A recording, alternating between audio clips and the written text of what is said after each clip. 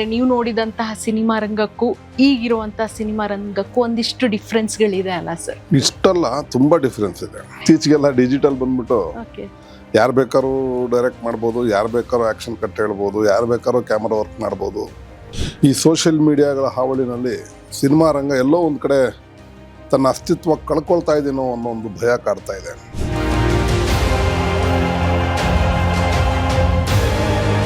ಎರಡನೇ ವಾರಕ್ಕಾಗುವ ಎಷ್ಟು ದಿನ? ಎರಡನೇ ವಾರಕ್ಕೆ ಅಂದ್ರೆ ಎಷ್ಟು ದಿನ?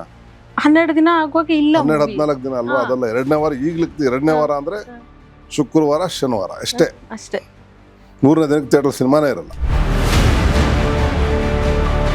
ಮೊದಲೆಲ್ಲ ಅಣ್ಣ ಅವ್ರ ಸಿನಿಮಾ ಮಾಡುವಾಗ ಅಂಬರೀಷ್ ಅವ್ರು ಇರ್ಬೋದು, ವಿಷ್ಣುವರ್ಧನ್ ಸರ್ ಇರ್ಬೋದು, ರವಿಚಂದ್ರನ್, ಶಿವಣ್ಣ ಅವರು, ಪುನೀತ್ ಅವರು, ಡಾಕ್ಟರ್ ರಾಜ್ಕುಮಾರ್ ಎಲ್ಲ ಮಾಡುವಾಗ ಎಲ್ಲ ಕುಟುಂಬ ಸಮೇತರಾಗಿ ಹೋಗಿ ಥಿಯೇಟರ್ ಸಿನಿಮಾ ನೋಡುವಂತಹ ಒಂದು ಸನ್ನಿವೇಶ ಇತ್ತು.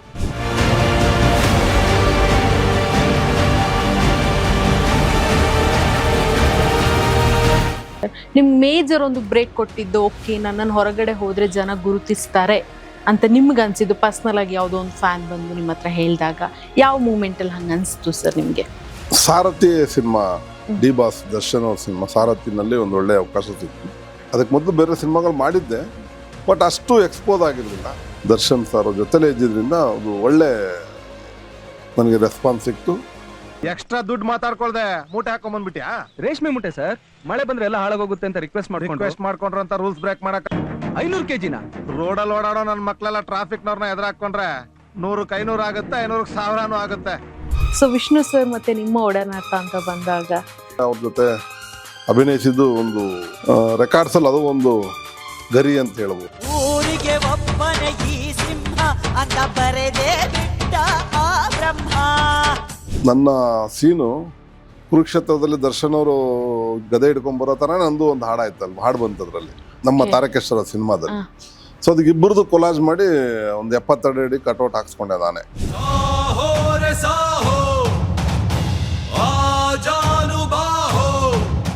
ಮನುಷ್ಯ ಒಂದು ದೊಡ್ಡ ಸ್ಥಾನ ಯಾವ ತರ ಇರುತ್ತೆ ಅಂದ್ರೆ, ಅವ್ರಿಗೆ ತೊಂದರೆ ಕೊಟ್ಟವ್ರಿಗೂ ಅವ್ರು ಮರೆಯಲ್ಲ, ಅವ್ರಿಗೂ ಗೌರವ ಕೊಡ್ತಾರೆ. ತುಂಬಿದ ಕೂಡ ತುಡುಕಲ್ಲ ಅನ್ನೋ ತರ ವ್ಯಕ್ತಿತ್ವ ಅವ್ರದ್ದು. ಬರೀ ಸಿನಿಮಾ ಶೂಟಿಂಗ್ ಟೈಮಲ್ಲ, ರಿಲೀಸ್ ಟೈಮಲ್ಲೂ ಅವ್ರಿಗೆ ಬಹಳ ನೋಯಿಸ್ಬಿಟ್ಟಿದ್ದಾರೆ. ಸರ್ ನಿಮ್ಮ ಲೈಫಲ್ಲಿ ಬ್ಯಾಕ್ ಬೋನ್ ಅಂದ್ರೆ ಯಾರು ಸರ್? ನಮ್ಮ ತಾಯಿ ಅಷ್ಟೇ ಸರ್ವಸ್ವ. ಅವರೇ ನಮ್ಮನ್ನ ಹೊಡೆದು ಬಡ್ದು ಸಾಕಿದ್ದು, ಓದಿಸಿದ್ದೆಲ್ಲ ಅವರೇನೆ. ನಮ್ಮ ತಾಯಿ ಅಂತ ದೊಡ್ಡ ಥಿಯೇಟರ್ ನೋಡೇ ಇರಲಿಲ್ಲ, ಮಾಲ್ಗಳು. ನಮ್ಮ ತಾಯಿನ ವೀಲ್ ಚೇರ್ಲಿ ಕೂರಿಸ್ಕೊಂಡಾಗ 2 ಸಿನಿಮಾ ತೋರಿಸ್ಕೊಂಡ್ ಬಂದಿದ್ದೀನಿ. ಅಷ್ಟು ಸಾಕಲ್ಲ ಮನುಷ್ಯನ ತೃಪ್ತಿ. ನಮ್ಮ ಚಿತ್ರರಂಗದ ಒಬ್ಬ ಧೀಮಂತ ನಾಯಕ ನಟ ತೀರ್ಕೊಂಡಿದ್ದು ಡಾಕ್ಟರ್ ರಾಜ್ಕುಮಾರ್ ಒಬ್ರು. ಅದಕ್ಕೆ ಮೊದಲು ಯಾರು ಆ ಥರದ್ದು ಹೆಸರು ಮಾಡಿರಲಿಲ್ಲ ಇನ್ನು.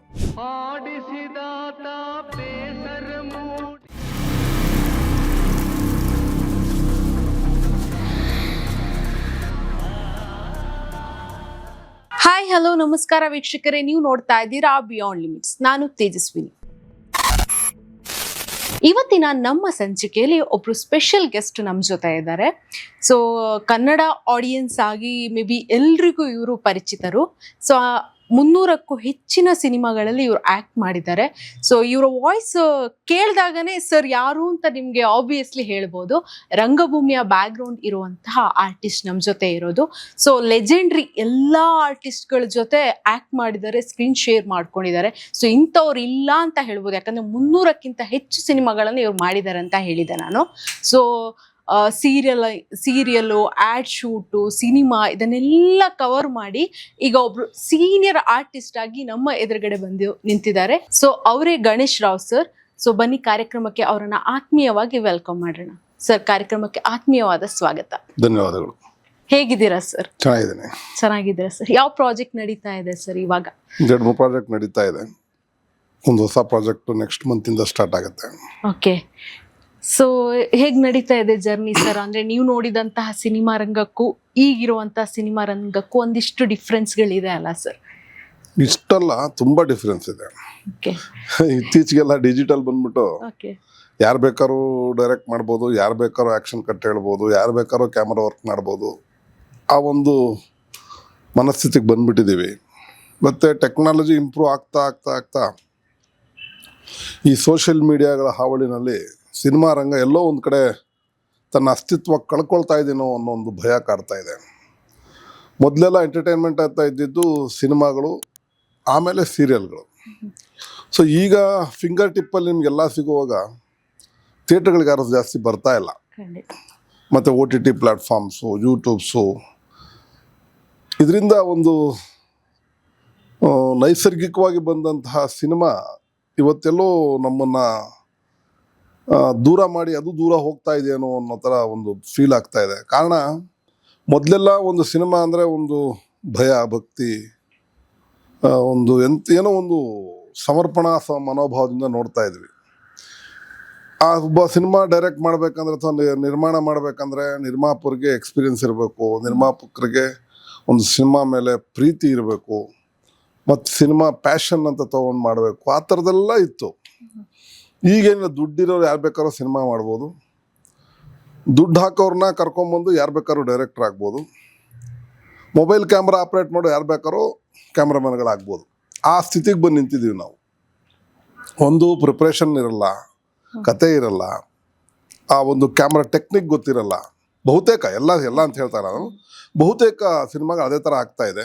ಹಾಗಾಗಿ ಜನಗಳು ಒಂದು ಸಿಂಗಲ್ ಸ್ಕ್ರೀನ್ ಹೋದರೆ ನಿಮಗೆ ಒಂದು 150-200 ರೂಪಾಯಿ ಒಳಗಡೆ ಒಬ್ಬರಿಗೆ ಆಗುತ್ತೆ. ಅದೇ ನೀವು ಮಲ್ಟಿ ಸ್ಕ್ರೀನ್ಸ್ ಮಾಲ್ಗಳು, PVR, ಐನಾಕ್ಸ್ ಆ ಕಡೆ ಎಲ್ಲ ಹೋದರೆ ಒಂದು ಸಿನಿಮಾಗೆ ಅವ್ರಿಗೆ ಇಷ್ಟ ಬಂದಷ್ಟು ರೇಟ್ಗಳು ಫಿಕ್ಸ್ ಮಾಡಿರ್ತಾರೆ. ಈಗೇನೋ ಘನ ಸರ್ಕಾರ 200 ರೂಪಾಯಿ ಮಾಡಬೇಕು ಅಂತ ತೀರ್ಮಾನ ಮಾಡಿದೆ. ಅದಕ್ಕೂ ಕೆಲವು ಪಟ್ಟಭದ್ರರು 200 ರೂಪಾಯಿ ಬೇಡ, ನಾವು ಮಾಡಿದಷ್ಟು ಟಿಕೆಟ್ ಮಾಡ್ಕೋತೀವಿ, ರೇಟ್ ಮಾಡ್ಕೋತೀವಿ, ಆ ಥರ ನೀವು ಮಾಡೋಕೆ ಅಧಿಕಾರ ಇಲ್ಲ ಅಂತ ಸರ್ಕಾರದ ಮೇಲೆ ಚಾಲೆಂಜ್ ಮಾಡ್ಕೊಂಡು ಹೋಗಿದ್ದಾರೆ. ನಾನು ಅವ್ರಿಗೆ ಕೇಳ್ಕೊಳ್ಳೋದಿಷ್ಟೇ, ನೀವು ಅಷ್ಟು ದೊಡ್ಡ ನಿರ್ಮಾಪಕರಾಗಬೇಕಾದ್ರೆ ಈ ಸಣ್ಣ ಸಣ್ಣ ದುಡ್ಡುಗಳಿಂದ ನಿರ್ಮಾಪಕರಾದ್ರಿ. ನೀವು 200 ರೂಪಾಯಿ ಟಿಕೆಟ್, 150 ರೂಪಾಯಿ ಟಿಕೆಟ್, ಆ ಥರದಲ್ಲಿ ದೊಡ್ಡ ನಿರ್ಮಾಪಕರಾದ್ರಿ. ಈಗ ಯಾಕೆ ನಿಮಗೆ ಆ ಒಂದು ಹಪಾಪಿ ಬಂತು? 1,000 ರೂಪಾಯಿ 2,000 ರೂಪಾಯಿ ಟಿಕೆಟ್ ಕೊಟ್ಟು ನೋಡುವಂಥ ಪ್ರೇಕ್ಷಕರು ಯಾರಿದ್ದಾರೆ?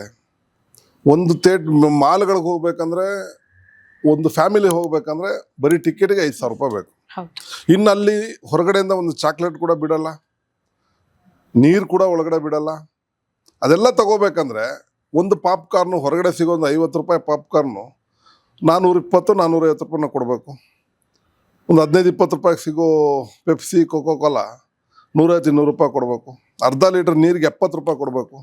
ಇಷ್ಟೆಲ್ಲವನ್ನು ಹೊಂಚ್ಕೊಂಡು ಹೋಗ್ಬೇಕಂದ್ರೆ ಅವ್ನು ಎಲ್ಲಿಂದ ಹೋಗ್ತಾನೆ? ಈಗ ಇದು ಟಿಕೆಟ್ ರೇಟ್ ಮಾತ್ರ ಜಾಸ್ತಿ ಮಾಡ್ತಾ ಇದ್ದಾರೆ. ಯಾರು ಎಂಪ್ಲಾಯೀಸ್ ಬಿಸ್ನೆಸ್ಸು ಅಥವಾ ಎಂಪ್ಲಾಯೀಸು ಪೇಮೆಂಟನ್ನು ಅಷ್ಟೊಂದು ರೈಸ್ ಆಗಿಲ್ಲ. ಒಬ್ಬ ಮಿಡ್ಲ್ ಕ್ಲಾಸು ಕೆಲಸ ಮಾಡುವಂಥ ಒಬ್ಬ ಎಂಪ್ಲಾಯಿ ಮ್ಯಾಕ್ಸಿಮಮ್ ಅಂದರೆ ಒಂದು ನಾರ್ಮಲ್ಲಾಗಿ ಒಂದು 25-30 ಸಾವಿರ ತೊಗೋತಾರ, ಆ ಸಂಬಳ ಇರುತ್ತೆ ನಾರ್ಮಲ್ಲಾಗಿ. ಮಿನಿಮಮ್ ಅಂದ್ಕೊಳ್ಳಿ 30 ಸಾವಿರ ಮಿನಿಮಮ್ ಅಂದ್ಕೊಳ್ಳಿ. ಆಮೇಲೆ IT BTನಲ್ಲಿ ಜಾಸ್ತಿ ತೊಗೋತಾರೆ, ಅದ್ರದ್ದು ನಮ್ಮ ಅಭ್ಯಂತರ ಇಲ್ಲ. ನಾವು ಮಿಡ್ಲ್ ಕ್ಲಾಸ್ ಮಧ್ಯೆ ಬದುಕೋರು ಸಿನಿಮಾ ನೋಡೋರೆ ಮಿಡ್ಲ್ ಕ್ಲಾಸ್ಗಳು. IT BT ಅವ್ರು ಯಾರು ಸಿನಿಮಾ ಬಂದು ನೋಡಲ್ಲ. ಲಕ್ಷ ತಗೊಳ್ಳೋರು ಮನೇಲೆ ಹೋಮ್ ಥಿಯೇಟರ್ ಹಾಕ್ಸ್ಕೊಂಡಿರ್ತಾರೆ. ಯಾವುದೋ ಒಂದು ಇವತ್ತಿನ ಸಿನಿಮಾ ರಿಲೀಸ್ ಆಗಿ ಸಿನಿಮಾ ಇವತ್ತೇ ನೋಡ್ಬೇಕನ್ನೋ ಹುಚ್ಚು ಯಾರಿಗೂ ಇಲ್ಲ ಇವಾಗ. ಅಂಥವ್ರ ಮೇಲೆ ಬಹಳ ಹೊರೆ ಬೀಳ್ತಾ ಇದೆ. ಆಮೇಲೆ ಕೆಲವೊಂದಲ್ಲ, ಬಹುತೇಕ ಎಲ್ಲ ಥಿಯೇಟ್ರ್ಗಳಲ್ಲೂ ಆಟೋಗಳನ್ನು ನಿಷೇಧ ಮಾಡಿದ್ದಾರೆ, ಪಾರ್ಕಿಂಗ್ ಕೊಡಲ್ಲ ಅಂತ ಬೋರ್ಡೆ ಹಾಕ್ಬಿಟ್ಟಿದ್ದಾರೆ. ನಮ್ಮ ಕನ್ನಡ ಸಿನಿಮಾ ರಂಗ ಉಳಿದಿರೋದು, ಬೆಳೆದಿರೋದು ಎಲ್ಲವೂ ಆಟೋ ಚಾಲಕರ ಒಂದು ಕೃಪಾ ಕಟಾಕ್ಷದಿಂದ. ಅವರು ಒಂದು ಹೆಂಗೆ ನಮ್ಮ ಸಿನಿಮಾ ರಂಗ ಅವ್ರು ತುಂಬ ಕನೆಕ್ಟಿವಿಟಿ ಇದೆ ಅಂದರೆ, ಯಾರೋ ಒಂದು 3 ಜನ ಬೈ ಚಾನ್ಸ್ ಪ್ಯಾಸೆಂಜರ್ ಕೂತ್ಕೋತಾರೆ ಅಂತ ಇಟ್ಕೊಳ್ಳಿ, ಅವ್ರ ಹತ್ರ ಯಾವತ್ತು ರಿಲೀಸ್ ಆಗಿರೋ ಸಿನಿಮಾ ಬಗ್ಗೆ ಅವ್ನು ಮಾತಾಡಿದ್ರೆ ಅವ್ರ ಮೇಲೂ ಒಲವು ಬರುತ್ತೆ. ಮತ್ತು ಅವನು ಒಂದು ಅರ್ಧ ದಿನದ ದುಡಿಮೆನ ಕಳ್ಕೊಂಡು ಸಿನಿಮಾ ನೋಡೋಕೆ ಥಿಯೇಟ್ರಿಗೆ ಹೋಗ್ತಾನೆ. ಎಲ್ಲೋ ಪಾರ್ಕಿಂಗ್ ಮಾಡಿ ಪೊಲೀಸರು ಬಂದು, ಇವಾಗ ಪೊಲೀಸವರು ಬರೀ ಫೋಟೋ ಹಿಡ್ಕೊಂಡು ಹೋಗ್ಬಿಟ್ಟು ಫೈನ್ ಹಾಕ್ತಾರೆ. ಅವೆಲ್ಲ ಒಂದು ಚೈನ್ ಲಿಂಕ್ ಸಿಸ್ಟಮ್ ಅವೆಲ್ಲ. ಸೊ ಇದೆಲ್ಲವೂ ಆಗ್ತಾ ಇರೋದ್ರಿಂದ ಆಧುನಿಕತೆ ಬೆಳೀತಾ ಸಿನಿಮಾ ರಂಗ ಎಲ್ಲೋ ಒಂದು ಕಡೆ ಕಳೆದೋಗಿಲ್ಲ, ಇನ್ನು ಕಳೆದೋಗೋ ಫೀಲ್ ಬರ್ತಾ ಇದೆ. ಸೊ ಇದಾಗಬಾರ್ದು ಅಂದ್ರೆ ಏನ್ ಮಾಡಬಹುದು ನಿಮ್ಮ ಪ್ರಕಾರ? ಇದಾಗಬಾರ್ದು ಅಂದ್ರೆ ಜನಗಳು ನೋಡುವಂತ ಒಳ್ಳೆ ಸಿನಿಮಾ ನಿರ್ಮಾಣ ಆಗಬೇಕು. ಈಗ ಆಗ್ತಿಲ್ವಾ ಸರ್? ಹಾಗಾದ್ರೆ ಅಷ್ಟು ಬರ್ತಾ ಇಲ್ಲ, ಸದಭಿರುಚಿ ಚಿತ್ರಗಳು ಬರ್ತಾ ಇಲ್ಲ. ಈಗ ನಾವು ಪ್ಯಾನ್ ಇಂಡಿಯಾ ಅಂತ ತಗೊಂಡ್ರೆ 100 ಕೋಟಿ ಇನ್ವೆಸ್ಟ್ ಮಾಡ್ತಾರೆ. ಅದರಲ್ಲಿ ಹೀರೋ ಯಾರು, ಹೀರೋಯಿನ್ ಯಾರು, ಕ್ಲಬ್ ಡ್ಯಾನ್ಸರ್ ಯಾರು, ಪೋಷಕ ನಟರು ಯಾರು ಗೊತ್ತಾಗಲ್ಲ. ಹೀರೋ ಅಂದ್ರೆ ದಾಡಿ ಬಿಟ್ಕೊಂಡು ಎಷ್ಟೋ ದಾಡಿ ಬಿಟ್ಟಿರ್ಬೇಕು, ವಿಲನ್ಗಳು ಇನ್ನೂ ದೊಡ್ಡ ದಾಡಿ ಬಿಟ್ಟಿರ್ಬೇಕು. ಅದೆಲ್ಲ ಇದ್ದಾಗ ಒಬ್ಬ ಪ್ರೇಕ್ಷಕ ಸಿನಿಮಾ ಹೋಗಿ ನೋಡ್ಬೇಕಂತ ತನ್ನ ಒಂದು ಟೆನ್ಷನ್ ಕಳ್ಕೊಳಕ್ ಹೋಗ್ತಾನೆ, ಏನೋ ಒಂದು ರಿಲೀಫ್ ಸಿಗುತ್ತೆ ಅಂತ ಹೋಗ್ತಾನೆ, ಅಥವಾ ಏನೋ ಒಂದು ಎಂಟರ್ಟೈನ್ಮೆಂಟ್ ತಗೋಬೇಕು ಅಂತ ಹೋಗ್ತಾನೆ. ಇವೆಲ್ಲವೂ ಇವಾಗ ಯಾವ ಸಿನಿಮಾದಲ್ಲಿ ಸಿಗ್ತಾ ಇಲ್ಲ. ಏನೋ ಸಿನಿಮಾ ಮಾಡಬೇಕು ಮಾಡ್ತಾರೆ. ದೊಡ್ಡ ಸಿನಿಮಾಗಳಿಗೆ ಹೋಗೋಣ ಅಂದರೆ ಅವ್ರ ಹತ್ರ ಬಂಡವಾಳ ಇರಲ್ಲ ಪಾಪ. ಸೊ ಅವರೆಲ್ಲ ಅವ್ರ ಇಷ್ಟ ಪ್ರಕಾರ ಟಿಕೆಟ್ 10,000 12,000 ಮಾಡಿದಾರಂತೆ. ಅದು ಮೊನ್ನೆ ತಮಿಳು ಸಿನಿಮಾ ರಜನಿಕಾಂತ್ ಅವ್ರದ್ದು ರಿಲೀಸ್ ಆದಾಗ ಅಷ್ಟೆಲ್ಲ ಕೊಟ್ಟು ಹೋಗಿ ಹೇಗೆ ಸಾಧ್ಯ ನಮ್ಮ ಒಬ್ಬ ಸಾಮಾನ್ಯ ನಾಗರಿಕ? ಸಾಧ್ಯ ಇಲ್ಲ ಸರ್. ಸೊ ಇದರೆಲ್ಲ ಇರೋದ್ರಿಂದ ಸಿನಿಮಾಗಳು ಮೊದಲೇ ನಮ್ಮ ಕನ್ನಡ ಚಿತ್ರರಂಗದಲ್ಲಿ ಆ ಬಂಡವಾಳದ ಕೊರತೆಯಿಂದ ಜಾಸ್ತಿ ಸದಭಿರುಚಿ ಚಿತ್ರಗಳು ಬರ್ತಾ ಇಲ್ಲ. ಮತ್ತು ಸದಭಿರುಚಿ ಚಿತ್ರಗಳನ್ನ ಮಾಡುವಂಥ ನಿರ್ದೇಶಕರಿಗೆ ನಿರ್ಮಾಪಕರು ಸಿಗ್ತಾ ಇಲ್ಲ. ಒಳ್ಳೆ ನಿರ್ಮಾಣ ಮಾಡೋ ನಿರ್ಮಾಪಕರಿಗೆ ಒಳ್ಳೆ ನಿರ್ದೇಶಕರು ಸಿಗ್ತಾ ಇಲ್ಲ. ಇದೆಲ್ಲವೂ ಒಂಥರ ಎಲ್ಲೋ ಒಂದು ಕಡೆ ಕನೆಕ್ಟಿವಿಟಿ ಕಳ್ಕೊಳ್ತಾ ಇದೆ. ಆಯಾ ಒಂದು ಇದು ಮೊದಲೆಲ್ಲ ಅಣ್ಣ ಅವ್ರ ಸಿನಿಮಾ ಮಾಡುವಾಗ ಅಂಬರೀಷ್ ಅವ್ರು ಇರ್ಬೋದು, ವಿಷ್ಣುವರ್ಧನ್ ಸರ್ ಇರ್ಬೋದು, ರವಿಚಂದ್ರನ್, ಶಿವಣ್ಣ ಅವರು, ಪುನೀತ್ ಅವರು, ಡಾಕ್ಟರ್ ರಾಜ್ಕುಮಾರ್ ಅವರೆಲ್ಲ ಮಾಡುವಾಗ ಎಲ್ಲ ಕುಟುಂಬ ಸಮೇತರಾಗಿ ಹೋಗಿ ಥಿಯೇಟರ್ ಸಿನಿಮಾ ನೋಡುವಂತಹ ಒಂದು ಸನ್ನಿವೇಶ ಇತ್ತು. ಮತ್ತು ಆ ಥರ ಸಿನಿಮಾಗಳಿಂದ ಎಷ್ಟೋ ಫ್ಯಾಮಿಲಿಗಳು ತಮ್ಮ ಬದುಕನ್ನು ರೂಪಿಸ್ಕೊಂಡಿದ್ದು ಇದೆ. ಎಷ್ಟೋ ಜನ ನಿರುದ್ಯೋಗಿಗಳು ಉದ್ಯೋಗ ಕಂಡುಕೊಂಡಿದ್ದು ಇದೆ. ಎಷ್ಟೋ ಜನ IT-BT ಕೆಲಸ ಮಾಡೋ, IT-BT ಜಾಸ್ತಿ ಇರಲಿಲ್ಲ, ಹೊರಗಡೆ ಕೆಲಸ ಮಾಡೋಂಥ ಇಂಜಿನಿಯರ್ಸ್ ಕೂಡ ಬಂದು ರೈತರಾಗಿದ್ದು ನಿದರ್ಶನಗಳು ಇದೆ. ಒಂದು ಈಗೇನು 1,000 ಕೋಟಿ ಖರ್ಚು ಮಾಡಿ ಪ್ಯಾನ್ ಇಂಡಿಯಾಗಳು ಮಾಡ್ತೀವಿ. ಪ್ಯಾನ್ ಇಂಡಿಯಾ ಅಣ್ಣಾವರೇ ಫಸ್ಟ್ ಮಾಡಿಬಿಟ್ಟಿದ್ದಾರೆ. ಬಂಗಾರದ ಮನುಷ್ಯ ಅವೆಲ್ಲ ಪ್ಯಾನ್ ಇಂಡಿಯನ್ ಮೂವಿಗಳೇ. ಬಟ್ ಅವು ಪ್ಯಾನ್ ಇಂಡಿಯಲ್ಲಿ ಹೆಸರಿಟ್ಟಿರಲಿಲ್ಲ ಅವಾಗ ಅಷ್ಟೇ. ಸುಮಾರು ವರ್ಷಾನುಗಟ್ಟಲೆ 7 ವರ್ಷಗಳ ಕಾಲ, 8 ವರ್ಷ 10 ವರ್ಷಗಳ ಕಾಲ ಏಕಾಭಿನಯ ಪಿಕ್ಚರ್ ಓಡಿದೆ ಅವಾಗ. ಇವಾಗೆಲ್ಲ ಮೊದಲು ನಾವು ನಮ್ಮ ಚಿಕ್ಕವರಿದ್ದಾಗ ನೋಡ್ತಾ ಇದ್ದಿದ್ದು 25ನೇ ವಾರ, 50ನೇ ವಾರ, 100ನೇ ವಾರ, ಆ ಥರ ಸಿನಿಮಾಗಳು ನೋಡ್ತಾ ಇದ್ವಿ, ಅಥವಾ 100ನೇ ದಿನ ಸಿನಿಮಾಗಳು ನೋಡ್ತಾ ಇದ್ವಿ. 2ನೇ ವಾರಕ್ಕೆ ಮೂವಿ ಇಲ್ಲ. 2ನೇ ವಾರ ಅಂದೇನು? 2ನೇ ವಾರ ಅಂದ್ರೇನು? 2ನೇ ವಾರಕ್ಕಾಗುವ ಎಷ್ಟು ದಿನ? 2ನೇ ವಾರಕ್ಕೆ ಅಂದ್ರೆ ಎಷ್ಟು ದಿನ? 12 ದಿನ ಆಗುವಾಗ ಇಲ್ಲ, 12-14 ದಿನ ಅಲ್ವಾ? ಅದಲ್ಲ 2ನೇ ವಾರ. ಈಗ್ಲಿಕ್ಕೆ 2ನೇ ವಾರ ಅಂದ್ರೆ ಶುಕ್ರವಾರ ಶನಿವಾರ ಅಷ್ಟೇ. 3ನೇ ದಿನಕ್ಕೆ ಥಿಯೇಟರ್ ಸಿನಿಮಾನೇ ಇರಲ್ಲ. ಈಗ ಥಿಯೇಟರ್ ಬಾಡಿಗೆ ಕಟ್ಟಕ್ಕೆ ಆಗ್ತಾ ಇಲ್ಲ. ಥಿಯೇಟರ್ ಓನರ್ಸ್ದು ನಾನು ತಪ್ಪು ಅಂತ ಹೇಳ್ತಾ ಇಲ್ಲ, ಅವ್ರದ್ದು ಖರ್ಚುಗಳು ಜಾಸ್ತಿ ಆಗ್ತಾ ಇದೆ. ಸೊ ಹಾಗಾಗಿ ಅವರು ನಿರ್ಮಾಪಕರ ಹತ್ರನೇ ತೊಗೋಬೇಕು. ಮೊದಲೆಲ್ಲ ಸಿನಿಮಾಗೆ ನಿರ್ಮಾಣ ಮಾಡಿದ ತಕ್ಷಣ ಯಾರೋ ಫೈನಾನ್ಷಿಯರ್ ಬಂದು ಫೈನಾನ್ಸ್ ಮಾಡೋರು, ಯಾರೋ ಡಿಸ್ಟ್ರಿಬ್ಯೂಟರ್ ಬಂದು ಡಿಸ್ಟ್ರಿಬ್ಯೂಷನ್ ತೊಗೊಳ್ಳೋರು. ಈಗ ಅದು ಏನೂ ಇಲ್ಲ. ಎಲ್ಲವೂ ಹೊರೆ ನಿರ್ಮಾಪಕರ ಮೇಲೇ ಬೀಳ್ತಾ ಇದೆ. ನಿರ್ಮಾಪಕರಿಗೆ ಯಾರು ಡಿಸ್ಟ್ರಿಬ್ಯೂಟರ್ಗಳು ಸಿಗಲ್ಲ. ಡಿಸ್ಟ್ರಿಬ್ಯೂಟರ್ ಸಿಕ್ಕಿದ್ರೂ ಥಿಯೇಟ್ರ್ ಬಾಡಿಗೆ ಕೊಟ್ಟು ಎಲ್ಲವನ್ನೂ ಅವನೇ ಮಾಡಬೇಕು, ನಿರ್ಮಾಪಕನೇ. ಮತ್ತು ಫೈನಾನ್ಷಿಯರ್ಸ್ ಅಂತೂ ಕೊಡ್ತಾರೆ, ಇಲ್ಲ ಅಂತಲ್ಲ. ಆ ಫೈನಾನ್ಸ್ ತೊಗೊಂಡು ಸಿನಿಮಾ ಮಾಡೋರು ಜಾಸ್ತಿ ದಿನ ಬದುಕೋಕ್ಕಾಗಲ್ಲ. ಅವರ ಒಂದು ಇಂಟ್ರೆಸ್ಟ್ ರೇಟ್ ಇರ್ಬೋದು, ಅವರ ಕಮಿಟ್ಮೆಂಟ್ ಇರ್ಬೋದು, ಆಗಲ್ಲ. ಹಾಗಾಗಿ ಸಿನಿಮಾ ರಂಗ ಎಲ್ಲೋ ಒಂದು ಕಡೆ ತನ್ನ ಅಸ್ತಿತ್ವ ಕಳ್ಕೊಳ್ಳೋ ಒಂದು ಡೋಲಾಯಮಾನ ಸ್ಥಿತಿಲಿದೆ ಅಂತ ಹೇಳ್ಬೋದು. ಸರ್, ಆರ್ಮಿ ಕುಟುಂಬದವರಾಗಿರೋದ್ರಿಂದ ನೀವು ಸಿನಿಮಾ ರಂಗಕ್ಕೆ ಹೇಗೆ ಒಲವು ಬಂತು? ಫಸ್ಟು ನೀವು ರಂಗಭೂಮಿಯನ್ನ ಆಯ್ಕೆ ಯಾಕೆ ಮಾಡ್ಕೊಂಡ್ರಿ ಸರ್? ನಾನು ಆಯ್ಕೆ ಮಾಡ್ಕೊಂಡಿದ್ದಂದ್ರೆ ಅದು ರಂಗ. ನಾನು ಶಾಲಾ ದಿನಗಳಲ್ಲಿ ಸ್ಕೂಲ್ ಡೇ ಫಂಕ್ಷನ್ಗಳಲ್ಲಿ, ಆ್ಯನ್ಯುವಲ್ ಡೇ ಸೆಲೆಬ್ರೇಷನ್ ಟೈಮಲ್ಲಿ ಕಲ್ಚರಲ್ ಆ್ಯಕ್ಟಿವಿಟೀಸ್ ಇರುತ್ತಲ್ಲ, ಅಲ್ಲಿ ನಾನು ಬಣ್ಣ ಹಚ್ಚಿದ್ದು.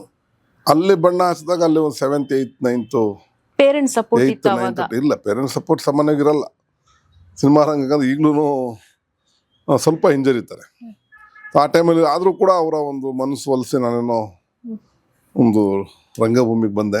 ಅಲ್ಲಿ ಸುಮಾರು ನಾಟಕಗಳು ಮಾಡಿದೆ. ತದನಂತರ ಆಮೇಲೆ ಈಗಲೂ ಡ್ರಾಮಾ ಮಾಡ್ತಾಯಿದ್ದೀನಿ. ರಂಗಭೂಮಿ ಟಚ್ ಇಟ್ಕೊಂಡಿದ್ದೀನಿ. ಇನ್ನು ಒಂದು ವರ್ಷಕ್ಕೆ 1-2-3 ಡ್ರಾಮಾ ಅಂತೂ ಖಂಡಿತ ಅದಕ್ಕೆ ಟೈಮ್ ತೊಗೊಂಡು ಮಾಡ್ತೀನಿ. ಒಬ್ಬ ರಂಗಭೂಮಿಯಿಂದ ಮೇಯ್ನ್ ಪ್ಲಸ್ ಪಾಯಿಂಟ್ ಅಂದರೆ ಆರ್ಟಿಸ್ಟ್ಗಳಿಗೆ, ರಂಗಭೂಮಿ ಕಲಾವಿದರಿಗೆ, ಅವ್ರು ಯಾವುದು ಸ್ಟಾರ್ಡಮ್ ನೋಡಲ್ಲ, ಮತ್ತು ಆ ಕೆಲಸ ಅವ್ರು ಮಾಡೋಕೆ ಇವ್ರು ಮಾಡೋಕೆ ಅಂತ ನೋಡಲ್ಲ. ಎಲ್ಲವೂ ಕಲ್ತಿರ್ತಾರೆ ರಂಗಭೂಮಿಲಿ.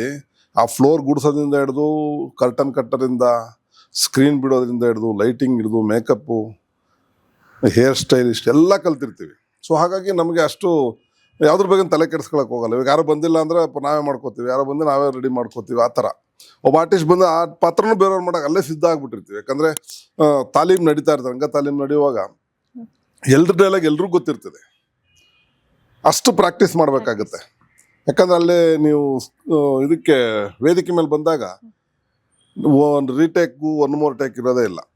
ನಾವೇನು ಅಲ್ಲಿ ನಾವು ಮಾತಾಡುವಾಗ, ನಮ್ಮ ಸಂಭಾಷಣೆ ಹೇಳುವಾಗ ಆಡಿಯನ್ಸಿಂದ ಏನು ರಿಯಾಕ್ಷನ್ ಬರುತ್ತೆ ಅದ್ರ ಮೇಲೆ ನಮ್ಮದು ಆ್ಯಕ್ಟಿಂಗ್ ಡೆವಲಪ್ಮೆಂಟ್ ಆಗ್ತಾ ಹೋಗ್ತದೆ. ಅಲ್ಲಿ ಯಾರು ನಿಂತ್ಕೊಂಡು ಚಪ್ಪಾಳೆ ತಟ್ಟಿದ್ರೆ ಇನ್ನೂ ಜಾಸ್ತಿ ಡೈಲಾಗ್ ಇನ್ನೂ ಹುಮ್ಮಸ್ಸಲ್ಲಿ ಹೇಳ್ತಾ ಇರ್ತೀವಿ. ಅಲ್ಲೇ ನಾವು ಸ್ವಲ್ಪ ಸಪ್ಪೆ ಅನ್ನಿಸಿದ್ರೆ ಬೇರೆ ಥರ ಜಾನ ಚೇಂಜ್ ಮಾಡ್ಕೋತೀವಿ. ಅದು ಆ ರಂಗಭೂಮಿಯ ಒಂದು ಸ್ಪೆಷಾಲಿಟಿ. ಸರ್, ರಂಗಭೂಮಿಗೆ ಹೋಗ್ಬೇಕು ಅಂತ ಡಿಸೈಡ್ ಒಂದ್ ಕಡೆ ಎಲ್ಲೋ ಮಾಡಿದ್ರಿ. ಸೊ ಸಡನ್ ಆಗಿ ಹೈಯರ್ ಎಜುಕೇಶನ್ ಅನ್ನೋದು ಬೇಕು ಅಂತ ನಿಮ್ಗೆ ಅನ್ಸ್ತು. ಸೊ ಬ್ಯಾಂಗ್ಳೂರಿಗೆ ಮತ್ತೆ ಬಂದ್ರಿ, ಹೈಯರ್ ಎಜುಕೇಶನ್ ಕಂಟಿನ್ಯೂ ಮಾಡಿದ್ರಿ. ಸೊ ನಿಮ್ದೇ ಆದ ಒಂದು ಗ್ಯಾರೇಜ್ ಅನ್ನು ಮಾಡಿದ್ರಿ ಇಲ್ಲಿ. ಸೊ ಆಮೇಲೆ ಸಿನಿಮಾ ರಂಗಕ್ಕೆ ಹೇಗೆ ಲಿಂಕ್ ಸಿಕ್ತು ಸರ್ ನಿಮ್ಗೆ? ಮೇನ್ ಹೈಯರ್ ಎಜುಕೇಶನ್ ಅನ್ನೋದು ನೆಪ ಅಷ್ಟೇ. ನಾನು ಮಾಡಬೇಕಾಗಿದ್ದು ಸಿನಿಮಾ ಸೀರಿಯಲ್ಲು. ತೆರೆ ಮೇಲೆ ಕಾಣಿಸ್ಕೋಬೇಕು, ಪೇಪರ್ಲಿ ಬರಬೇಕು ನನ್ನ ಫೋಟೋ ಅನ್ನೋ ಒಂದು ಗೀಳು ಜಾಸ್ತಿ. ಯಾಕಂದ್ರೆ ನಮ್ಮ ಊರಲ್ಲಿದ್ದಾಗೆಲ್ಲ ಉದಯವಾಣಿ ಕನ್ನಡಪ್ರಭ ಎರಡೇ ಬರ್ತಾ ಇದೆ ಸಿನಿಮಾ ಪೇಜ್ ಅಂತ ಅವೆರಡರಲ್ಲೇ. ಸೊ ಆ ಪೇಜ್ ನೋಡುವಾಗ ಅಲ್ಲಿ ಆರ್ಟಿಸ್ಟ್ಗಳ ಫೋಟೋಗಳು, ಅವ್ರ ಹೆಸರುಗಳು, ಸ್ಟೋರಿ ಎಲ್ಲ ಬಂದಾಗ ನಮ್ದು ಒಂದಿನ ಈ ಥರ ಬರುತ್ತಾ ಏನೋ ಅಂತ ಬರಬೇಕು ಅನ್ನೋ ಆಸೆ ಇತ್ತು. ಸೊ ಹಾಗಾಗಿ ಒಂದು ನೆಪ SLC PUC ಆದಮೇಲೆ ಫಸ್ಟ್ ಡಿಗ್ರಿ ಅಲ್ಲೇ ಕೊಳ್ಳೇಗಾಲದಲ್ಲಿ ಸೇರಿಕೊಂಡೆ. ಬಟ್ ಅದ್ಯಾಕೋ ಅದು ಮುಂದುವರಿಯೋಕ್ಕಾಗಲಿಲ್ಲ, ಈ ಕಡೆ ಬಂದೆ. ಇಲ್ಲಿ ಬಂದಮೇಲೆ ಟೆಕ್ನಿಕಲ್ ಕೋರ್ಸ್ ಸೇರ್ಕೊಂಡಾಗ ಲೈಫ್ ಲೀಡ್ ಮಾಡೋದಕ್ಕೆ ಏನು ದಾರಿ ಅಂತ ಹುಡ್ಕೊಳ್ಳೋಕೆ ಪ್ರಯತ್ನ ಪಟ್ಟೆ. ಫೈನಾನ್ಷಿಯಲಿ ಸೊ ಬೇಕಲ್ಲ ಅದು, ಯಾಕಂದ್ರೆ ಒಂದು ಲೈಫ್ ಸೆಟ್ಲ್ ಆಗಬೇಕಲ್ಲ. ಸೊ ಆವಾಗ ಟಚ್ ಬಿಟ್ಟದ್, ನಾವು ಏನು ಹೋಪ್ ಇಟ್ಕೊಂಡ್ಬಂದಿದ್ನೋ ಅದು ಆಗಲಿಲ್ಲ. ಇಲ್ಲಿ ಬೆಂಗಳೂರು ಒಂಥರ ಸಮುದ್ರ, ಯಾರು ಬಂದ್ರೂ ಒಳಗಡೆ ಕರ್ಕೊಳ್ಳುತ್ತೆ. ಸೊ ಇದರಿಂದ ಬಿಡಿಸ್ಕೊಂಡು ಆಚೆ ಬರೋದು ಬಹಳ ಕಷ್ಟ. ಸೊ ಆ ಒಂದು ಜಂಜಾಟದಲ್ಲಿ ಗೊಂದಲ ಸಿಗಾಕೊಂಡು ನನ್ನ ಲೈಫ್ ಲೀಡ್ ಮಾಡೋಣ ಅಂದ್ಬಿಟ್ಟು ನನ್ನ ಕೋರ್ಸ್ ಮುಗಿದ ತಕ್ಷಣ ಗ್ಯಾರೇಜ್ ಓಪನ್ ಮಾಡಿದೆ, ಆಟೋಮೊಬೈಲ್ ಓಪನ್ ಮಾಡಿದೆ. ಸುಮಾರು ಒಂದು 15-16 ಜನ ಕೆಲಸ ಮಾಡ್ತಾಯಿದ್ರು ನನ್ನ ಹತ್ರ. ಆಟೋಮೊಬೈಲ್ ಸ್ಪೇರ್ ಪಾರ್ಟ್ಸ್ ಓಪನ್ ಮಾಡಿದೆ. ಹೀಗೆ ನನ್ನ ಬಿಸ್ನೆಸ್ ಡೆವಲಪ್ ಆಗ್ತಾ ಸೊ ನಿಮ್ಗೆ ಬಂಡವಾಳ ಅಂತ ಒಂದು ಬೇಕಿತ್ತಲ್ಲ ಸರ್ ಸ್ಟಾರ್ಟಿಂಗು? ಎಲ್ಲಿಂದ ಸರ್? ಮನೆಯಿಂದ ಸ್ವಲ್ಪ. ನಾನು ಅದಕ್ಕೆ ಅಷ್ಟೊಂದು ಗ್ಯಾರೇಜಿಗೆ ಅಷ್ಟೊಂದು ಬಂಡವಾಳ ಬೇಕಿಲ್ಲ ನನಗೆ. ಕಾರಣ ನಾನು ಒಂದು ಟೆಕ್ನಿಕಲ್ ಕೋರ್ಸ್ ಮಾಡೋ ಸಮಯದಲ್ಲೇ ಒಂದು ಇದನ್ನ ಕಲ್ತಿದ್ದೇನೆ, ಟೈಪಿಸ್ಟ್. ಇವಾಗೆಲ್ಲ ಕಂಪ್ಯೂಟರ್ಸ್ ಅಂತಾರಲ್ಲ, ಆಗ SLC ಆಗಿದ ತಕ್ಷಣ ಟೈಪಿಂಗ್ ಸೇರೋರು ಎಲ್ರು. ಬೆಳಿಗ್ಗೆ ಸಂಜೆ ಹುಡುಗರು ನೋಡಿರ್ಬೋದು ನೀವು, ಟೈಪ್ ರೈಟಿಂಗ್ ಕ್ಲಾಸ್ಗಳಿಗೆ ಹೋಗ್ತಾ ಇದ್ರು.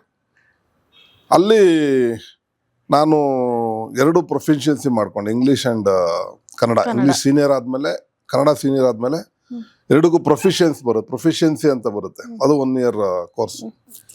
ಸೊ ಅದು ಮಾಡಿದಾಗ ನನಗೆ ಅಲ್ಲಿ ಅದೇ ಇನ್ಸ್ಟಿಟ್ಯೂಟಲ್ಲಿ ಇನ್ಸ್ಟ್ರಕ್ಟರ್ ಆಗಿ ಸೇರಿಕೊಂಡೆ. ಟೈಪಿಂಗ್ ಎಲ್ಲಿ ಕಲಿತಾ ಇದ್ನೋ ಅಲ್ಲೇ ಇನ್ಸ್ಟ್ರಕ್ಟರ್ ಆಗಿ ಸೇರಿಕೊಂಡೆ. ಅಲ್ಲಿ ಸ್ವಲ್ಪ ಅಮೌಂಟ್ ಬರ್ತಾ ಇತ್ತು. ಸೊ ಆಮೇಲೆ ಬೇರೆ ಎಲ್ಲೋ ವರ್ಕಿಗೆ ಸೇರಿಕೊಂಡೆ, ಅಲ್ಲೊಂದು ಸ್ವಲ್ಪ ಅಮೌಂಟ್ ಬರ್ತಾ ಇತ್ತು. ಅದೆಲ್ಲ ಸ್ವಲ್ಪ ಚಿಕ್ಕ ಪುಟ್ಟ ಅಮೌಂಟ್ ಕೂಡಿಕ್ಕೆ ಆ ವರ್ಕ್ಶಾಪ್ಗೆ ಏನು ಬೇಕು ಅದು ಮಾತ್ರ, ಗ್ಯಾರೇಜ್ಗೆ ಏನು ಬೇಕು ಅದು ಟೂಲ್ಸ್ಗಳನ್ನ ಹಾಗೆ ಪರ್ಚೇಸ್ ಮಾಡಿದ್ದೆ. ಮತ್ತು ಜಾಗ ನಮ್ಮ ಅಕ್ಕ ಅವರ ಅತ್ತಿಗೆಯವ್ರ ಯಜಮಾನ್ರದ್ದು ಒಂದು ಜಾಗ ಇತ್ತು ಅಲ್ಲಿ ಯಶವಂತಪುರದಲ್ಲಿ, ಪ್ರಕಾಶ್ ರೆಡ್ಡಿ ಅಂತ, HMR ಫ್ಯಾಮಿಲಿಯವರು. ಸೊ ಅವ್ರ ಹತ್ರ ಮಾತಾಡಿದಾಗ ಅವರು ವಿತೌಟ್ ಅಡ್ವಾನ್ಸು ನಮಗೆ ಜಾಗ ಕೊಟ್ಟರು. ವಿತೌಟ್ ಅಡ್ವಾನ್ಸು ಮತ್ತು ಸ್ವಲ್ಪ ಜನ ವಿತೌಟ್ ಬಾಡಿಗೆನೂ ನಾನು ನಡೆಸೋದಕ್ಕೆ ಅವಕಾಶ ಮಾಡಿಕೊಟ್ರು. ಅದಕ್ಕೆ ಎಲ್ಲೇ ಹೋದ್ರೂ HMR ಫ್ಯಾಮಿಲಿಯವ್ರನ್ನ ಮತ್ತು ನಮ್ಮ ಬಾವನ್ನ ನೆನೆಸ್ಕೋತೀನಿ, ನಮ್ಮ ಅಕ್ಕ ಅವ್ರ ಯಜಮಾನ್ರನ್ನ. ಬಿಕಾಸ್ ಅವರು ಅವತ್ತು ನಾವು ಬೆಂಗಳೂರು ನಿಲ್ಲೋದಕ್ಕೆ ಅವರಿಬ್ಬರು ಪ್ರಮುಖ ಕಾರಣ. ಅವ್ರು ನಮ್ಮ ಸರ್ಸು ಹೊಂಜೆ ಅಂತೀವ್ರಿಗೆ. ಅವರು ಈ ಒಂದು ನನ್ನ ಒಂದು ಬೆಳವಣಿಗೆಯಲ್ಲಿ ಅವ್ರದ್ದು ಆಶೀರ್ವಾದ ಇದೆ. ಸೊ ಹೀಗೆ ಅಲ್ಲಿ ನನಗೆ ನಿರಾಯಾಸವಾಗಿ ಅಡ್ವಾನ್ಸ್ ಇಲ್ಲದೆ ಅಂಗಡಿ ಸಿಕ್ತು, ಸ್ವಲ್ಪ ದಿನ ಬಾಡಿಗೆ ಇಲ್ದೇ ಅಂಗಡಿ ಸಿಕ್ತು. ಸೊ ನಾನು ಡೆವಲಪ್ ಚಿಕ್ಕ ಪುಟ್ಟ ಮಾಡ್ತಾ ಅದು ಅಂಗಡಿ ಚೆನ್ನಾಗಿ ಬೆಳೀತು. ಬೆಳೆದ್ಮೇಲೆ ಸ್ವಲ್ಪ ಹಣಕಾಸು ವ್ಯವಸ್ಥೆ ಚೆನ್ನಾಗಿ ಆಗ್ತಾವಂತು. ಹಾಗಾಗಿ ಇಲ್ಲೆಲ್ಲ ಚೆನ್ನಾಗ್ ಆಗ್ತಾ ಬಂತು ಸರ್. ಇಲ್ಲೆಲ್ಲ ಚೆನ್ನಾಗ್ ಆಗಿದ್ದನ್ನ ಎಲ್ಲೋ ಒಂದ್ ಕಡೆ ತಗೊಂಡೋಗಿ ಇನ್ವೆಸ್ಟ್ ಮಾಡಿ ಕಳ್ಕೊಳ್ತೀರಾ, ಆ ಮೂಮೆಂಟ್ ಹೇಗಿತ್ತು? ಈಗ ಅದು ಒಂಥರ ಸಹಜ, ಏನು ಮಾಡೋಕ್ಕಾಗಲ್ಲ. ನಮ್ಮ ವೃತ್ತಿ ಬಿಟ್ಟು ಬೇರೆ ಕಡೆ ಹೋದಾಗ ಬಿಗಿನಿಂಗಲ್ಲಿ ಅದೆಲ್ಲ ಆಗೋದು ಸಹಜ. ನಾನು ಹಂಗೆ ನಮ್ಮ ಗ್ಯಾರೇಜ್ ನಡೆಸ್ತಾ ಇತ್ತು, ಚೆನ್ನಾಗಿ ವ್ಯಾಪಾರ ಆಗ್ತಾ ಇತ್ತು, ಒಳ್ಳೆ ಒಂದು ಲೈಫ್ ಸೆಟ್ಲ್ ಆಗೋ ಸ್ಟೇಜಿಗೆ ಬಂದಿತ್ತು. ಸೊ ಅಂಥ ಸಮಯದ ಯಾರೋ ನಮ್ಮ ಇನ್ನೊಬ್ರು ಅಲ್ಲಿ ನಮ್ಮ ಕಸ್ಟಮರ್ ಬಂದರು, ಗುರುರಾಜ್ ಅಂತ. ಅವ್ರದ್ದು ಒಂದು 2 ವೀಲರ್ ಇತ್ತು, ರಿಪೇರಿ ಮಾಡ್ಸಕ್ಕೆ ಬಂದರು. ಅವ್ರ ಮುಖಾಂತರ ಸೀರಿಯಲ್ ಫೀಲ್ಡ್ಗೆ ಎಂಟ್ರಿ ಆದೆ. ಆಮೇಲೆ ಅದು ಅವರು ಶ್ರೀನಿವಾಸ್ ಕೌಶಿಕ್ ಅಂತ ಒಬ್ರು ಡೈರೆಕ್ಟ್ರು. ಸರ್ ಮೊದ್ಲು ಸೀರಿಯಲ್ ಅಲ್ಲಿ ಬಣ್ಣ ಹಚ್ಚಿದ್ದು ಯಾವ ಪಾತ್ರಕ್ಕೆ? ಅದೇ ಹೇಳ್ತಾ ಇದ್ದೆ, ಮಂಜು ಕರಗಿತ್ತು ಅಂತ ಒಂದು ಸೀರಿಯಲ್ ಓಕೆ. DD9 ಬರ್ತಾ ಇತ್ತು. DD9 ಅವಾಗ 3 ಎಪಿಸೋಡು 6 ಎಪಿಸೋಡ್ ಶಾರ್ಟ್ ಸ್ಟೋರೀಸ್ ಕೊಡ್ತಾ ಇದ್ರು. ಸೊ ಆ ಟೈಮಲ್ಲಿ ನಮ್ಮ ಶ್ರೀನಿವಾಸ್ ಕೌಶಿಕ್ ಅಂತ ಡೈರೆಕ್ಟ್ ಅವ್ರಿಗೆ ಪರಿಚಯ ಮಾಡಿಸಿದ್ರು, ಗುರುರಾಜ್ ಅಂತ. ಸೊ ಅವ್ರು ಹೋಗಿದ ತಕ್ಷಣ ಇನ್ಸ್ಪೆಕ್ಟರ್ ಒಂದು ರೋಲ್ ಇದೆ ಮಾಡಿ ಅಂದರು. ಅದನ್ನು ಮಾಡಿದೆ, ಓಕೆ ಅನ್ನಿಸ್ತು. ಸೊ ಹಾಗೆ ಕಂಟಿನ್ಯೂ ಆಯಿತು. ಹಾಗೆ ಒಂದು 2-3 ಶಾರ್ಟ್ ಸ್ಟೋರೀಸ್ ಮಾಡಿದ್ವಿ.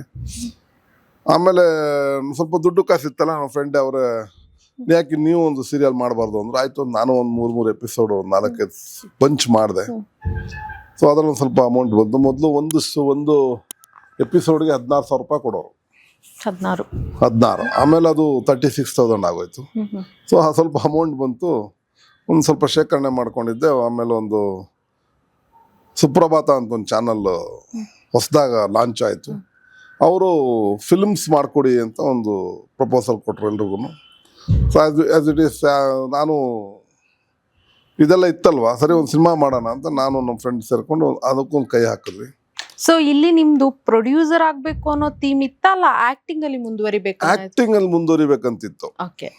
ಬಟ್ ಆಕ್ಟಿಂಗ್ ನಮ್ಗೆ ಯಾರು ಅಷ್ಟು ಈಸಿಯಾಗಿ ಕೊಡ್ತಾ ಇರ್ಲಿಲ್ಲ. ಅದಕ್ಕೋಸ್ಕರ ಇನ್ವೆಸ್ಟ್ ಮಾಡಿ ನೋಡೋಣಪ್ಪ, ನಾವು ಒಂದು ಒಳ್ಳೆ ಕ್ಯಾರೆಕ್ಟರ್ ಮಾಡೋಣ ಅಂತ ಮಾಡಿದೆ. ಈಗೆಲ್ಲ ಇಷ್ಟು ಸೀರಿಯಲ್ಗಳು ದುಡ್ದಿದ್ದೆಲ್ಲ ತೊಗೊಂಡು ಸಿನಿಮಾಗೆ ಹಾಕ್ದೆ. ಸಿನಿಮಾ ಅದು ಚಾನಲ್ ಸಬ್ಮಿಟ್ ಮಾಡಿದೆ, ಮತ್ತು ಚಾನಲ್ಲೇ ಮುಚ್ಚೋಯ್ತದು. ಅದು ಕ್ಯಾಸೆಟ್ ವಾಪಸ್ ಬರಲಿಲ್ಲ. ಸೊ ಅಮೌಂಟು ಹೋಯ್ತದು. ಯಾವುದೇ ತರ ಅಗ್ರಿಮೆಂಟ್ ಇರಲಿಲ್ಲ ನಿಮ್ಮ? ಬರೀ ಬಾಯಿ ಮಾತು, ಅವಾಗೆಲ್ಲ ಅಗ್ರಿಮೆಂಟ್ ಏನಾಗಿರ್ಲಿಲ್ಲ. ಸರಿ ಇನ್ನೇನು ಮಾಡೋದು, ನಾವು ಅದೃಷ್ಟ ಎಷ್ಟೇ ಅಂದ್ಬಿಟ್ಟು ಒಂದು ಎಷ್ಟು ಕಳ್ಕೊಂಡ್ರಿ ಸರ್ ಅಂದಾಜು? ಆಯ್ತು, ಆ ಕಾಲದಲ್ಲೇ ಒಂದು 6-7 ಲಕ್ಷ ರೂಪಾಯಿ ಹೋಯ್ತದ ಅವಾಗ. ಸೊ ಇರ್ಲಿ, ಅವೆಲ್ಲ ಏನ್ ಮಾಡೋಕ್ಕಾಗಲ್ಲ.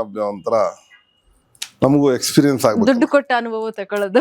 ಆಯ್ತು. ಆಮೇಲೆ ಸ್ವಲ್ಪ ದಿನ ಬೇಡ, ಇನ್ನು ನಾವು ಪ್ರೊಡಕ್ಷನ್ ಕೈ ಹಾಕೋದು ಬೇಡ ಅಂತ ಬರೀ ಆಕ್ಟಿಂಗ್ ಮಾಡ್ಕೊಂಡಿದ್ದೆ. ಆಮೇಲೆ ಹೀಗೆ ಇನ್ನೊಬ್ರು ಎಸ್ಕಾಟ್ ಶ್ರೀನಿವಾಸ್ ಅಂತ ಒಬ್ರು ನಮ್ಮ ಸ್ನೇಹಿತರು, ಅವರು ಪರಿಚಯ ಆದರು. ಆಮೇಲೆ ಶ್ರೀನಿವಾಸ್ ಅಂತ ನಮ್ಮ ವರ್ಕ್ಶಾಪ್ ಹತ್ರನೇ ಒಬ್ರಿದ್ರು, ಸ್ಟಿಲ್ ಫೋಟೋಗ್ರಾಫರು. ಅವರು ಪಾಪ ತೀರ್ಕೊಂಡ್ರು, ಏನೋ ಆಕ್ಸಿಡೆಂಟ್ ಆಗಿ ಬ್ರೈನ್ ಕ್ಲಾಟ್ ಆಗಿ ತೀರ್ಕೊಂಡ್ರು ಅವರು. ಸೊ ಇವರಿಬ್ಬರು ನಮಗೆ ಸಿನಿಮಾ ರಂಗಕ್ಕೆ ಎಂಟ್ರಿ ಮಾಡಿ ಕೊಟ್ಟರು. ಸೊ ಹಾಗೆ ಫಸ್ಟು ಚಾಮುಂಡಿ ಆಯಿತು, ಆಮೇಲೆ ಡಾನು, ಸಚ್ಚಿ, ಈ ಥರ 350 ಸಿನಿಮಾದ. ಸಾಯಿ ಪ್ರಕಾಶ್ ಸರ್ ಎಲ್ಲ ಪ್ರೊಡಕ್ಷನ್ ಅಲ್ಲೂ ಎಲ್ಲ ಡೈರೆಕ್ಷನ್ ಅಲ್ಲೂ ನಿಮ್ಮನ್ನ ನೋಡ್ಬೋದಿತ್ತು ನಾವು. ಸೊ ನಿಮ್ಗೆ ಅವಾಗ ತಲೆಯಲ್ಲಿ ನಾನೊಬ್ಬ ಹೀರೋ ಆಗಿ ಮಿಂಚಬೇಕು ಅನ್ನೋದು ಇರ್ಲಿಲ್ವಾ ಸರ್? ಸಹಜವಾಗಿ ಯಾರಿಗಿರಲ್ಲ, 100% ಎಲ್ರಿಗೂ ಇರುತ್ತೆ.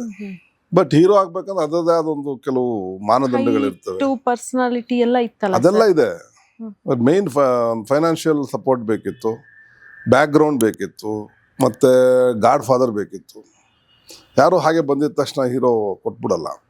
ಅದಕ್ಕೆ ನಾವೇನೋ ಇನ್ವೆಸ್ಟ್ ಮಾಡಬೇಕಾಗಿತ್ತು, ಅಥವಾ ನಮ್ಮಲ್ಲಿ ಎಕ್ಸ್ಟ್ರಾರ್ಡಿನರಿ ಟ್ಯಾಲೆಂಟ್ ಇರಬೇಕಾಗಿತ್ತು, ಇಲ್ಲ ಗಾಡ್ ಫಾದರ್ ಇರಬೇಕಿತ್ತು. ಸೊ ಈ ಟ್ಯಾಲೆಂಟ್ ಇದ್ದರೂ ಕೂಡ ಗಾಡ್ ಫಾದರ್ ಇರಲಿಲ್ಲ. ಹಾಗಾಗಿ ನಮಗೆ ಆಗ ಅಂಥ ಅವಕಾಶಗಳು ಬಹಳ ಕಡಿಮೆ ಆಯಿತು. ನಮ್ಗೆ ಆ ಥರದ್ದು ಪ್ರಯತ್ನ ಪಡಕ್ಕೆ 7 ಲಕ್ಷ ಕಳ್ಕೊಂಡ್ರಲ್ಲ ಸರ್, ಅದ್ರಲ್ಲಿ ಲೀಡ್ ಹೀರೋ ಆಗಿ ನೀವು ಮಾಡಿ? ಅದು ನಾನು ಲೀಡ್ ಮಾಡಿದ್ದೆ ಅದರಲ್ಲಿ. ಹೌದಾ? ಅದು ಲೀಡ್ ಮಾಡಿದ್ದೆ. ಬಟ್ ಅದೇನಾದ್ರು ರಿಲೀಸ್ ಆಗಿದ್ರೆ ಅಥವಾ ಚಾನಲಲ್ಲಿ ಟೆಲಿಕಾಸ್ಟ್ ಮಾಡಿದರೆ ಅವಾಗ ಸ್ವಲ್ಪ ನಮ್ಗೆ ಹೆಸರು ಬಂದು ಏನಾರು ಅವಕಾಶ ಸಿಗೋದೋ ಏನೋ ಗೊತ್ತಿಲ್ಲ. ಬಟ್ ಅದು ಹೋದ್ಮೇಲೆ ಸ್ವಲ್ಪ ಬೇಜಾರಾಗಿ ಒಂದು 2-3 ವರ್ಷ ನಾನು ಯಾವುದಕ್ಕೂ ಕೈ ಹಾಕಕ್ಕೆ ಹೋಗಲಿಲ್ಲ, ಸುಮ್ಮನೆ ಆಗ್ಬಿಟ್ಟೆ. ಆ್ಯಕ್ಟಿಂಗು ಮಾಡಕ್ಕೆ ಹೋಗ್ತಾ ಇರಲಿಲ್ಲ. ಬಾಡಪ್ಪ ಸಾಕು ನಮ್ದು. ರಂಗಭೂಮಿ ಸರ್? ರಂಗ ನಡೀತಾ ಇತ್ತು, ಡ್ರಾಮಾಗಳು ಅದನ್ನ ಬಿಟ್ಟಿಲ್ಲ. ಸರ್ ರಂಗಭೂಮಿ ಅನ್ನೋದು ಒಬ್ಬ ಆಕ್ಟರ್ಗೆ ಮಸ್ಟ್ ಈಗಲೂ? ಒಬ್ಬ ಪ್ರೊಫೆಷನಲ್ ಆರ್ಟಿಸ್ಟ್ ಆಗ್ಬೇಕಂದ್ರೆ ಅದು ಮಸ್ಟ್ ಅಂತ ನಾನು ಭಾವಿಸ್ತೀನಿ. ಬಟ್ ಎಲ್ಲೋ ಒಂದ್ ಕಡೆ ಒಪಿನಿಯನ್ ಇದೆ ಸರ್, ರಂಗಭೂಮಿಯ ಆರ್ಟಿಸ್ಟ್ಗಳು ಎಲ್ಲಾ ಜಾನರಿಗೆ ಒಗ್ಗಿಕೊಳ್ಳಕ್ ಆಗಲ್ಲ. ಯಾಕಂತಂದ್ರೆ ಸ್ಟೇಜ್ ಪ್ರೋಗ್ರಾಮ್ಗಳಲ್ಲಿ ಓವರ್ ಎಕ್ಸೈಟ್ಮೆಂಟ್ ಇಂದ ಕೆಲವೊಂದು ಡೈಲಾಗ್ಗಳು ಫ್ಲೋ ಅಲ್ಲಿ ಹೇಳ್ಬೇಕಾಗತ್ತೆ. ಸೊ ಆಕ್ಟಿಂಗ್ ಅಂತ ಬಂದಾಗ, ಸೀರಿಯಲ್ ಮೂವಿ ಅಂತ ಬಂದಾಗ ಸೆಟಲ್ಡ್ ಆಕ್ಟಿಂಗ್ ಬೇಕಾಗುತ್ತೆ. ಸೊ ಇದೆರಡನ್ನು ರಂಗಭೂಮಿ ಕಲಾವಿದ ಹೆಂಗ್ ಬ್ಯಾಲೆನ್ಸ್ ಮಾಡ್ಬೋದು ಸರ್ ನಿಮ್ ಪ್ರಕಾರ? ಡಾಕ್ಟರ್ ರಾಜ್ಕುಮಾರ್ ಅವ್ರಲ್ಲಿಂದ ಬಂದಿದ್ದು, ಅವ್ರಲ್ಲಿಂದ ಬಂದ್ರು ರಂಗಭೂಮಿ ಸರ್. ಅವ್ರಿಗಿನ್ನ ಅಭಿನಯ ಮಾಡೋರು ಇದಾರೆ ಯಾವತ್ತಾರು ಇದ್ರಲ್ಲಿ ಇಂಡಿಯಾದಲ್ಲಿ ತಗೊಳ್ಳಿ ಇದಾರ? ಇಲ್ಲ ಸರ್. ಮತ್ತೆ ಹೇಗೆ ಬ್ಯಾಲೆನ್ಸ್ ಮಾಡಿದ್ರು ಅವರು? ಖಂಡಿತ. ಅಂತ ಪೌರಾಣಿಕ ಮಾಡಿದ್ರು, ಈ ಕಡೆ ನಿಮ್ಮ ಒಡ ಹುಟ್ಟಿದವರು ಥರ ಒಂದು ಫ್ಯಾಮಿಲಿ ಕ್ಯಾರೆಕ್ಟರ್ ಮಾಡಿದ್ರು. ತ್ರಿಮೂರ್ತಿಯಲ್ಲಿ ಮಾಡಿದ್ರು. CID ನಾಟ್ನಲ್ಲಿ ಇಂಗ್ಲೀಷ್ ದೀರ್ಘವಾಗಿ ಹೊಡೆದ್ರು. ಅವೆಲ್ಲ ಹೆಂಗೆ ಬರುತ್ತೆ? ಸರ್ ನಿಮ್ಗೆ ಈಗ ನಿಮಗೆ ಫೌಂಡೇಶನ್ ಗಟ್ಟಿ ಇದ್ರೇನೆ ಹೆಂಗ್ ಬೇಕಾ ನೀವು ಕನ್ಸ್ಟ್ರಕ್ಷನ್ ಮಾಡ್ಬೋದು. ನೀವು ಫೌಂಡೇಶನ್ ಇಲ್ಲ ಅಂದ್ರೆ ನೀವು ಫೌಂಡೇಶನ್ ಗಟ್ಟಿ ಮಾಡ್ಕೊಳ್ಳದೆ ನಾನು ಮೇಲ್ಗಡೆ 10 ಫ್ಲೋರ್ ಕಟ್ಬಿಡ್ತೀನಿ, ಡಿಸೈನ್ ಮಾಡ್ತೀನಿ, ಏನು ನಡೆಯಲ್ಲ. ಫೌಂಡೇಶನ್ ಗಟ್ಟಿ ಇದ್ರೆ ಮೇಲ್ಗಡೆ ಏನು ಬೇಕಾದ್ರೂ ಮಾಡ್ಕೋಬೋದು. ಆಮೇಲೆ ಅದು ಚೇಂಜ್ ಮಾಡ್ಕೋಬೋದು. ಎಷ್ಟು ಜನ ರಂಗಭೂಮಿ ಕಲಾವಿದರಿಲ್ಲ ಇವಾಗ? ನಿಮ್ಗೆ ಕಷ್ಟ ಆಗಿಲ್ವಾ ಸರ್ ಸ್ಟಾರ್ಟಿಂಗ್ ರಂಗಭೂಮಿಯಿಂದ ಇಮಿಡಿಯೇಟ್ಲಿ ಸೀರಿಯಲ್ ಎಲ್ಲ ಆಕ್ಟಿಂಗ್ ಮಾಡಿ? ಏನಾಗಿಲ್ಲ, ನಾರ್ಮಲ್ ನಾರ್ಮಲ್ ಆಯ್ತು. ಇಂಥ ಕಷ್ಟ ಏನಾಗಲ್ಲ. ಕಲಾವಿದರಿಗೆ ರಂಗಭೂಮಿ ಕಲ್ಸ್ಕೊಡೋದೇ ಅದನ್ನ. ನೀನು ಯಾವುದೇ ಕಂಡೀಷನ್ ಇದ್ರು ಎಂಥದೇ ಪಾತ್ರ ಕೊಟ್ಟು ನಿರ್ವಹಣೆ ಮಾಡಬೇಕು ಅನ್ನೋದನ್ನೇ ಕಲ್ಸ್ಕೊಡೋದಲ್ಲಿ. ನಿಮ್ಮ ಭಾಷೆ ಒಂದು ಸ್ಪಷ್ಟತೆ ಇದ್ರೆ ನೀವು ಎಂಥ ಪಾತ್ರ ಬೇಕಾದ್ರೂ ಮಾಡ್ಬೋದು. ಎಷ್ಟು ಜನ ಇಲ್ಲ ರಂಗಭೂಮಿ ಡಾಕ್ಟರ್ ರಾಜ್ಕುಮಾರ್ ಅವರು, ನಮ್ಮ ವಿಷ್ಣುವರ್ಧನ್, ಅಂಬರೀಷ್ ಅವರು ರಂಗಭೂಮಿ ಮಾಡ್ತಾ ಇದ್ರು, ರಂಗಾಯಣ ರಘು ಮಾಡ್ತಾ ಇದಾರೆ. ಎಷ್ಟು ಜನ ಇಲ್ಲ ಅಂತ ಕಲಾವಿದ್ರು. ಇತ್ತೀಚಿನ ದಿನಗಳಲ್ಲಿ ಅದು ಕಾಣ್ತಾ ನೀನಾಸಂ ಇಲ್ಲ ಅಶ್ವತ್, ನೀನಾಸಂ ಅಶ್ವತ್ ಅಲ್ಲಿಂದಾನೆ, ಹೌದು. ಅಚ್ಯುತರಾವ್ ಅಲ್ಲಿಂದಾನೆ. ಎಷ್ಟು ಜನ ಬೇಕು ನಿಮ್ಗೆ? ಅಯೋಗ್ಯ ಯಾರು ಅವ್ರ ಹೆಸರು? ಸತೀಶ್ ಅವರು. ಸತೀಶ್, ನೀನಾಸಂ ಸತೀಶ್ ಅವರು, ಹೌದು. ಅಂಥವ್ರೆಲ್ಲ ಅಲ್ಲಿಂದಾನೆ ಬಂದಿರೋರು. ಹೌದು. ಹಾಗಾಗಿ ಅವ್ರಿಗೆಲ್ಲ ಈ ಸೆಟಲ್ಡ್ ಎಲ್ಲ ಏನಿಲ್ಲ. ನಾವು ರಂಗಭೂಮಿ ಬಂದವರು ಎಲ್ಲಿಗೆ ಬೇಕಾದ್ರೂ ಸೆಟ್ಲ್ ಆಗ್ತಾರೋ. ಎಂಥದೇ ಪಾತ್ರ ಕೊಡಿ, ಏನೇ ಸಿಚುವೇಶನ್ ಇದ್ರು ಅದು ತಕ್ಕಾಗ ಅವ್ರ ಪಾತ್ರ ನಿರ್ವಹಣೆ ಮಾಡೋ ಕೆಪಾಸಿಟಿ ಇರುತ್ತೆ ಅವ್ರಿಗೆ. ಓಕೆ ಸರ್, ಇವಾಗ ಸೀರಿಯಲ್ ಆಯ್ತು, ಸಿನಿಮಾಗೆ ಎಂಟ್ರಿ ತಗೊಂಡ್ರಿ ಸರ್. ನಿಮ್ಗೆ ಮೇಜರ್ ಒಂದು ಬ್ರೇಕ್ ಕೊಟ್ಟಿದ್ದು, ಓಕೆ ನನ್ನನ್ನು ಹೊರಗಡೆ ಹೋದ್ರೆ ಜನ ಗುರುತಿಸ್ತಾರೆ ಅಂತ ನಿಮ್ಗೆ ಅನ್ಸಿದ್ದು ಪರ್ಸನಲ್ ಆಗಿ ಯಾವುದೋ ಒಂದು ಫ್ಯಾನ್ ಬಂದು ನಿಮ್ಮ ಹತ್ರ ಹೇಳಿದಾಗ ಯಾವ ಮೂಮೆಂಟ್ ಅಲ್ಲಿ ಹಂಗ ಅನ್ಸ್ತು ಸರ್ ನಿಮ್ಗೆ? ಸಾರಥಿ ಸಿನಿಮಾ, ಡಿ ಬಾಸ್ ದರ್ಶನ್ ಅವ್ರ ಸಿನಿಮಾ ಸಾರಥಿನಲ್ಲಿ ಒಂದು ಒಳ್ಳೆ ಅವಕಾಶ ಸಿಕ್ತು. ಅದು ನನ್ನನ್ನು ಇಡೀ ಹೊರ ಜಗತ್ತಿಗೆ ಪರಿಚಯ ಮಾಡಿಸ್ತು. ಅದಕ್ಕೆ ಮೊದಲು ಬೇರೆ ಸಿನಿಮಾಗಳು ಮಾಡಿದ್ದೆ, ಬಟ್ ಅಷ್ಟು ಎಕ್ಸ್ಪೋಸ್ ಆಗಿರಲಿಲ್ಲ. ಸಾರಥಿ ಸಿನಿಮಾ ಒಂದು ಟ್ರಾಫಿಕ್ ಇನ್ಸ್ಪೆಕ್ಟ್ರು ಮತ್ತು ರೈತ ದರ್ಶನ್ ಸರ್ ಜೊತೆಲೇ ಇದ್ದಿದ್ದರಿಂದ ಅದು ಒಳ್ಳೆ ನನಗೆ ರೆಸ್ಪಾನ್ಸ್ ಸಿಕ್ತು. ಎಕ್ಸ್ಪೋಸ್ ಆದೆ ನಾನು. ಎಲ್ಲೇ ಹೋದ್ರೂ ಅದನ್ನು ಉದಾಹರಣೆ ಕೊಟ್ಬಿಟ್ಟೆ ಮಾತಾಡ್ತಾರೆ. ಆ ಥರ ಒಂದು ನನಗೆ ಸಾರಥಿ ಸಿನಿಮಾ ಒಳ್ಳೆ ಬ್ರೇಕ್ ಕೊಡ್ತು. ಸರ್ ಜಾಸ್ತಿ ನೀವು ವಿಲನ್ ಶೇಡ್ ಲೈಕ್ ಮಾಡ್ತೀರಾ ಅಲ್ಲ ನಾರ್ಮಲ್ ಪಾತ್ರಗಳನ್ನ ಲೈಕ್ ಮಾಡ್ತೀರಾ? ಯಾಕಂದ್ರೆ ಜಾಸ್ತಿಯಾಗಿ ನಾವು ಇನ್ಸ್ಪೆಕ್ಟರ್ ರೋಲ್ ಬಿಟ್ರೆ ವಿಲನ್ ಶೇಡ್ ಅಲ್ಲಿ ಜಾಸ್ತಿಯಾಗಿ ನಾವು ನೋಡಿದೀವಿ. ಸೊ ಯಾವ್ದು ನಿಮ್ಗೆ ಒಂದ್ ಸ್ವಲ್ಪ ಕಂಫರ್ಟೇಬಲ್ ಅಂತಂದ್ರೆ? ಎರಡೂ ಕಂಫರ್ಟಬಲ್ ನಮಗೆ. ಇಷ್ಟ ಅಂದ್ರೆ ಇಷ್ಟ ಇನ್ಸ್ಪೆಕ್ಟರ್. ಸೊ ಸರ್ ಆರ್ಟಿಸ್ಟ್ ಆಗಿಲ್ಲ ಅಂತಿದ್ರೆ ನಾವು ಇನ್ಸ್ಪೆಕ್ಟರ್ ಆಗಿ ನೋಡಬಹುದು. ಖಂಡಿತ ನೋಡಬಹುದಾಗಿತ್ತು. ಸರ್ ಇಷ್ಟೊತ್ತು ನೀವು ನಿಮ್ಮ ರಂಗಭೂಮಿ ಆಮೇಲೆ ಫಿಲಂ ಜರ್ನಿ ಇದ್ರ ಬಗ್ಗೆ ಹೇಳಿದ್ರಿ. ಸೊ ಈ ಟೈಮಲ್ಲಿ ನಿಮ್ಮ ಫ್ಯಾಮಿಲಿ ಮದ್ವೆ ಎಲ್ಲ ಆಗಿತ್ತಾ ಸರ್? ನಿಮ್ಮವರು ಅಂತ ಒಬ್ರು ಸಾಥ್ ಕೊಡೋರು ಬೇಕೇ ಬೇಕಲ್ಲ ಸರ್? ಮದ್ವೆ ಆಗಿತ್ತ ಆ ಟೈಮಲ್ಲಿ? ಇಲ್ಲ, ಇನ್ನು ಮದುವೆ ಆಗಿರ್ಲಿಲ್ಲ. ಎಂಟ್ರಿ ಆದಾಗ ಮದುವೆ ಆಗಿರ್ಲಿಲ್ಲ. ಆಮೇಲೆ ಬಿಸ್ನೆಸ್ ಎಲ್ಲ ಸೆಟಪ್ ಆಗಿ ಒಂದೆರಡು ಸೀರಿಯಲ್ ಮಾಡಿದ್ಮೇಲೆ ಮದುವೆ ಆಯ್ತು. ಆರ್ಟಿಸ್ಟ್ ಅಂತ ಒಪ್ಕೊಂಡ್ರ ಮನೆಯವರು ಇಲ್ಲ ಬಿಸ್ನೆಸ್ ಮ್ಯಾನ್ ಅಂತ ಒಪ್ಕೊಂಡ್ರ? ಆರ್ಟಿಸ್ಟ್ ಅಂತ ಗೊತ್ತಿರಲಿಲ್ಲ ಅವಾಗಿನ್ನ. ಆರ್ಟಿಸ್ಟ್ ಇನ್ನು ಗುರುತಿಸ್ಕೊಂಡಿಲ್ಲ. ವಿಲನ್ ಶೇಡ್ ಮಾಡಿದ್ ನೋಡ್ತಿದ್ರೆ ಮೇ ಬಿ ಒಪ್ತಿರ್ಲಿಲ್ಲ ಅಂತ ಗೊತ್ತಿಲ್ಲ. ಬಟ್ ಇಲ್ಲ, ಅದು ಮೊದ್ಲೇ ಗೊತ್ತಿರಲಿಲ್ಲ ಅವ್ರಿಗೆ. ಬಿಸ್ನೆಸ್ ನೋಡ್ಕೊಂಡೆ ಒಪ್ಕೊಂಡಿದ್ದು. ಬಿಸ್ನೆಸ್ ನೋಡ್ಕೊಂಡೆ. ನಿಮ್ಗೆ ಅವರಲ್ಲಿ ಯಾವ ಗುಣ ಇಷ್ಟ ಆಗಿ ನೀವು ಒಪ್ಕೊಂಡ್ರಿ ಸರ್? ನನ್ಗೆ ಗುಣ ಅಂದ್ರೆ ಇನ್ನು ಅವ್ರ ಗುಣ ಗೊತ್ತಿರಲಿಲ್ಲ ನನಗೆ. ಮನೆಯವ್ರು ದೊಡ್ಡವ್ರು ನೋಡಿದ್ರು. Purely arrange marriage. Purely arrange marriage. Okay. ಮದುವೆ ಟೈಮಲ್ಲೇ ನೋಡಿದ್ದು ಅವ್ರನ್ನ. ಅದಕ್ಕೆ ಮೊದಲು ನೋಡಿಲ್ಲ. ಅವ್ರು ಭದ್ರಾವತಿ, ನಮ್ಮ ಶ್ರೀಮತಿ ಅವರು. ನಾವು ಬೆಂಗಳೂರು. ಸೊ ಹಾಗಾಗಿ ಮದುವೆಗೆ ಮೊದಲು ಎಲ್ಲೂ ನೋಡಿರಲಿಲ್ಲ. ಮದುವೆ ಟೈಮಲ್ಲೇ ಒಂದು 2-3 ತಿಂಗಳು ಮೊದಲೇ ನೋಡಿದ್ದು. ಅಷ್ಟು ಬಿಟ್ರೆ ಎಂಗೇಜ್ಮೆಂಟು ಅದು ಇದು ನೋಡ್ಬಿಟ್ರೆ ಯಾವುದು ಇರಲಿಲ್ಲ. ಅವ್ರ ಊರಿಗೆ ಹೋಗಿ ಎಂಗೇಜ್ಮೆಂಟ್ ಅವ್ರ ಊರಲ್ಲೇ ಮಾಡಿಕೊಟ್ರು. ಅವಾಗಿಂದ ನೋಡಿದ್ವಿ. ಫೋನ್ಗೆ ಏನಿರಲಿಲ್ಲ ಅವಾಗ, ಬರೀ ಕಾಗದ ಬರಿತಾ ಇದ್ರಿ. ಬರಿಲೇಬೇಕು. ಕಮ್ಯುನಿಕೇಶನ್ ಬೇಕಾಗಿತ್ತಲ್ಲ. ಸರ್ ಇನ್ನು ಅಣ್ಣವರನ್ನ ನೀವು ತುಂಬಾ ಹತ್ರದಿಂದ ನೋಡಿದೀರಿ. ಅಣ್ಣವರ ಎಂಡ್ ಮೂಮೆಂಟ್ ಅಲ್ಲಿ ಅದನ್ನ ಕಣ್ಣಾರೆ ಕಂಡ ವ್ಯಕ್ತಿ ಅಂತಿದ್ರೆ ಅದ್ರಲ್ಲಿ ನೀವು ಒಬ್ರು.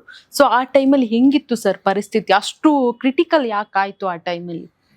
ಅಷ್ಟು ಕ್ರಿಟಿಕಲ್ ಯಾಕಾಯ್ತು ಅಂದ್ರೆ ಅಭಿಮಾನಿಗಳ ಒಂದು ಅಭಿಮಾನದ ಹೊಳೆ ಹರಿದ್ರೆ ಹೆಂಗಾಗತ್ತೆ, ಆ ಅಭಿಮಾನದ ಹೊಳೆಯಿಂದ ಅಷ್ಟೆಲ್ಲ ಅನಾಹುತಗಳಾಯಿತು.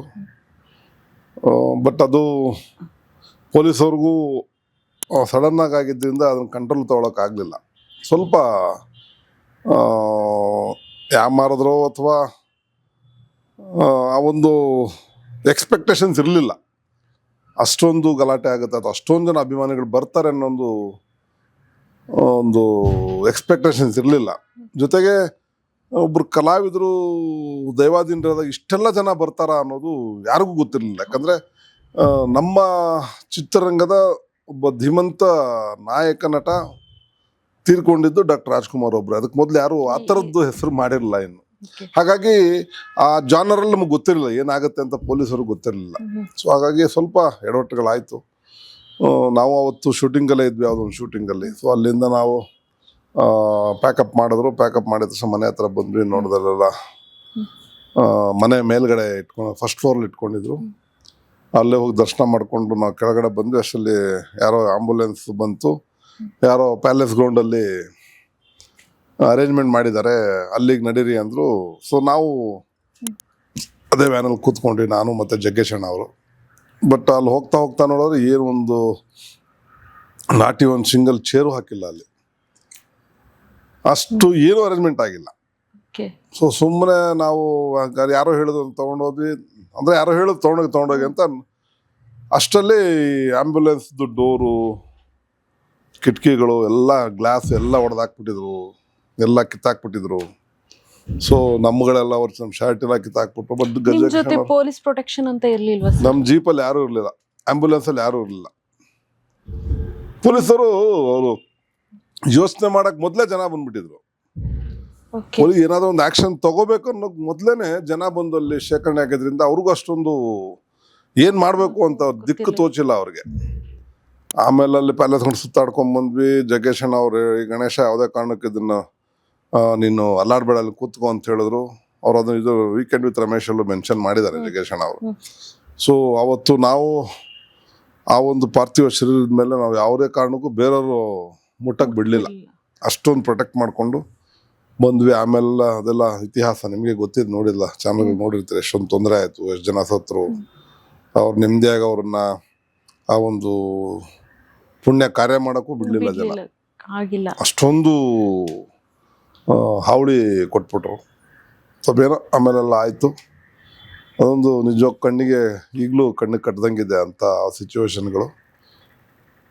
ಏನು ಅವರಿದ್ದಾಗ ಅವ್ರ ಜೊತೆ ಆ್ಯಕ್ಟಿಂಗ್ ಅಂತೂ ಮಾಡೋಕ್ಕಾಗಲಿಲ್ಲ. ಸೊ ಅಟ್ಲೀಸ್ಟ್ ಅವರ ಒಂದು ಕೊನೆ ದಿನದಲ್ಲಿ ಅವರ ದೇಹ ಮುಟ್ಟಿದ್ದು, ಅವ್ರ ಆಶೀರ್ವಾದ ತಗೊಂಡಿದ್ದು. ನಿಮ್ಗೂ ದೊಡ್ಡ ಮನೆಗೂ ಅಷ್ಟು ಕ್ಲೋಸ್ ರಿಲೇಶನ್ಶಿಪ್ ಹೇಗೆ ಸರ್? ಅಲ್ಲ, ಅಷ್ಟು ರಿಲೇಶನ್ಶಿಪ್ ಏನಿಲ್ಲ. ಓಕೆ, ಮೂವಿಗಳಲ್ಲಿ ಮಾಡ್ತಾ ಇದ್ರೆ ಅವರ ಬ್ಯಾನರ್ಗಳಲ್ಲಿ? ಅವ್ರ ಬ್ಯಾನರ್ ಆಮೇಲೆ ಅಣ್ಣ ಅವ್ರು ತೀರ್ಕೊಂಡ್ಮೇಲೆ ಮಾಡಿದ್ವಿ. ಬಟ್ ಅದಕ್ಕೆ ಮೊದಲು ಏನು ನಮ್ಗೇನು ಪರ್ಸ್ನಲ್ ಸಂಬಂಧ ಏನಿರಲಿಲ್ಲ. ಸೊ ಅಣ್ಣ ಅವರೊಬ್ಬ ಮೇರು ನಟ, ಅದಲ್ಲದೆ ಅವರು ನಮ್ಮ ಕೊಳ್ಳೇಗಾಲ ಕಡೆಯವರೇನೆ. ಸೊ ಹಾಗಾಗಿ ಅದೊಂದು ಪ್ರೀತಿ, ವಿಶ್ವಾಸ, ಅಭಿಮಾನ ಎಲ್ಲವೂ ಇತ್ತು. ಅವರು ನೋಡೋಕ್ಕಾಗಿರಲಿಲ್ಲ ಅಥವಾ ಅವ್ರ ಜೊತೆ ಆ್ಯಕ್ಟಿಂಗ್ ಮಾಡೋಕ್ಕಾಗಿರಲಿಲ್ಲ. ಅದು ನೋಡಿರ್ಲಿಲ್ವಾ ಸರ್ ನೀವು? ಅದಕ್ಕೆ ನೋಡಿದ್ವಿ. ಯಾವುದೋ ಒಂದು ನಮ್ಮ ಕನ್ನಡ ಚಲನಚಿತ್ರಗಳನ್ನು 6 ವಾರ ಬಿಡುಗಡೆ ಆದ ನಂತರ ಬೇರೆ ಸಿನಿಮಾಗಳು ಬಿಡುಗಡೆ ಆಗಬೇಕು ಅನ್ನೋ ಒಂದು ಕೂಗು ಎದ್ದಿತ್ತು. ಒಂದು ಸ್ಟ್ರೈಕ್ ಮಾಡಿದ್ವಿ ವಾಣಿಜ್ಯ ಮಂಡಳಿ ಮತ್ತು ಎಲ್ಲ ಆರ್ಟಿಸ್ಟ್ಗಳು ಎಲ್ಲ ಸೇರಿ ಮೈಸೂರು ಬ್ಯಾಂಕ್ದ ಪ್ರೊಸೆಷನ್ ಹೊರಟು ವಿಧಾನಸೌಧಕ್ಕೆ ಬಂದು ಮುಖ್ಯಮಂತ್ರಿಗೆ ಮನವಿ ಕೊಡೋ ಒಂದು ಕಾರ್ಯಕ್ರಮ ಇತ್ತು. ಆ ಕಾರ್ಯಕ್ರಮದಲ್ಲಿ ಆವಾಗ ತಾನೇ ಅಣ್ಣ ಅವರು ವೀರಪ್ಪನ ಕಪಿಮುಷ್ಟಿಯಿಂದ ಬಿಡುಗಡೆ ಆಗಿ ಬಂದಿದ್ರು. ಅವರು ಮುಖ್ಯಮಂತ್ರಿಗಳನ್ನ ಭೇಟಿಯಾಗಿ ನಮ್ಮ ಮನವಿ ಪತ್ರ ಕೊಟ್ಟು ಮತ್ತೆ ಬಂದು ಭಾಷಣ ಸಭೆ ಉದ್ದೇಶಿಸಿ ಮಾತನಾಡುವಂಥ ಒಂದು ಕಾರ್ಯಕ್ರಮ ಇತ್ತು ವಿಧಾನಸೌಧ ಎದುರುಗಡೆನೆ. ಆ ಸಮಯದಲ್ಲಿ ಅವರು ಸ್ವಲ್ಪ ವೀಕ್ ಆಗಿದ್ರು. ನಾವು ಕೂತಿದ್ದು ಕ್ಯಾಂಟರ್ಗೆ ಬಂದರು ಅವರು.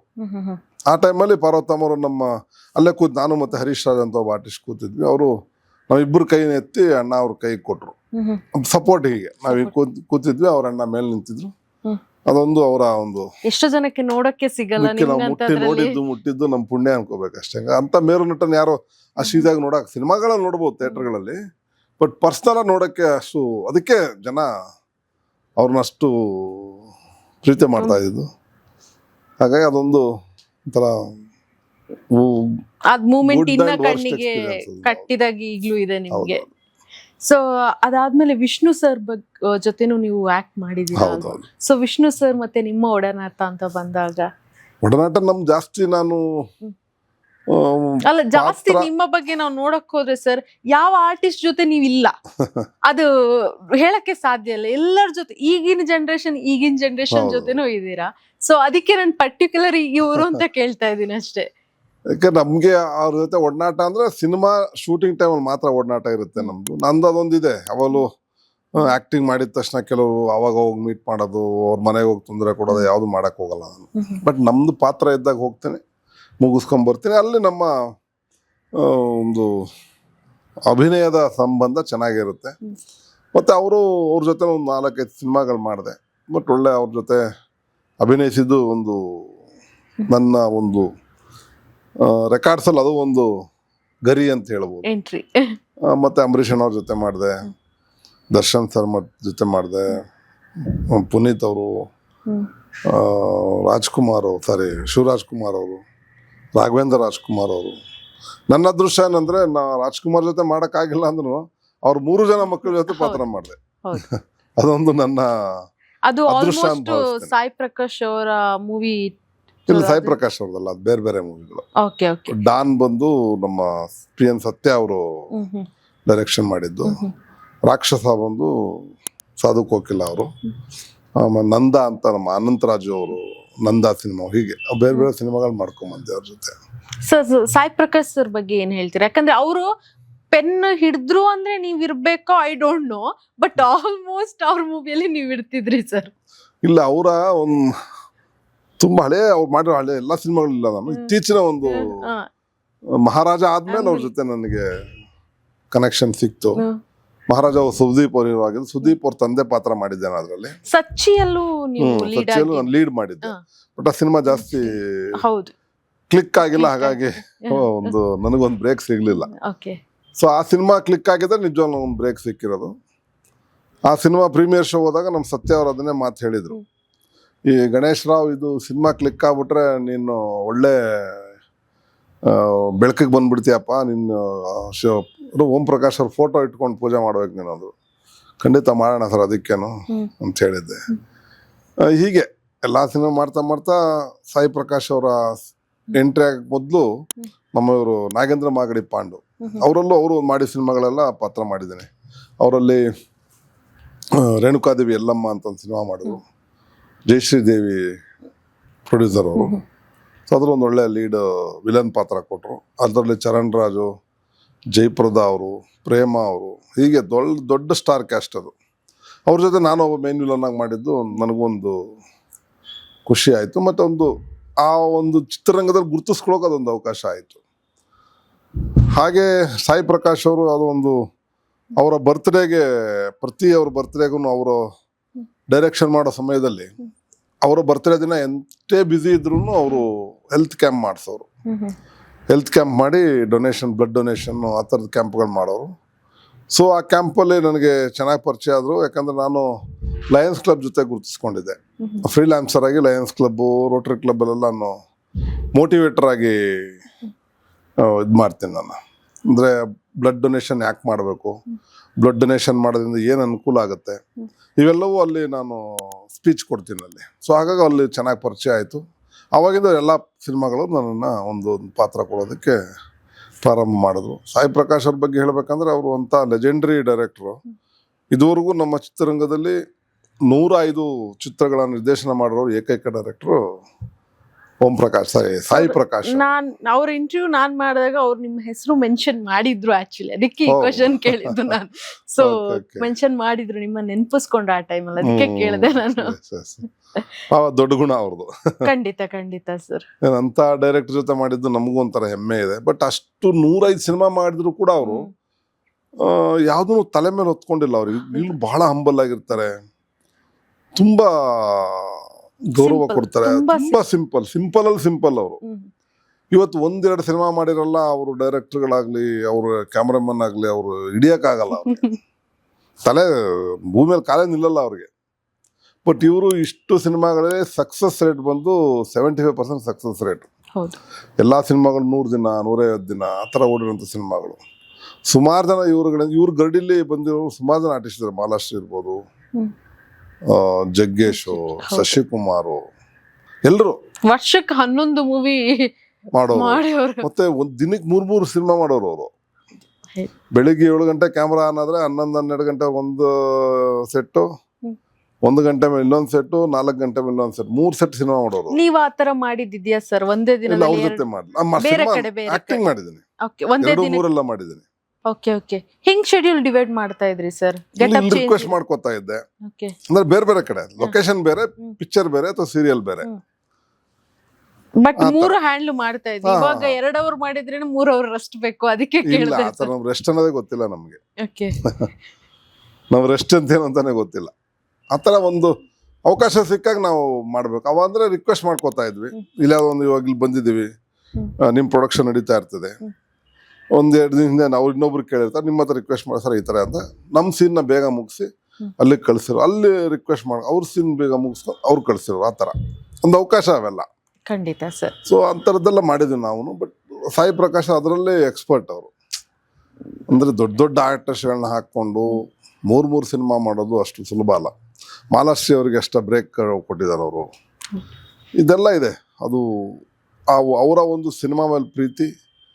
ಬಟ್ ಅಷ್ಟು ಮಾಡಿದ್ರು ಕೂಡ ಅವ್ರು ಯಾವುದೇ ಜಾಸ್ತಿ ಪ್ರಾಪರ್ಟಿ ಮಾಡಕ್ ಹೋಗಿಲ್ಲ. ಹೌದು, ಗೊತ್ತಿಲ್ಲ ಅವರಿಗೆ. ಖಂಡಿತ. ಕಮರ್ಷಿಯಲ್ ಅನ್ನೋದೇ ಗೊತ್ತಿಲ್ಲ ಅವ್ರಿಗೆ.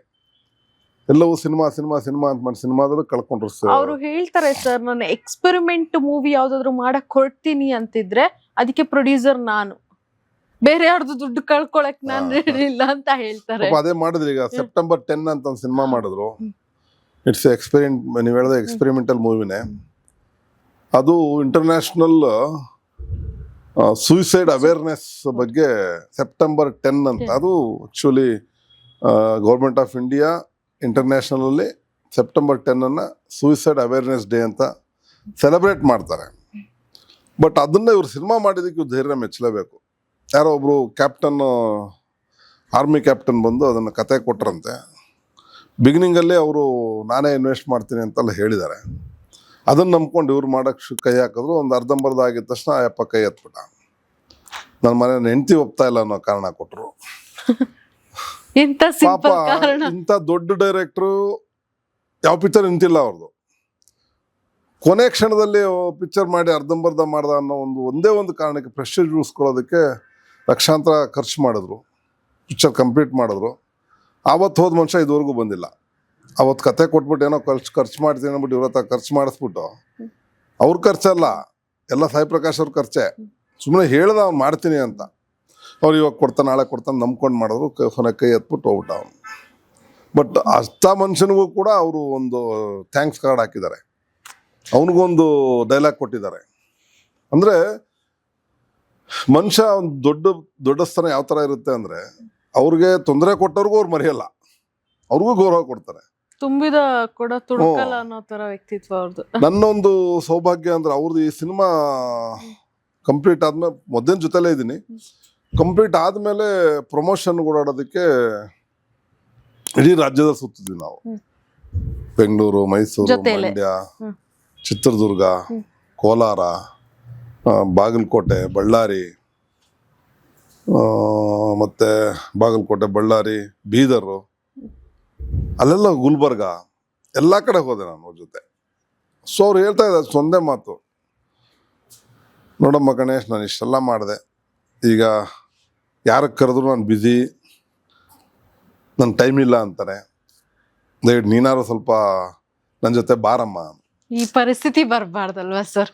ನಾನು ಅನ್ಕೊಂಡೆ, ಒಬ್ಬ ಇಂಥ ಲೆಜೆಂಡರಿ ಡೈರೆಕ್ಟ್ರು ಇಷ್ಟು ಜನ ಆರ್ಟಿಸ್ಟ್ಗಳವ್ರ ಜೊತೆ ವರ್ಕ್ ಮಾಡಿ ಇಷ್ಟು ಜನಕ್ಕೆ ಅವರು ಲೈಫ್ ಕೊಟ್ಟು ಅವ್ರೊಂದು ಸಿನಿಮಾ ಮಾಡಿ ಅಟ್ಲೀಸ್ಟ್ ಪ್ರಮೋಷನ್ಗೂ ಯಾರು ಬರ್ತಿಲ್ಲ ಅಂದ್ರೆ ಮನುಷ್ಯತ್ವ ಎಲ್ಲಿದೆ? ಅವ್ರು ಒಂದೊಂದು ದಿನ ಒಂದೊಂದು ಕಡೆ ಬಂದಿದ್ರೆ ಮನುಷ್ಯನ ನೋಡಿ ಟೈಮು ಅದಾಗ ಬರಲ್ಲ. ನಾವು ಟೈಮ್ ಹುಡ್ಕೋಬೇಕು, ಟೈಮ್ ನಮಗಾಗಿ ಬರಲ್ಲ, ನಾವು ಅದಕ್ಕೆ ಅಡ್ಜಸ್ಟ್ ಆಗ್ಬೇಕು. ಈಗ ನಾನು ಒಂದಿನಕ್ಕೆ 5-6 ಕಾರ್ಯಕ್ರಮ ಅಟೆಂಡ್ ಆಗ್ತೀನಿ, 7-8 ಫಂಕ್ಷನ್ಗಳಿಗೆ ಹೋಗ್ತೀನಿ. ನಾನು ಶೂಟಿಂಗಲ್ಲೂ ಬ್ಯಾಲೆನ್ಸ್ ಮಾಡಬೇಕು, ನಂದು ಬಿಸ್ನೆಸ್ ಬ್ಯಾಲೆನ್ಸ್ ಎಲ್ಲ ಇದ್ರೂ ಕೂಡ ಆ ಟೈಮಲ್ಲಿ ಅವ್ರು ಹಂಗಂದಾಗ ಎಲ್ಲವನ್ನ ಪ್ರಿಫರೆನ್ಸ್ ಅವ್ರಿಗೆ ಕೊಡ್ಬೇಕು ಅನ್ನಿಸ್ತು. ಪ್ರಿಫರೆನ್ಷಿಯಲ್ ಯಾರು ಕೊಡಬೇಕು ಅದನ್ನು ಮನಸ್ಸಲ್ಲಿ ಇಟ್ಕೊಂಡ್ರೆ ನಾವು ಖಂಡಿತ ಮಾಡ್ಬೋದು. ಸೊ ನಾನು ಎಲ್ಲ ಕೆಲಸನೂ ಬದಿಗಿಟ್ಟು ಎಲ್ಲ ಟೈಮಲ್ಲಿ ಅವ್ರ ಜೊತೆ ಹೋದೆ. ಮೊನ್ನೆ ಸಿನಿಮಾನು ರಿಲೀಸ್ ಆಯಿತು. ಬಟ್ ಜನ ಸಿನಿಮಾ ಜಾಸ್ತಿ ಸ್ವೀಕರಿಸಲಿಲ್ಲ. ಒಳ್ಳೆ ಸಿನಿಮಾಗಳು ಜಾಸ್ತಿ ಸ್ವೀಕರಿಸಲ್ಲ ಜನ. ಏನೋ ಅವ್ರಿಗೆ ಮೆಸೇಜ್ ಬೇಡ, ಮೆಸೇಜ್, ಎಂಟರ್ಟೈನ್ಮೆಂಟ್ ಇದ್ರೂ ಹೋಗಲ್ಲ ಅವರು. ಇದರಲ್ಲಿ ಎಂತ ಮೆಸೇಜ್ ಇದೆ ಅಂದ್ರೆ, ಅವ್ರು ಲಾಸ್ಟಲ್ಲಿ ಒಂದೇ ಮಾತು ಹೇಳಿದವರು, ನೋಡಮ್ಮ ಗಣೇಶ್, ನಾನು ಲಕ್ಷಾಂತರ ದುಡಿದ ಹಣ ಎಲ್ಲ ಇದಕ್ಕೆ ಹಾಕಿದ್ದೀನಿ, ದುಡ್ಡು ಬರುತ್ತೆ ಅನ್ನೋ ನಂಬಿಕೆನೂ ಇಲ್ಲ ನನಗೆ. ಬಟ್ ಈ ಸಿನಿಮಾ ಒಂದು 500 ಜನ ನೋಡಿ ಅದ್ರಲ್ಲಿ 5 ಜನ ಆತ್ಮಹತ್ಯೆ ಮಾಡ್ಕೊಳ್ಳೋದನ್ನ ತಪ್ಪಿಸಿದ್ರೆ ಅಷ್ಟೇ ಸಾಕು ನನಗೆ, ನನ್ನ ಒಂದು ಜೀವನ ಸಾರ್ಥಕ ಆಯ್ತು ಅಂದ್ರು. ಅಂದ್ರೆ ಅಂತ ದೊಡ್ಡ ಮನುಷ್ಯಂದು ಗುಣ ಹೆಂಗಂದ್ರೆ, ತನ್ನ ದುಡ್ಡು ಖರ್ಚಾದ್ರೂ ಪರವಾಗಿಲ್ಲ, ಬೇರೆಯವ್ರಿಗೆ ಒಳ್ಳೇದಾಗ್ಲಿ. ಬಟ್ ಏನ್ ಮಾಡ, ಅವರು ಪಾಪ ಬರೀ ಸಿನಿಮಾ ಶೂಟಿಂಗ್ ಟೈಮಲ್ಲ, ರಿಲೀಸ್ ಟೈಮಲ್ಲೂ ಅವ್ರಿಗೆ ಬಹಳ ನೋಯಿಸ್ಬಿಟ್ಟಿದ್ದಾರೆ. ಅವರಿಂದ ಥಿಯೇಟ್ರ್ಗಳು ತಗೊಂಡು, ಅವರಿಂದ ಬಿಸ್ನೆಸ್ ಮಾಡ್ಕೊಂಡವ್ರು, ಅವರಿಂದ ದೊಡ್ಡ ದೊಡ್ಡ ಕಾಂಪ್ಲೆಕ್ಸ್ಗಳನ್ನ ಕಟ್ಕೊಂಡವರು ಇವತ್ತು ಅವ್ರ ಪಿಕ್ಚರ್ ರಿಲೀಸ್ ಮಾಡೋದಕ್ಕೆ ಅಡ್ವಾನ್ಸ್ ಕೇಳಿದ್ರಂತೆ. ಅಡ್ವಾನ್ಸ್ ಕಳಿಸಿ ಸರ್. ಪಾಪ ಮನುಷ್ಯನ ಪರಿಸ್ಥಿತಿ ಹೆಂಗಾಗಿರ್ಬೇಕು. ಒಂದು ಕಾಲದಲ್ಲಿ ಇವ್ರ ಸಿನಿಮಾ ರಿಲೀಸ್ ಆದಾಗ ಮನೆ ಹತ್ರ ಕ್ಯೂ ನಿಂತ್ಕೊಳ್ಳೋರು, ಸೂಟ್ ಕೇಸಲ್ಲಿ ಇಟ್ಕೊಂಡು, ಬ್ರೀಫ್ ಕೇಸಲ್ಲಿ ಇಟ್ಕೊಂಡು, ದುಡ್ಡು ಇಟ್ಕೊಂಡು, ನನ್ನ ಸಿನಿಮಾ ಕೊಡಿ, ನನ್ನ ಥಿಯೇಟ್ರ್ ಕೊಡಿ ಅಂತ. ಇವತ್ತು ಆ ಪರಿಸ್ಥಿತಿ ಬಂದಿದೆ ಮನುಷ್ಯನಿಗೆ. ಮನುಷ್ಯನಿಗೆ ಇದೇ ಇರಲ್ಲ, ಹ್ಯುಮ್ಯಾನಿಟಿನೇ ಬೇಡ ಯಾರಿಗೂ. ಏನೋ ಥಿಯೇಟ್ರ್ ಓನರು ವಾರಕ್ಕೆ ಲಕ್ಷಾಂತರ ದುಡಿತಾರೆ. ಈ ಸಿನಿಮಾಗೆ 1-2 ದಿನ ಬಿಟ್ಕೊಟ್ಟಿದ್ರೆ ಏನು ಅಪ್ಪನ ಮನೆ ಗಂಟೆನೋ ಹೋಗ್ಬಿಡೋದು? ನಾನು ಹೇಳೋ ಪ್ರಶ್ನೆ. ಯಾಕಂದ್ರೆ ನಾನು ಕೇಳಿದ್ರೆ ಕೊಡೋದು ಬೇಡ, ಯಾಕಂದ್ರೆ ನನಗೂ ಸಂಬಂಧ ಇಲ್ಲ. ನಾನು ನನ್ನಿಂದ ಅವ್ರಿಗೇನೂ ಆಗಿಲ್ಲ, ಅವರಿಂದ ನನಗೇನೂ ಆಗಿಲ್ಲ. ಬಟ್ ಆ ಥಿಯೇಟ್ರ್ ಓನರ್ಗಳಿಗೆ ಇವರಿಂದ ಏನೋ ಆಗಿದೆ ಅಲ್ವಾ? ತುಂಬಾ ಆಗಿದೆ. ಮತ್ತು ಅದಕ್ಕೆ ಆ ಒಂದು ಹ್ಯುಮ್ಯಾನಿಟಿ ಬೇಡವಾ, ಆ ಕರ್ಟೆಸಿ ಬೇಡ ಜನಕ್ಕೆ? ಪಾಪ ಏನೋ ಇನ್ನೂ ಪಾಪ ಅವ್ರು ಆರಾಮ ಹಾಗೆ ಆಯ್ತು ಬಿಡು ಗಣೇಶ್, ಏನೋ ಪಾಪ ಅವರ ಬಿಸ್ನೆಸ್. ನಾನ್ ಮಾಡಿದಷ್ಟು ಕಾಮೆಂಟ್ ಮಾಡಿಲ್ಲ ಅವರು. ಸ್ಮೈಲ್ ಕೊಡ್ತಾರೆ, ಅದರಲ್ಲೆಲ್ಲ ಇರುತ್ತೆ. ನಿಮ್ಮ ಚಾನಲ್ ಕೂತ್ಕೊಂಡು ಅವ್ರು ಮಾಡೋ ಕಾಮೆಂಟ್ ನಾನ್ ಮಾಡ್ತಾ ಇದ್ದೀನಿ, ಬಟ್ ಅವ್ರು ಇಷ್ಟು ಕಾಮೆಂಟ್ ಮಾಡಿಲ್ಲ. ಬೇಡಮ್ಮ ಗಣೇಶ್, ಅವ್ರವ್ರ ಅನುಕೂಲ, ಯಾಕೆ ನಾವು ತೊಂದರೆ ಕೊಡೋದು ಅವ್ರಿಗೆ? ಅಂದ್ರೆ ಆ ಮನುಷ್ಯನ ಗುಣ ತುಂಬಾ ಈ ಸಿನಿಮಾದಲ್ಲಿ ಇಷ್ಟೊಂದು ನನ್ ಕ್ಲೋಸ್ ಆಗಿದ್ದು. ಮೊದಲೆಲ್ಲ ಆಕ್ಟಿಂಗ್ ಮಾಡ್ತಾ ಇದ್ವಿ, ಬೇರೆ ಬೇರೆ ಫಂಕ್ಷನ್ ಮೀಟ್ ಮಾಡ್ತಾ ಇದ್ವಿ, ಜರ್ನಿ ಆಗಿರ್ಲಿಲ್ಲ. ಜೊತೆಗೆ ಒಂದಷ್ಟು ದಿನ ಜರ್ನಿ, ಸುಮಾರು 8-10 ಅವರು ಡೈಲಿ ಜರ್ನಿ, ಒಂದು 10-12 ಅವರು ಡೈಲಿ ಕೂತ್ಕೊಂಡು ಮಾತಾಡ್ತಾ ಇದ್ವಿ. ಇದೆಲ್ಲ ಇದ್ದು ಅವರ ಮನಸ್ಥಿತಿ ಏನೋ ಒಂದು ಗೊತ್ತಾಯ್ತು. ನೀವು ಅದ್ರಲ್ಲಿ ಆಕ್ಟ್ ಮಾಡಿದ್ರೆ? ನಾನು ಆಕ್ಟಿಂಗ್ ಮಾಡಿದ್ದೀನಿ. ಎಷ್ಟು ದಿನ ಇತ್ತು ಸರ್ ಶೆಡ್ಯೂಲ್ ನಿಮ್ದು? ನಂದೊಂದು 2-3 ಡೇಸ್ ಇತ್ತು. ಬಟ್ ಆ ಸಿನಿಮಾ ಶಾರ್ಟ್ ಸ್ಟೋರೀಸ್, 5 ಸ್ಟೋರಿ ತಗೊಂಡು. ಆಗ ಇದ್ದ ಸಾಯಿ ಪ್ರಕಾಶ್ ಸರಿಗೂ ಈಗಿರೋ ಸಾಯಿ ಪ್ರಕಾಶ್ ಸರಿಗೆ ಏನಾದ್ರು ಡಿಫ್ರೆನ್ಸ್ ಇತ್ತಾ ಸರ್? ಏನು ಇಲ್ಲ, ಹಾಗೆ ಇದಾರೆ. ಅದೇ ಎನರ್ಜಿ ಇದೆ ಸೆಟ್, ಅದೇ ಎನರ್ಜಿ ಇದೆ, ಅದೇ ತಾಳ್ಮೆ ಎಲ್ಲವೂ ಇದೆ. ಏನ್ ಮಾಡೋದು, ಅವ್ರ ಅದೃಷ್ಟ. ಅವರನ್ನು ನೋಡೋ ಜನ ಚೇಂಜ್ ಆಗಿದ್ದಾರೆ ಅಷ್ಟೇ. ಅವರಿಂದ ಬೆಳೆದವ್ರು ಚೇಂಜ್ ಆಗಿದ್ದಾರೆ, ಇವ್ರು ಚೇಂಜ್ ಆಗಿಲ್ಲ. ಇವರಿಂದ ಅನುಕೂಲ ಪಡ್ಕೊಂಡವರು ಚೇಂಜ್ ಆಗಿದ್ದಾರೆ. ಮತ್ತೆ ಹಾಗೆ ನಮ್ಮ ಚಿತ್ರರಂಗ ಉಳಿಬೇಕಂದ್ರೆ ಆ ಚಿತ್ರದಲ್ಲಿ ಯಾರು ಪಾತ್ರ ಮಾಡಿರ್ತಾರೆ, ಅಟ್ಲೀಸ್ಟ್ ಆ ಕಲಾವಿದರಾದ್ರು ಒಂದೊಂದು ಥಿಯೇಟ್ರಿಗೆ ಒಂದು 10 ಜನ ಕರ್ಕೊಂಬರೋ ಅಷ್ಟು ಮನ್ಸು ಮಾಡಿದ್ರೆ ಆ ಪ್ರೊಡ್ಯೂಸರ್ ಉಳ್ಕೋತಾನೆ, ಡೈರೆಕ್ಟ್ರು ಉಳ್ಕೋತಾರೆ, ಇಡೀ ಚಿತ್ರರಂಗನ ಉಳಿಸ್ಬೋದು. ಈ ಥರ ಉಳಿಸ್ಬೋದು ನಾವು. ಏನು ಈಗಿನ ಆರ್ಟಿಸ್ಟ್ಗಳೇನಂದ್ರೆ ಅವ್ರು ಸಿನಿಮಾ ಮಾಡೋದ್ರೆ ಮುಗೀತು ಅಷ್ಟೇ, ಆವತ್ತಿನ ಪೇಮೆಂಟ್ ಬಂತ, ಅವ್ನು ಏನಾದ್ರು ಮಾಡ್ಕೊಂಡು ನನಗೇನಾಗಬೇಕು, ನಾನು ಆ್ಯಕ್ಟಿಂಗ್ ಮಾಡಿದ್ದೆ, ನಾನು ಕೂಲಿ ಕೊಟ್ಟಿದ್ದಾರೆ.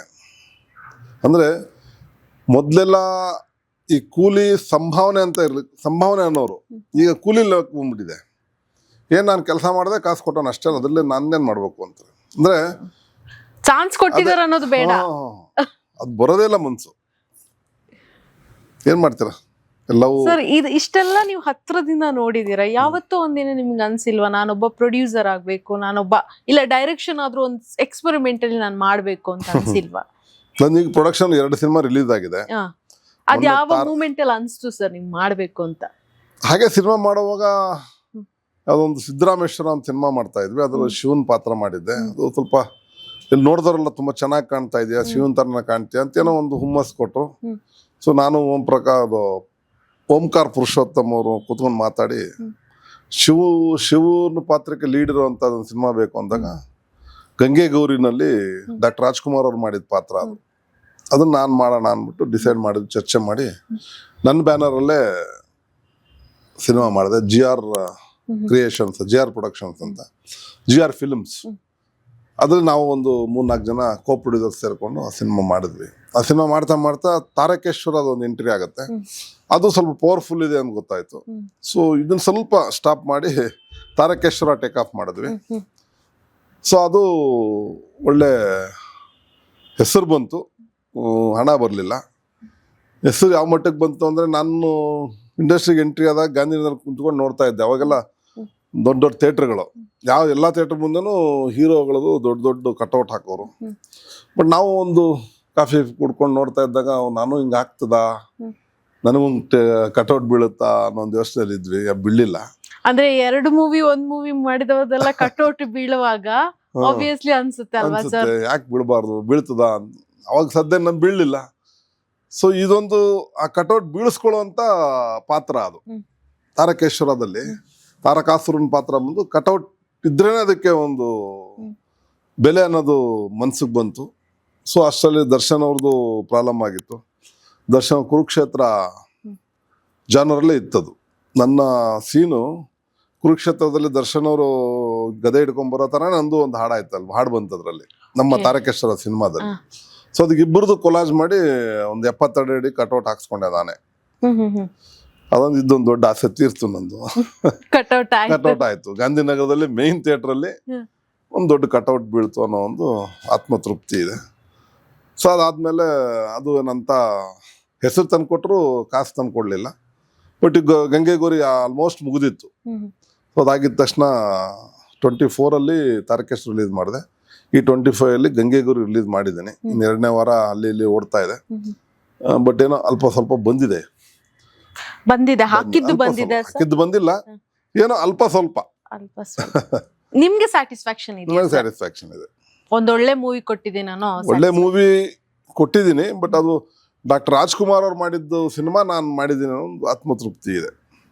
ಗಂಗೆಗೋರಿ ಡಾಕ್ಟರ್ ರಾಜ್ಕುಮಾರು, ಲೀಲಾವತಿ ಅವರು, ಭಾರತಿ ಅವರು ಮಾಡಿದ ಪಾತ್ರಗಳು ನನಗೊಂಥರ ಅದೊಂದು ಅಣ್ಣ ಅವ್ರನ್ನ ಆರಾಧ್ಯ ದೇವ ಅಂತ ತಗೊಂಡಾಗ ಅವ್ರು ಮಾಡಿದ ಪಾತ್ರ ನಾನು ಮಾಡಿದ್ನಲ್ಲ ಅನ್ನೋ ಒಂದು ಆತ್ಮತೃಪ್ತಿ ಇದೆ. ಡೈರೆಕ್ಷನ್ ಗಿಳಿಬೇಕು ಅಂತ ಅನ್ಸಿಲ್ಲ ಸರ್? ಡೈರೆಕ್ಷನ್ ಮಾಡಿದೆ 2004 5 ಒಂದು 2018 ಪುನಾರಂಭ ಅಂದ್ಬಿಟ್ಟು ಒಂದು ಸಿನಿಮಾ. ನಮ್ಮ ಡಾಕ್ಟರ್ ವಿಜಯ್ ಅಂತ ಆರ್ಟಿಸ್ಟ್ ಇದ್ದಾರೆ, ಅವರು ಜೊತೆಲೆ ಪಾತ್ರ ಮಾಡ್ತಾ ಇದ್ವಿ. ಆಮೇಲೆ ಸ್ವಲ್ಪ ವರ್ಷಗಳು ಫಾರಿನ್ಗೆ ಹೋಗ್ಬಿಟ್ರು ಅವರು. ಅಲ್ಲಿಂದ ಬಂದ ಮೇಲೆ ಮತ್ತೆ ಪುನರಾರಂಭ ಮಾಡ್ಬೇಕು. ಅದೇ ಹೆಸರಲ್ಲಿ ಟೈಟಲ್ ನಾನೇ ಕೊಟ್ಟೆ ಅವ್ರಿಗೆ. ಕತೆ ನಾವೆಲ್ಲ ಕೂತ್ಕೊಂಡು ರೆಡಿ ಮಾಡಿ ಅದನ್ನ ಶೂಟಿಂಗ್ ಮಾಡಿದ್ವಿ, ರಿಲೀಸು ಮಾಡಿದ್ರು ಅವರು. ಸೊ ಅದನ್ನ ಡೈರೆಕ್ಷನ್ ಮಾಡಿದೆ. ಆವತ್ತೇ ನಾನು ಫಸ್ಟ್ ಹೀರೋ ಆಗಿ ಮಾಡಿದ್ದು ನಮ್ಮವರು ಅಂತ ಒಂದು ಸಿನಿಮಾ. ನಾನು 150ನೇ ಸಿನಿಮಾ ಅದು. ನಾನು ಲೀಡ್ ರೋಲ್ ಅಲ್ಲಿ ಹೀರೋ ಆಗಿ ಮಾಡಿದ್ದೆ. ಹೀರೋ ಅನ್ನೋದಕ್ಕಿಂತ ಆ ಕತೆಗೆ ನನ್ನ ಏಜ್ ಗ್ರೂಪೇ ಬೇಕಾಗಿತ್ತು. ಒಂದು typical family, middle class family. ಅಲ್ಲಿ ಅಬ್ವಿಯಸ್ಲಿ ಗಂಡ ಹೆಂಡತಿ, ಅತ್ತೆ ಮಾವ, ಅಲ್ಲೇನು ಸಂಘರ್ಷಗಳು ನಡೆಯುತ್ತೆ ಅನ್ನೋದನ್ನ ಚೆನ್ನಾಗಿ ತೋರಿಸಿ ಆ ಸಿನಿಮಾ ಚೆನ್ನಾಗಿ ಓಡ್ತು.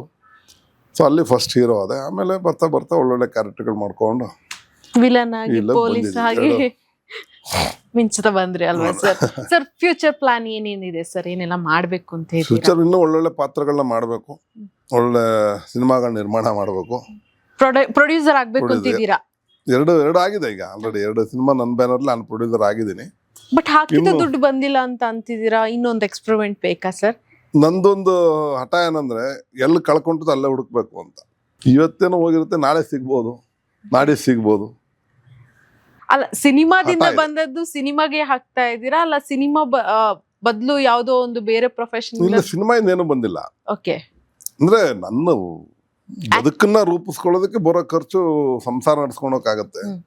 ಅದರಲ್ಲೂ ಅಲ್ಪ ಸ್ವಲ್ಪ ಮಿಕ್ಸ್ ಇರೋದು ಸಿನಿಮಾ ಮಾಡ್ತಾ ಇದ್ದೀನಿ. ನಂದೊಂದು ಸಮಾಧಾನ ಏನಂದ್ರೆ, ಇಷ್ಟು ವರ್ಷ ಇಂಡಸ್ಟ್ರಿನಲ್ಲಿ ನಾನು ದುಡಿದು ಯಾರ್ಯಾರೋ ಬೇರೆ ಬೇರೆ ಪ್ರೊಡ್ಯೂಸರ್ಗಳು ನಮ್ಮ ಅನ್ನ ಹಾಕಿದ್ದಾರೆ. ಸೊ ಅದೇ ಇಂಡಸ್ಟ್ರಿನಲ್ಲಿದ್ದು ನಮ್ಮ ಕಡೆಯಿಂದ ಒಂದು 10 ಜನ ಅನ್ನ ಊಟ ಮಾಡಲಿ ಅನ್ನೋ ಒಂದು ಕಾನ್ಸೆಪ್ಟಲ್ಲಿ ಮಾಡ್ತಾ ಇದ್ದೀನಿ. ಯಾಕಂದ್ರೆ ನಾನು ದೊಡ್ಡ ದೊಡ್ಡ ಸಿನಿಮಾಗಳಲ್ಲೇ ದಿನಕ್ಕೆ ಒಂದು 200-300 ಜನ ಊಟ ಮಾಡ್ಬೋದು. ನಾನೊಂದು ಸಿನಿಮಾ ಮಾಡಿದ್ರೆ ದಿನಕ್ಕೆ ಒಂದು 50 ಜನ, ಮಿನಿಮಮ್ 50 ಜನ ಅವ್ರ ಊಟಕ್ಕಾಗತ್ತೆ. ಹಾಗೆ ಒಂದು 30 ದಿನ ಶೂಟಿಂಗ್ ಆದರೆ 1,500 ಜನಕ್ಕೆ ಊಟಕ್ಕೆ ಹಾಕ್ದಂಗೆ ಆಗುತ್ತೆ. ಸೊ ಈಗದು ಯೋಚನೆ ಮಾಡ್ತಾ ಇದ್ದೀರಾ? ಸುಮ್ಮನೆ ಎಲ್ಲೋ ಊಟ ಕೊಡೋ ಬದಲು ಈ ತರ ಒಂದು ವೃತ್ತಿನಲ್ಲಿ ಬಳಸ್ಕೊಂಡು ಊಟ ಹಾಕೋಣ ಅಂತ. ಸೊ ಮೂವಿ ಮಾಡಿದ್ಮೇಲೆ ಅದರಿಂದ ಒಂದಷ್ಟು ದುಡ್ಡು ಬರುತ್ತೆ, ಸೆಟ್ಲ್ ಆಗೋಣ ಆ ತರ ಪ್ಲಾನ್ ಇಲ್ಲ. ಸೆಟ್ಲ್ ಆಗೋಣ ದೇವ್ರು ಚೆನ್ನಾಗಿ ಕೊಟ್ಟಿದ್ದಾನೆ, ಓಕೆ. ಸಾಕಷ್ಟೇ.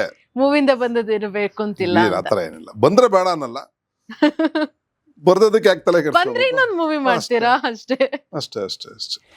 ಸೊ ಈಗ ಇರೋದೇ ನಮಗೆ ಆಯುಸ್ ಎಷ್ಟು ಕೊಟ್ಟಿರ್ತಾನೆ ಅಷ್ಟೇನೆ. ಆಯುಸ್ಗೆ ಯಾವ್ದು ಸರ್ ಗ್ಯಾರಂಟಿ ನಾನು ಇಲ್ಲ. ಅವಾಗ್ಲಿಂದ ಕೇಳ್ಬೇಕು ಅಂತ ಅನ್ಕೊಂಡೆ. ನಾನು ನನಗ್ ಬುದ್ಧಿ ಬಂದಾಗಿಂದ, ನಾನು ನೋಡ್ದಾಗಿಂದ ಹಿಂಗೆ ಇದೇ ತರನೇ ನೋಡ್ತಾ ಇದೀನಿ. ಒಂದ್ ಸ್ವಲ್ಪ ದಪ್ಪ ಸಣ್ಣ ಬಿಟ್ರೆ ಬೇರೆ ನನಗೆ ಏಜ್ ಆದಾಗ ಅನ್ಸ್ತಿಲ್ಲ, ಏನು ಇಲ್ಲ. ಏನ್ ಬ್ಯೂಟಿ ಸೀಕ್ರೆಟ್ ಸರ್? ಏನಿಲ್ಲ ಏನ್ ಮೇಡಮ್, ಮಾಡ್ತೀರಾ ಅಂದ್ರೆ ವ್ಯಾಯಾಮ ಅಂತ? ವ್ಯಾಯಾಮ ಮಾಡ್ತೀನಿ, ಓಕೆ. ಜಿಮ್ಗೆ ಹೋಗ್ತೀನಿ, ಕೆಲವು ಟೈಮ್ಸ್ ವಾಕಿಂಗ್ ಮಾಡ್ತೀನಿ, ಫುಡ್ ಲಿಮಿಟೆಡ್ ಅಂದ್ರೆ ಏನ್ ಬೇಕು ಅದ್ ಮಾತ್ರ. ಎಲ್ಲ ತಿಂತೀನಿ ನೋಡ್ರಿ, ಯಾವ್ದು ಇದು ಆಗಲ್ಲ ಅದಾಗಲ್ಲ ಅಂತಲ್ಲ. ಮೇಕೆ ಯಾವ ಥರ ಎಲ್ಲ ತಿನ್ನೋದು ಅದು ನಾವು ತಿಂತೀನಿ. ಅದಾಗ ಸೆಟ್ ಆಗಲ್ಲ, ಇದು ಸೆಟ್ ಆಗಲ್ಲ, ಅವೆಲ್ಲ ಏನಿಲ್ಲ. ಸೊ ಮನೇಲಿ ನಮ್ಮ ಮಿಸ್ಸಸ್ ಮಾಡೋ ಫುಡ್ಡು ನಮಗೆ ಭಾಳ ಇಷ್ಟ ಆಗುತ್ತೆ. ನಮ್ಗೆ ಯಾವ ಹೋಟ್ಲು ಊಟನೂ ರುಚಿ ಅನ್ಸಲ್ಲ. ಯಾರೋ ಹೇಳಿದ್ದನ್ನ ಚೆನ್ನಾಗಿದೆ ಅನ್ಬೇಕು ಅಷ್ಟೇ ಹೊರತು ಮನೆ ಊಟನೇ. ನಮ್ಮ ಮನೆಯಲ್ಲೇ ನಮ್ಮ ಮಿಸ್ಸಸ್ ಹೋಟ್ಲಿಗೆನ ಚೆನ್ನಾಗಿ ಮಾಡ್ತಾರೆ, ಅದ್ರ ಬಗ್ಗೆ ಏನು ಎರಡು ಮಾತಿಲ್ಲ. ಅವರು ಟಿಪಿಕಲ್ ಹೌಸ್ ವೈಫು. ಅವ್ರಿಗೆ ಮನೆ ಸರ್ವಸ್ವ ಬಿಟ್ಟರೆ ಬೇರೆ ಏನಿಲ್ಲ. ಅಲ್ಲಿ ಹೋಗ್ಬೇಕು, ಇಲ್ಲಿ ಸುತ್ತಬೇಕು, ಅಲ್ಲಿ ಟೂರ್ ಹೋಗ್ಬೇಕು, ಅಲ್ಲಿ ಕಿಟ್ಟಿ ಪಾರ್ಟಿ ಹೋಗ್ಬೇಕು, ಅಲ್ಲೆಲ್ಲೋ ಹರಟೆ ಹೊಡಿಬೇಕು, ಅವೆಲ್ಲ ಏನಿಲ್ಲ. ಮನೆ ಬಿಟ್ರೆ ಏನಿಲ್ಲ, ಮನೆನೇ ಪ್ರಪಂಚ. ನೀವು ಸೊ ಹಾಗಿರುವಾಗ ನಮಗೆ ಮನೆದೇನು ಟೆನ್ಷನ್ ಇಲ್ಲ. ಫಸ್ಟ್ ಆಫ್ ಆಲ್ ಮನೆ ಟೆನ್ಷನ್ ಇದ್ರೇನೆ ಎಲ್ಲೋ ಇರ್ತೀವಿ ರೀ, ನಮಗೆ ತರಕಾರಿ ತೀರೋಗಿದೆ, ತರಕಾರಿ ತಗೊಂಬನ್ನಿ, ಹಾಲು ಮುಗ್ದೋಯ್ತು ಹಾಲು ತಗೊಂಬನ್ನಿ, ಕರೆಂಟ್ ಹೊಟ್ಟೋಯ್ತು, ಗ್ಯಾಸ್ ಮುಗ್ದೋಯ್ತು, ಇದ್ಯಾವ ಮಕ್ಕಳು ಕಂಪ್ಲೇಂಟ್ಸ್ ಇಲ್ಲ. ಮಕ್ಕಳು ಹಂಗ್ ಮಾಡ್ತಾರೆ, ಮಕ್ಕಳು ಅಲ್ಲಿ ಹೋಗ್ಬಿಟ್ಟಿದ್ದಾರೆ ರೀ, ನಂದು ಇದು ಕರೆನ್ಸಿ ಖಾಲಿ ಆಗ್ಬಿಟ್ಟಿದೆ, ಕರೆನ್ಸಿ ಹಾಕ್ಸಿ. ಅವ್ ಯಾವ್ದು ಜಂಜಾಟಲ್ಲ. ಎಲ್ಲ ಅವರೇ ಕರೆನ್ಸಿ ಎಲ್ಲ ಕರೆಂಟ್ ಹೋದ್ರು ಅವರೇ ನೋಡ್ಕೋತಾರೆ, ಮನೆ ಬಿದ್ದೋದ್ರು ಅವರೇ ನೋಡ್ಕೋತಾರೆ. ಮನೆಗೆ ಅಲ್ಲಿ ಹೋದಾಗಲೇ ಗೊತ್ತಾಗದು ಏನು ಹೆಚ್ಚು ಕಮ್ಮಿ ಆಗಿದೆ ಅಂತ. ಸೊ ಹಾಗಾಗಿ ಅವರು ಮನೆ ಬಿಟ್ಟು ಬೇರೆ ಏನು ಯೋಚನೆ ಮಾಡಲ್ಲ. ಅವರು ಸರ್ ನೀವು ಮೂವಿ ಬಿಟ್ಟು ಬೇರೆ ಯಾವ್ದು ಇಷ್ಟಪಡ್ತೀರಿ? ಈಗ ಟ್ರಾವೆಲಿಂಗ್, ರೈಟಿಂಗು, ಅದರ್ ಏನ್ ಇಲ್ಲ, ಇಷ್ಟಪಡ್ತೀರಿ? ನಾನ್ ಟ್ರಾವೆಲಿಂಗ್ ಅಂತ ಅದನ್ನ ಅಷ್ಟೊಂದು ಇಷ್ಟಪಟ್ಟೇನು ಹೋಗಲ್ಲ. ಎಲ್ಲರೂ ಹೋಗ್ಬೇಕಾದ್ರೆ ಹೋಗ್ತೀನಿ. ಟ್ರಾವೆಲಿಂಗ್ ಎಲ್ಲ ಮಾಡೋಕೆ ಅಷ್ಟು ಟೈಮು ಇಲ್ಲ. ನನಗೆ ಬೇರೆ ಬೇರೆ ಸೋಷಿಯಲ್ ಆಕ್ಟಿವಿಟೀಸ್ ಇದೆ. ಸೊ ಹಾಗಾಗಿ ಬೇರೆ ಕಡೆ ಎಲ್ಲೂ ಹೋಗಕ್ಕೆ ಟೈಮು ಇರಲ್ಲ. ಸೊ ಹೋಗ್ಲೇಬೇಕು ಅಂದಾಗ ಹೋಗ್ತೀವಿ. ಇಷ್ಟಪಟ್ಟು ಒಂದು ಡ್ರೀಮ್ ಜಾಗಕ್ಕೆ ಹೋಗ್ಬೇಕು ಅಂತಂದ್ರ ಅಂತದ್ ಯಾವ್ದು ಇಲ್ಲ? ನಮ್ಮೂರೇ ಟೈಮ್ ಸಿಕ್ಕಿದಾಗ ಹೋಗ್ತೀವಿ. ಓಕೆ. ಇಷ್ಟಪಟ್ಟು ಹೋಗೋದು ನಮ್ಮೂರು ಜಾತ್ರೆ. ನಮ್ಮೂರು ಕೊಳ್ಳೇಗಾಲ ಒಂಡ್ರಬಾಳ ಅಂತಿದೆ, ಅಲ್ಲಿ ಸಿದ್ದಪ್ಪನ ಜಾತ್ರೆ ನಡೆಯುತ್ತೆ. ಅದಕ್ಕೆ ಮಾತ್ರ ವರ್ಷಕ್ಕೊಂದ್ಸರಿ ಇಷ್ಟಪಟ್ಟು ಎಷ್ಟೇ ಕಷ್ಟ ಇದ್ರೂ ದೇವರು ಸೇವೆ ಮಾಡಕ್ ಹೋಗ್ತೀವಿ. ಸರ್ ಈ ಜರ್ನಿಯಲ್ಲಿ ನಿಮ್ಗೆ ಯಾವತ್ತು ನಾನು ಫೈನಾನ್ಷಿಯಲಿ ಫುಲ್ಲಿ ನಿಲ್ಲಾಗಿದ್ದೀನಿ ಅಂತ ಅನ್ಸಿದ್ ಯಾವಾಗಾದ್ರೂ ಇದೆಯಾ ಸರ್? ಈಗಂದ್ರೆ ಈಗಲ್ಲ, ಆಗಿದೆ ಕೆಲವೊಂದ್ಸಲ ಅದು ಆಬ್ವಿಯಸ್ಲಿ ಆಗುತ್ತೆ. ಬಿಸ್ನೆಸ್ ಕೈ ಕೊಟ್ಟಾಗ ಅಥವಾ ಬೇರೆ ಯಾವ್ದು ಇನ್ಕಮ್ಗಳು ಜಾಸ್ತಿ ಇಲ್ದಾಗ ಆಗುತ್ತೆ. ಯಾರ್ ಸಪೋರ್ಟ್ ಇದ್ರು ಸರ್ ಆ ಟೈಮಲ್ಲಿ ನಿಮ್ಗೆ? ನಾವೇ ಸಪೋರ್ಟ್ ಮಾಡ್ಕೊಳ್ಳೋದು. ಯಾಕಂದ್ರೆ ಮನೇಲಿ ಸಪೋರ್ಟ್ ಇಲ್ಲದೆ ಇಂಡಸ್ಟ್ರಿಗೆ ಇಲ್ಲ, ಅಲ್ಲಿ ಬಂದಿದ್ದೀರಾ. ನಮ್ಮ ತಂದೆ ಎಕ್ಸರ್ವಿಸ್ ಮ್ಯಾನ್ ಆಗಿ ಅವ್ರ ಹತ್ರ ಏನು ಫೈನಾನ್ಷಿಯಲ್ ಅಷ್ಟು ಸ್ಟ್ರಾಂಗ್ ಇರ್ಲಿಲ್ಲ. ಸ್ಟ್ರಿಕ್ಟ್ ಬೇರೆ ಸ್ಟ್ರಿಕ್ ಅನ್ಸುತ್ತೆ. ಬೇರೆ ಇದ್ರು. ಅವರೆಲ್ಲೂ ಬೇರೆ ತರದ್ದು ಲಂಚಿಗಿಂಚಿ ಕೈ ಹಾಕಿಲ್ಲ ಅವರು. ಸೊ ಅವರು ಶ್ರಮಜೀವಿ. ಸೊ ಮೊದಲಿಂದ ನಮ್ಮ ತಂದೆಯವರು ರಿಟೈರ್ಡ್ ಆಗಕ್ಕೆ ಮೊದಲು ನಮ್ಗೆ ತೊಂದರೆ ಇತ್ತು. ರಿಟೈರ್ಡ್ ಆದ್ಮೇಲೆ ಸ್ವಲ್ಪ ಅಲ್ಪ ಸ್ವಲ್ಪ ನಮಗೇನು ಹೊಟ್ಟೆಗೆ ಏನು ತೊಂದರೆ ಇರಲಿಲ್ಲ. ಬಟ್ ನಾವೇನು ಓವರ್ ಆಂಬಿಷನ್ಸ್ ಇಟ್ಕೊಂಡು ಅದಕ್ಕೆ ಮಾಡಲ್ಲ. ಈಗ ನಂದು ಏನು ಲಿಮಿಟ್ಸ್, ಆ ಲಿಮಿಟ್ಸ್ ಒಳಗಡೆನೆ ಕೆಲಸ ಮಾಡ್ತೀನಿ ನಾನು. ಹಾಗಾಗಿ ಆ ಲಿಮಿಟ್ ದಾಟಿದ್ರೆ ತೊಂದರೆ ಆಗ್ತಾ ಇತ್ತು. ಲಿಮಿಟ್ ದಾಟಕ್ಕೆ ಹೋಗಿಲ್ಲ, ಹೋಗೋದು ಇಲ್ಲ. ಎಲ್ಲೋ ಸಾಲ ಸಿಗುತ್ತೆ ಅಂತ ಸಾಲ ತೊಗೊಂಡು ಶೋಕಿ ಮಾಡ್ಬೇಕನ್ನೋ ಮನಸ್ಥಿತಿ ಇಲ್ಲ ನನಗೆ. ನಾನು ಓಡಾಡೋದಕ್ಕೆ ಮಾರುತಿ 800 ಸಾಕಾ, ಅಷ್ಟೇ ಸಾಕು. ಲೋನ್ ಕೊಡ್ತಾರೆ ಅಂದ್ಬಿಟ್ಟು ನಾನು ದೊಡ್ಡ ಗಾಡಿ ತೊಗೊಂಬಿಟ್ಟು ಲೋನ್ ಕಟ್ಟಕ್ಕೆ EMI ಹೊಂದಿಸ್ಬೇಕಾದ್ರೆ ಕಷ್ಟ. ಅದಕ್ಕೆ ಸಾಕು ಮಾರುತಿಲೇ ಇರೋಣ. ಮಾರುತಿ ಆದಮೇಲೆ ಇನ್ನು ದೊಡ್ಡ ಗಾಡಿ ಬಂತ ಇನ್ನೊಂದು ತೊಗೊಳ್ಳೋಣ, ಆ ಥರ ಮೆಂಟಾಲಿಟಿ ಇಟ್ಕೊಂಡು ಆ ಒಂದು ಸಿಸ್ಟಮ್ಯಾಟಿಕ್ ಆಗಿ ಬಂದಿದ್ದಕ್ಕೆ ನನಗೆ ಯಾವುದೋ ಆ ಥರ ಬರ್ಡನ್. EMI ಬೇಡ, ಕ್ಯಾಶ್ ಕೊಟ್ಟು ತಗೊಳ್ಳೋಣ ಅಂತ EMI ತೊಗೊಂಡಿದ್ದೀನಿ. ಬಟ್ ನಾನು EMI ಕಟ್ಟಬೇಕಾದ್ರೆ ನನ್ನ ಪಾಕೆಟಲ್ಲಿ ಏನು ಬರುತ್ತೆ ಅಷ್ಟು EMI ಕಟ್ಟಬೇಕು. ಬೇರೆಯವ್ರ ಪಾಕೆಟಿಂದ ಇಸ್ಕೊಂಡು EMI ಕಟ್ಟೋ ಥರಕ್ಕೆ ಹೋಗ್ಬಾರ್ದು. ಸರ್ ಇಷ್ಟೊತ್ತು ನಿಮ್ಮನೆ ನಮ್ಮ ಆಡಿಯನ್ಸ್ ನೋಡುವಾಗ ಫುಲ್ ಸ್ಟ್ರಿಕ್ಟ್, ಇಷ್ಟು ದಿನ ಹಂಗೆ ಅನ್ಕೊಂಡಿರ್ತಾರೆ, ಫುಲ್ ಸ್ಟ್ರಿಕ್ಟ್ ಆಗಿರ್ತಾರೆ. ಏನು ಮೀನ್ಸ್ ಆರ್ಮಿಯಿಂದ ಬಂದಿರೋ ಬ್ಯಾಕ್ ಗ್ರೌಂಡ್ ಬೇರೆ. ಸೊ ನನ್ಗೊಂದು ಕ್ಯೂರಿಯಾಸಿಟಿ, ಒಂದು ಕ್ವಶನ್ ಕೇಳಬೇಕು ಅಂತ. ಸರ್ ನಿಮ್ಗೆ ಒಂದು ಲವ್ ಕ್ರಶ್ ಅಂತ ಯಾವ್ದಾದ್ರು ಆಗಿದ್ದಿದ್ಯಾ ಸರ್? ಯಾವಾಗ ಆ ಏಜ್ ಅಲ್ಲಿ ಸರ್. ಈಗ ಬೇಡ ಯಾವ್ಯಾವ ಏಜಲ್ಲಿ ಏನೋ ಆಗ್ತಾನೆ ಇರ್ತದೆ. ಅದಕ್ಕೆ ಅಂದ್ರೆ ಅರೇಂಜ್ಡ್ ಮ್ಯಾರೇಜ್ ಅಂತ ಹೇಳಿದ್ರಲ್ಲ, ಫಸ್ಟ್ ಲವ್ ಯಾವತ್ತು ನೆನಪಿರುತ್ತೆ? ಮ್ಯಾರೇಜ್ ಅರೇಂಜ್ಡ್ ಅದು ಓದೋವಾಗ ಅಥವಾ ಬೇರೆ ಬೇರೆ ಸಮಯದಲ್ಲಿ ಆ ಟೈಮಲ್ಲಿ ಸೀರಿಯಸ್ ಆಗಿ ಆಗಿರೋದು ಲವ್ ಸೀರಿಯಸ್ ಆಗಿ ಯಾವ್ದಾಗಿಲ್ಲ, ಓನ್ಲಿ ಕ್ರಶ್ ಅಷ್ಟೇ. ಅಷ್ಟು ಆಗ್ತಾ ಇರ್ತಾವೆಲ್ಲ. ನಿಮ್ಮ ಆಕ್ಟಿಂಗ್ ನೋಡಿ ಯಾರಾದ್ರೊಬ್ರು ಹುಡುಗಿ ಬಂದು ನೀವು ಚೆನ್ನಾಗ್ ಮಾಡಿದಿರಾ, ಸಖತ್ತಿದೆ, ಹೈಟ್, ಪರ್ಸನಾಲಿಟಿ ಚೆನ್ನಾಗಿದ್ದೀರಾ ಅಂತಿದ್ದಿದ್ದು? ಅದು ಹೇಳಿದಾರೆ, ಇಷ್ಟು ಪರ್ಸನ್ ಚೆನ್ನಾಗಿದ್ದೀರಾ, ತುಂಬಾ ಚೆನ್ನಾಗಿದ್ದೀರಾ, ಅವೆಲ್ಲ ಹೇಳಿದಾರೆ.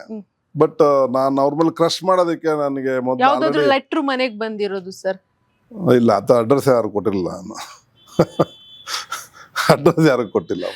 ಹೇಳಿದಾರೆ, ಫೋನಲ್ಲಿ ಹೇಳಿರ್ಬೋದು, ಸಿಕ್ದಾಗ ಹೇಳಿರ್ಬೋದು, ಎಲ್ಲ ಹೇಳಿದೈತೆ, ಎಲ್ಲ ಸಹಜ ಹೇಳಿರ್ತಾರೆ. ಬಟ್ ಕ್ರಶ್ ಮಾಡಿ ಆಗೋಷ್ಟು ನನಗೆ ಆಲ್ರೆಡಿ ಮ್ಯಾರೇಜ್ ಆಗಿತ್ತು. ನಾನು ಆ ಥರದ್ದು ಯಾವುದಕ್ಕೂ ತಲೆ ಕೆಡಿಸ್ಕೊಳಕ್ ಹೋಗಿಲ್ಲ. ಹೇಳಿದ್ದನ್ನ ಅವ್ರಿಗೆ ಯಾಕೆ ಅವ್ರ ಮನ್ಸಿಗೆ ಯಾಕೆ ನೋಯಿಸ್ಬೇಕು? ಹೌದಮ್ಮ, ಒಳ್ಳೆ ಥ್ಯಾಂಕ್ಸ್ ಅಮ್ಮ ಹೋಗ್ತಾರೆ ಅಷ್ಟೇ. ಥ್ಯಾಂಕ್ಸ್ ಅಂತ ಹೇಳಿ ಮುಂದೆ ಸೀಕ್ರೆಟ್ ಬಿಟ್ಕೊಟ್ಟಿಲ್ಲ ಸರ್. ಹಾಗಾದ್ರೆ ಬಿಫೋರ್ ಮ್ಯಾರೇಜ್ ಲವ್ ಇತ್ತ ಅಂತ? ಬಿಫೋರ್ ಮ್ಯಾರೇಜ್ ಲವ್ ಇತ್ತ ಅಂತ? ಯಾವುದು ಬಿಫೋರ್ ಮ್ಯಾರೇಜ್ ಲವ್ ಇತ್ತ? ಲವ್ ಅಂತದ್ದು ಯಾವ್ದಿಲ್ಲ, ಅದ್ರಲ್ಲಿ ಏನಿದೆ? ಯಾವ್ದು ಇಲ್ಲ. ನೆನ್ಪಿಗ್ ಬರೋದು ಇವಾಗ್ಲೂ ಯಾವ್ದೋ ಸಾಂಗ್ ಕೇಳಿದಾಗ ಅವ್ರ ನೆನ್ಪಿಗ್ ಬರೋದು ಮದ್ವೆ ಆದ್ಮೇಲೆ ಮರ್ತೋಗ್ಬಿಟ್ಟಿದೀವಿ. ಮದ್ವೆ ಆದ್ಮೇಲೆ ಮರ್ತ್ಬಿಟ್ಟಿದ್ವಿ. ಸರ್, ಹೊಸದಾಗಿ ಇಂಡಸ್ಟ್ರಿಗೆ ಬರೋರಿಗೆ ನಿಮ್ ಕಡೆಯಿಂದ ಒಂದು ಟಿಪ್ಸ್ ಅಂತಂದ್ರೆ ಏನ್ ಹೇಳಕ್ ಇಷ್ಟಪಡ್ತೀರಿ? ನಮ್ ಇಂಡಸ್ಟ್ರಿಗೆ ಅಂದ್ರೆ ಎಲ್ಲಿಗೆ ಹೋದ್ರು ಯಾವುದೇ ಕೆಲಸ ಮಾಡ್ಬೇಕಾದ್ರೂ ಅಟ್ಲೀಸ್ಟ್ ಸ್ವಲ್ಪ ಎಕ್ಸ್ಪೀರಿಯನ್ಸ್ ತಗೊಂಡ್ ಬನ್ನಿ. ಅದ್ರ ಮೇಲೆ ರಿಸರ್ಚ್ ಮಾಡಿ, ಸ್ಟಡಿ ಮಾಡಿ. ಸುಮ್ಮನೆ ಬಂದಿದ ತಕ್ಷಣ ಯಾರು ಹೀರೋ ಆಗಕ್ಕಾಗಲ್ಲ, ಯಾರು ವಿಲನ್ ಆಗಕ್ಕಾಗಲ್ಲ. ಬನ್ನಿ, ಬರಕ್ಕೆ ಬಂದು ಸ್ವಲ್ಪ ಪ್ರಿಪ್ರೇಷನ್ ಮಾಡ್ಕೊಂಬನ್ನಿ. ಒಳ್ಳೆ ಕಡೆ ಕ್ಲಾಸ್ ತೊಗೊಂಬನ್ನಿ, ಒಳ್ಳೆ ಕಡೆ ಕ್ಲಾಸ್ಗೆ ಅಟೆಂಡ್ ಆಗಿ. ಎಲ್ಲಾದ್ರೂ ರಂಗಭೂಮಿಗಳಿದ್ದರೆ ನಿಮ್ಮ ಅಕ್ಕಪಕ್ಕ ಯಾವ್ದಾದ್ರು ಆ್ಯಕ್ಟಿಂಗ್ ಕ್ಲಾಸ್ ಇದೆ, ಅಲ್ಲಿ ಸೇರ್ಕೊಳ್ಳಿ. ಬಟ್ ಸುಮಾರು ಆ್ಯಕ್ಟಿಂಗ್ ಕ್ಲಾಸ್ಗಳಿದ್ದಾವೆ, ಅದಕ್ಕೆಲ್ಲ ಪ್ರಯೋಜನ ಇಲ್ಲ. ಒಳ್ಳೆ ನುರಿತ ಇನ್ಸ್ಟ್ರಕ್ಟರ್ಸ್ ಇರೋ ಕಡೆ ಕಲ್ತ್ಕೊಂಬಂದರೆ ಒಂದು ಅನುಕೂಲ ಆಗುತ್ತೆ ಫೀಲ್ಡಲ್ಲಿ. ಇವತ್ತೇನು ಇಂಡಸ್ಟ್ರಿಲಿ ಬಹುತೇಕ ನಿಮಗೆ ದುಡ್ಡಿರೋರೇ ಎಲ್ಲ ದೊಡ್ಡ ದೊಡ್ಡ ಆರ್ಟಿಸ್ಟ್ಗಳೀಗ. ಇವತ್ತು ದುಡ್ಡಿದ್ರೆ ನೀನೇ ಇರೋ, ನಿನ್ನ ಕಲೆ ಬರ್ತದೋ ಬಿಡ್ತದೋ, ನಿನ್ನ ಕನ್ನಡ ಬರುತ್ತೋ ಬಿಡುತ್ತೋ ಈ ಲೆಕ್ಕಕ್ಕೆ ಬರಲ್ಲ. ಟ್ಯಾಲೆಂಟ್ ಇದ್ದರೆ ಇದ್ರೂ ಇಲ್ಲೂ ನಡೀತದೆ.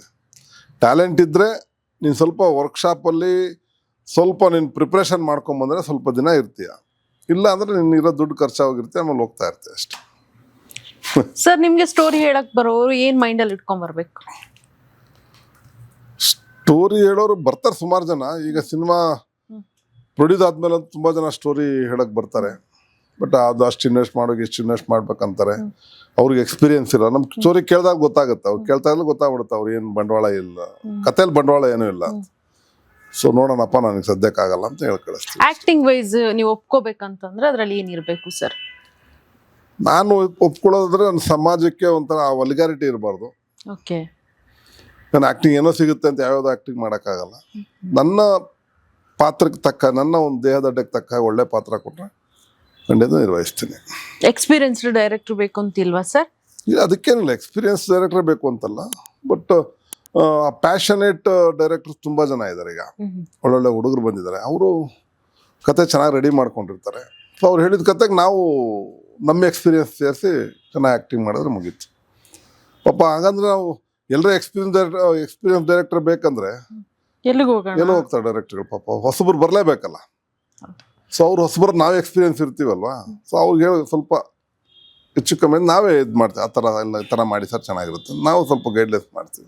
ಸರ್, ಇಂಡಸ್ಟ್ರಿಯಲ್ಲಿ ಒಂದು ಟಾಕ್ ಇದೆ ಸರ್, ಯಾವುದೇ ಒಂದು ಲೋ ಬಜೆಟ್ ಮೂವಿಗಳಾಗ್ಲಿ, ಸೊ ಸ್ಟೋರಿ ಚೆನ್ನಾಗಿ ಇದ್ದ ಅಂತಂದ್ರೆ ಸರ್ ಹತ್ರ ಹೋದ್ರೆ 100% ಸರ್ ಒಪ್ಕೋತಾರೆ ಅಂತ. ಹೌದಾ ಸರ್?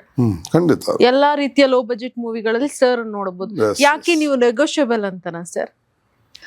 ನನ್ನೊಂದೇನಂದ್ರೆ, ಇವಾಗ ಎಲ್ಲ ಹೊಸದಾಗಿ ಬಂದಿರ್ತಾರೆ ಇಂಡಸ್ಟ್ರಿಗೆ. ನಾವು ಹೊಸದಾಗಿ ಇಂಡಸ್ಟ್ರಿ ಬಂದು ಸಿನಿಮಾ ಮಾಡೋಕ್ಕಂದ್ರೆ ಅಷ್ಟು ಸುಲಭ ಅಲ್ಲ. ಯಾವ ದೊಡ್ಡ ಆ್ಯಕ್ಟ್ರ್ಗಳು ಕೂಡ ಅವ್ರಿಗೆ ಒಂದು ಡೇಟ್ ಕೊಡಲ್ಲ, ಒಂದು ಕ್ಯಾಸೆಟ್ ರಿಲೀಸ್ ಮಾಡೋದಕ್ಕೂ ಅವರು ಒಪ್ಕೊಳ್ಳಲ್ಲ, ಬ್ಯಾನರ್ ರಿಲೀಸ್ ಮಾಡೋಕ್ಕೂ ಒಪ್ಕೊಳ್ಳಲ್ಲ. ಅವರೆಲ್ಲೂ ಸಿಗ್ದಾಗ ನಮ್ಮ ಹತ್ರ ಬಂದು ನಾವು ಅದೇ ಥರ ಹೇಳ್ಬಿಟ್ರೆ ಪಾಪ ಅವ್ರು ಬೆಳೆಯೋದು ಹೇಗೆ? ಈಗ ಚಾನಲ್ಗಳು ಸುಮಾರು ಚಾನಲ್ ವರ್ಕ್ ಮಾಡ್ತಾ ಇದ್ದಾರೆ ಆ್ಯಂಕರ್ಗಳು. ಅವ್ರು ಚಿಕ್ಕ ಪುಟ್ಟ ಚಾನಲ್ ಮಾಡುವಾಗ ಆ್ಯಂಕರಿಂಗ್ ಮಾಡೋದಕ್ಕೆ, ಅದು ಇಂಟರ್ವ್ಯೂ ಮಾಡೋದಕ್ಕೆ ಯಾರು ಒಪ್ಕೋತಾ ಇರಲಿಲ್ಲ.